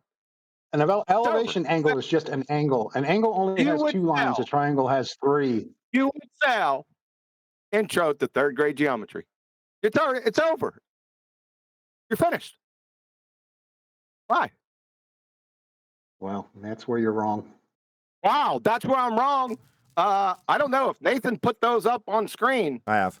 The jury's going to convict you. What he put up on screen, a diagram of a triangle. What that doesn't prove that what you're measuring on Earth is a triangle. Okay? No. What they are is they've been posted in Discord to you too. They're diagrams of elevation angles, and they are triangles. You say no because the baseline can't be Earth because my Earth's curving. No, it is the ground. It's got 90 degree to the ground position of the star you're measuring. Ground position. You say no, there's 2 lines. Why? Because it's not the curved line that you need it to be? Or you can chant through the conclusion all you like, but it's just a flat Earth measurement, whether you like it or not. No, it's not. The 90 degree at the GP and the 28 degree that I measured at my location are not on a flat line, the same flat line. Like in this diagram. Hold on. Not on the... Stop. There you go. Stop. Let me just confirm. So what he has just said is the angle measurement and the 90 are not the same line, as is the case in this diagram depicting angle of elevation formula. They are also... excuse me. The line labelled adjacent in this diagram of angle of elevation is not the line along the ground, according to you, as per this diagram showing it as a line along the ground called adjacent.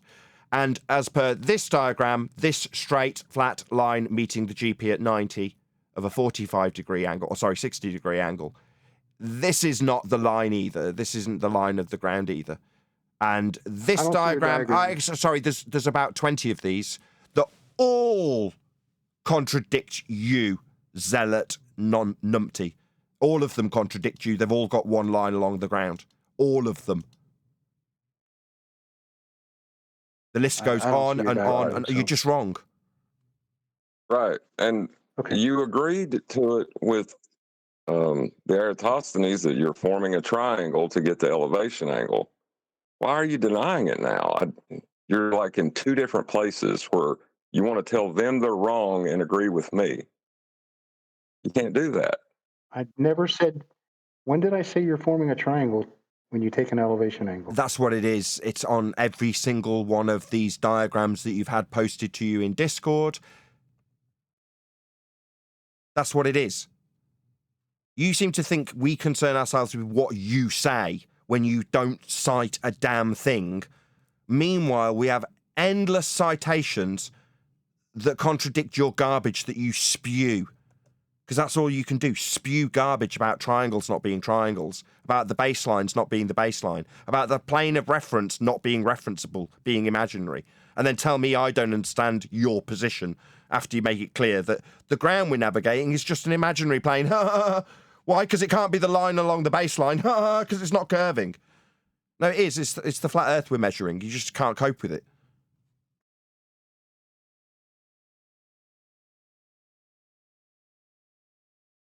Yeah, with the stick and shadow, you admitted that was a triangle and it was an elevation angle. I don't think I admitted that was a triangle. I did? Oh, God. I think I said that. I can't help you. What? When did I say it was a triangle? So Aristophanes isn't a triangle. Let's just get this on That's record. my whole point here. I've been saying that when you measure an elevation angle, you're not creating a triangle. Well, that's your death. It's over. You just cut your own head off. Okay. Well, if that's what you think, if you think a right angle triangle exists where you know all three sides and while you're one the saying length, it, Dumbo, it's on screen. Not what I say. I've demonstrated it. It's in Discord, and I gave all the references to Nathan to show on the stream. It's not what I said. It's what I demonstrated. But keep denying it while you say, oh, well, because I say it's not a triangle, the endless citations on screen while you're saying it aren't true. That's what your position is currently. It's pathetic. Yeah, well, what you're showing on screen is obviously not the Earth with elevation angles taken from it. It's pictures of it taken But on it a flat was. baseline. It is. What are you talking about? Look, I told you. You get the stick, you put it in the ground 90, you measure the shadow, you get the line from the end of the shadow to the top of the stick. That is a triangle. That is an elevation angle. You agreed to that. Why are you changing your mind? Called cognitive dissonance. Yeah, Steve, this is the point where you say, okay, but why would they No, lie? I agreed that I agreed that it's an elevation angle. I did not agree that it's a triangle. Why do you keep saying that? Because it's on screen. I know how you get. You how asked you a measure an question. elevation Why angle. do we keep saying it's a triangle? The have to triangles pre-assume that it the Earth is. is Okay, flat. maybe keep muting me while I point out why, in answer to your question, we keep saying it's a triangle. No, we've got dozens of cited sources showing it, you stupid clown. It's not what we say. You just had this 30 seconds ago from QE. You stupid muppet. Are you going to keep calling me names? Yeah, because you're an idiot. Why would you keep saying I think it's a triangle? No, it is a triangle. It's labelled angle of elevation formula with a picture of a bleeding triangle. But you think it's debatable because you're an idiot. Yes, I am going to call you being an idiot for what it is. Idiocy. Yeah, your denial of the triangle that is an elevation angle is idiotic, Steve. That's right, Steve. I'm calling you, with total justification, an idiot. Now, to anybody watching this, looking at the triangle that you question, they're going to realise how justified I am in calling you an idiot. As you go, are you going to keep calling me names as I deny the triangle on screen labelled angle of elevation formula as being a triangle? Why would that make me an idiot? It makes you an idiot, Steve, because you are an idiot. Hope that's clear. I was an idiot as soon as he came off mute. Yeah, and like you got with just a stick and a shadow, you have the height of all three sides, you have the angle of all three sides, you have the 90, you have an elevation angle to the sun. Are you really denying that? What length do you have? In your example, John, what length do you have there? That's what she said. The shadow. Oh, hold on. You have the shadow, you have the stick, and then you have from the tip of the stick down to the end of the shadow. Do you not? So you have an angle between the stick and the shadow. What length do you have? I just told you. You have the length of the stick, the length of the shadow, and the length from the tip of the shadow to the top of the stick. So all you got is an angle. You don't have a triangle. Yeah, that's all Aristophanes used. That's right. That's right. That's all he used. That's Aristophanes just used an angle off a flat Earth. That's right. Did you want to now decry Aristophanes as a really shitty proof? Because it's obviously measuring a flat Earth for the angle, like this triangle on screen. Just imagine this line for the audience, labelled Y, is the stick. Now imagine the line labelled X is the flat Earth, the one labelled horizontal line. And then the Z is the opposite of the triangle in this very obvious triangle in this diagram labelled angle of elevation formula with a triangle in it. So it's the flat ground, Steve, in that Aristophanes example. Did you want to kick it to the curb now? Like run it over with a big fat bus because it's proving a flat Earth? Feel free. Tell us how crappy. I didn't Tell us wanna how talk. crap I didn't. Aristophanes is. Oh. Go ahead. All right, I've had enough. Thanks. I'll talk to you later. Wounded. Bye-bye, little globe-believing zealot. It was fun proving a flat Earth with your examples. Run away, little globe believer. Run away. Couldn't cope. Oh, he'll be active in the chat. Believe me. Deal with him every time you re-up one of your shows. He's in there spewing the same no, you got nonsense. me banned. You have me banned off the channel. How can I do that? Sorry, Steve. The angle for Aristophanes is off a flat Earth. For the angle to be flat, to be an angle, to be a triangle. It's flat Earth. He was pretty sure the Earth was a globe. Did you want to chant through me? Did you want to chant through me? Was. Maybe this is your time to talk about being banned. So it's a flat Earth in Aristophanes' angle measurement, isn't it, Steve? No. So it's not an angle. So you want to kick Aristophanes' triangle to the curb, right? It's crap. Not proving. Did Eratosthenes say the Earth was flat? I don't remember him saying the angle in his triangle, Steve. Try and keep up. Try and keep up, Steve.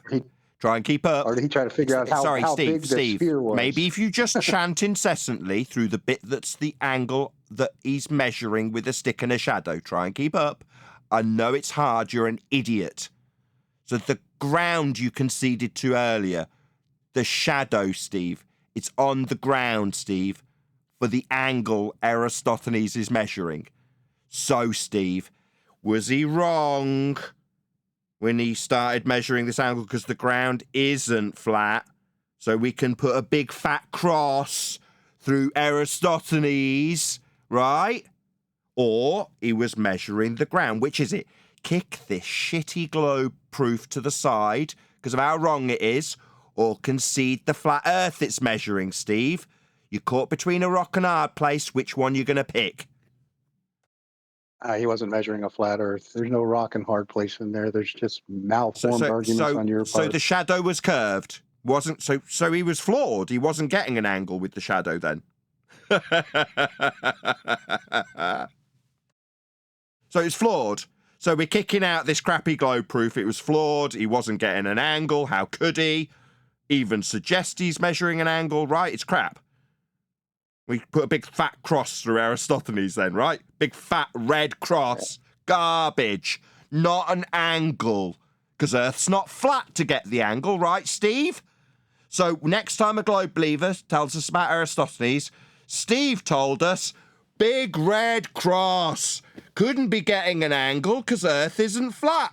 Right, Steve? That's exactly what I said. Yeah, in your world.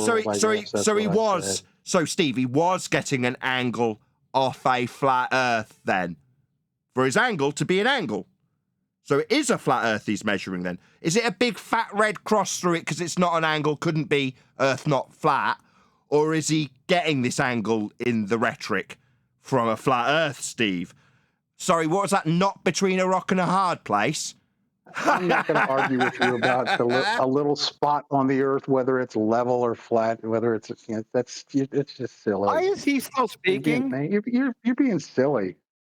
Why are you still speaking? You denied that an elevation angle was a right angle triangle. You would fail third grade geometry. Why are we still speaking to him? He ducked out, but then he feigned ducking out so he could change the subject to his being banned or something. And then I immediately brought it back onto the subject of Aristophanes having to measure a flat area. Now he's into the justifying how flat an area it's got to be, aren't you, Steve? You carry on, son.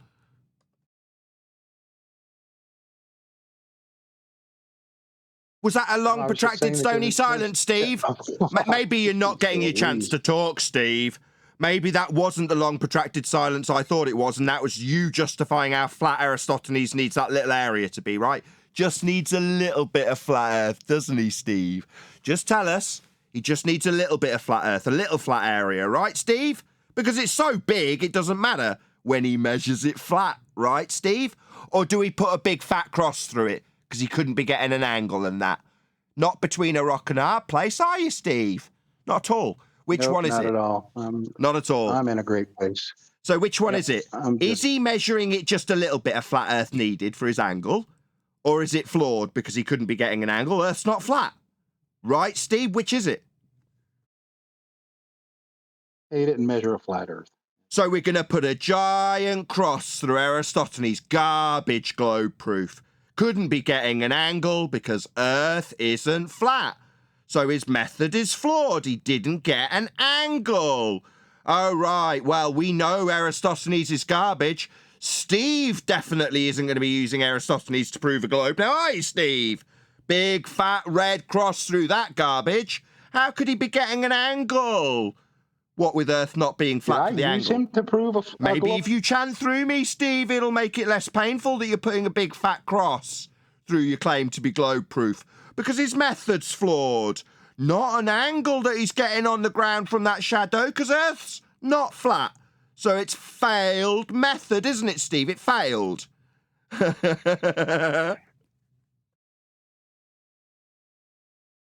that be a stony silence, Steve? Oh, my bad. It's you never getting a chance to speak. It's obviously my confusion in that long, protracted, stony silence while you figure out where to go when you're caught between a rock and a hard place. Because you can either say that Eratosthenes' claim to be angle measurement isn't an angle. Because it's not a flat Earth, how could it be an angle? Or you can concede that he must measure Earth flat for it. Which is it going to be, Steve? Which is it going to be? What? He didn't prove the Earth was flat. If you're trying to say that he proved the Earth was flat, then he was wrong. No, measured Earth That's not what flat. he was trying No, to prove. measured it flat for the angle. So you're saying he didn't get the angle. I'm saying he didn't measure it flat. So he didn't get the angle. So flawed method, definitely not proving a globe. Sticks and shadows, not an angle, not a flat Earth, right, Steve? Totally flawed. Why would he even assert that he's... Maybe if you chant through me, maybe if you chant through me, the pain will go away.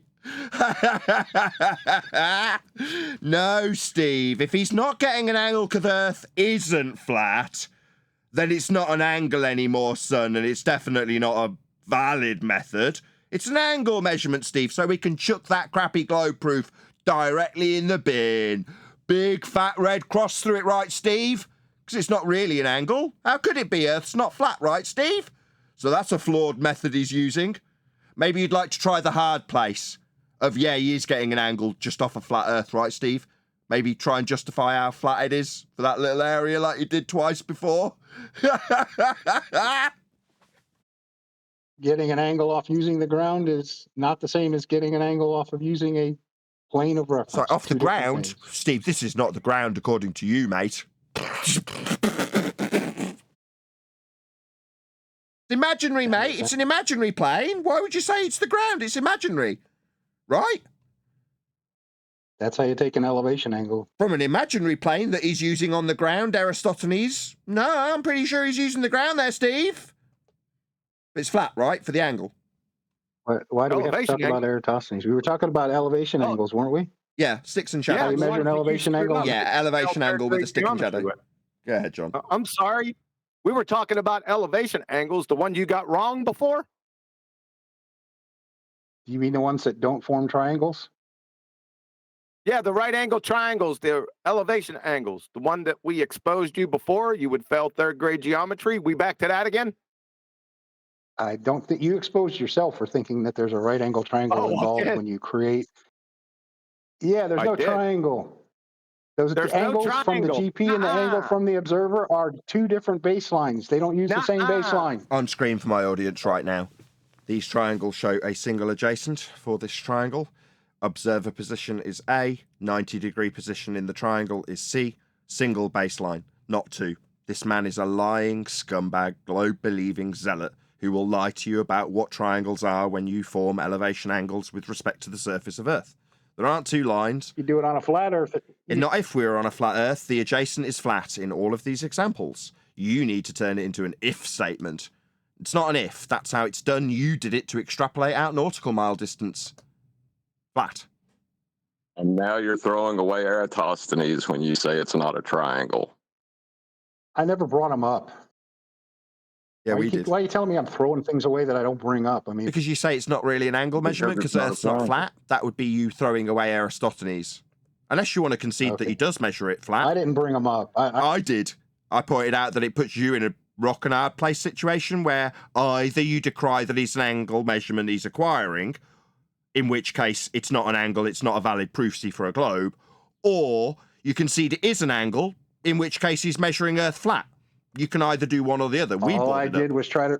All you did was whatever you want to rumpus me with. All I did was prove that you've got a flat Earth measurement in your Aristophanes angle. I didn't. It was John. All right, that's enough. Really? Yeah. Yeah, I agree. You're done. So can you tell us one more time for the record, even though we got it taped, can you tell us that elevation angles are not right angle triangles? Last night. An elevation angle is just an angle. And the points between the observer, the celestial body, and the GP do not form a triangle, right angle or otherwise. There it is on tape. Play it all you want. Last one, please. Is an elevation angle a right angle triangle? Yes or no? No, it's an elevation angle. Thank you. An angle has 2 lines. A triangle has 3. You would fail 3rd grade intro to geometry. Again, well, good. This it's is a like good thing I'm not going back to 3rd grade geometry because, okay. Yeah, your parents must have bribed the teachers or something because you don't know what an elevation They angle must is. have.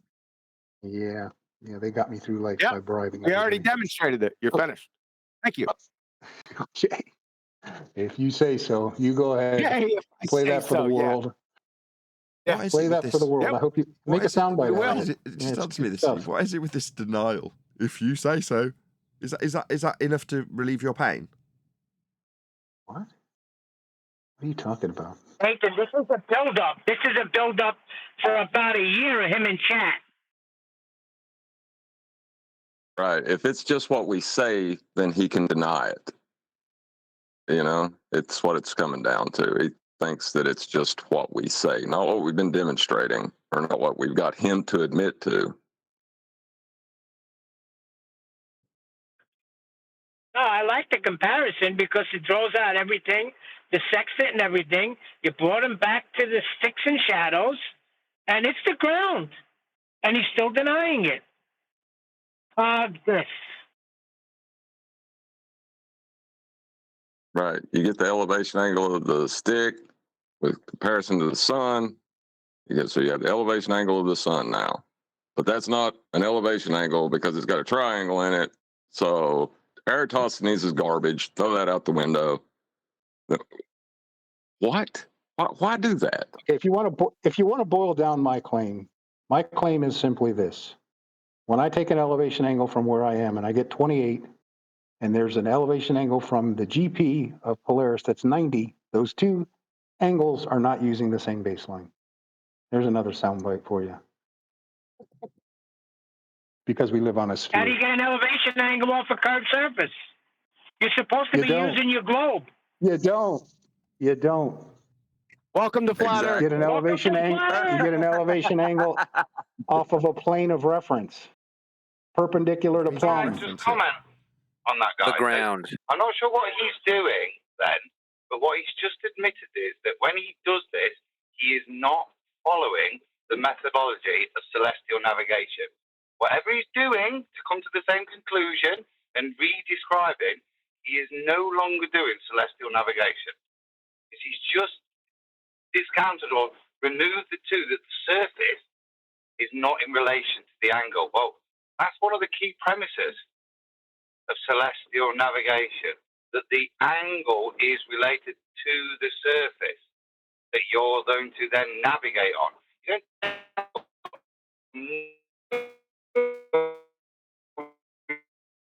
Absolutely correct.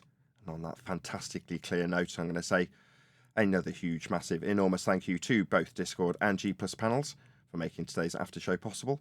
And of course, a massive thank you to all of you in either Nathan Oakley 1980 or Nathan Oakley Premiering Streams, hopefully liking, commenting, sharing, subscribing, joining as a member, and all that good stuff. I've been Nathan Oakley, and I will see you all in the next video.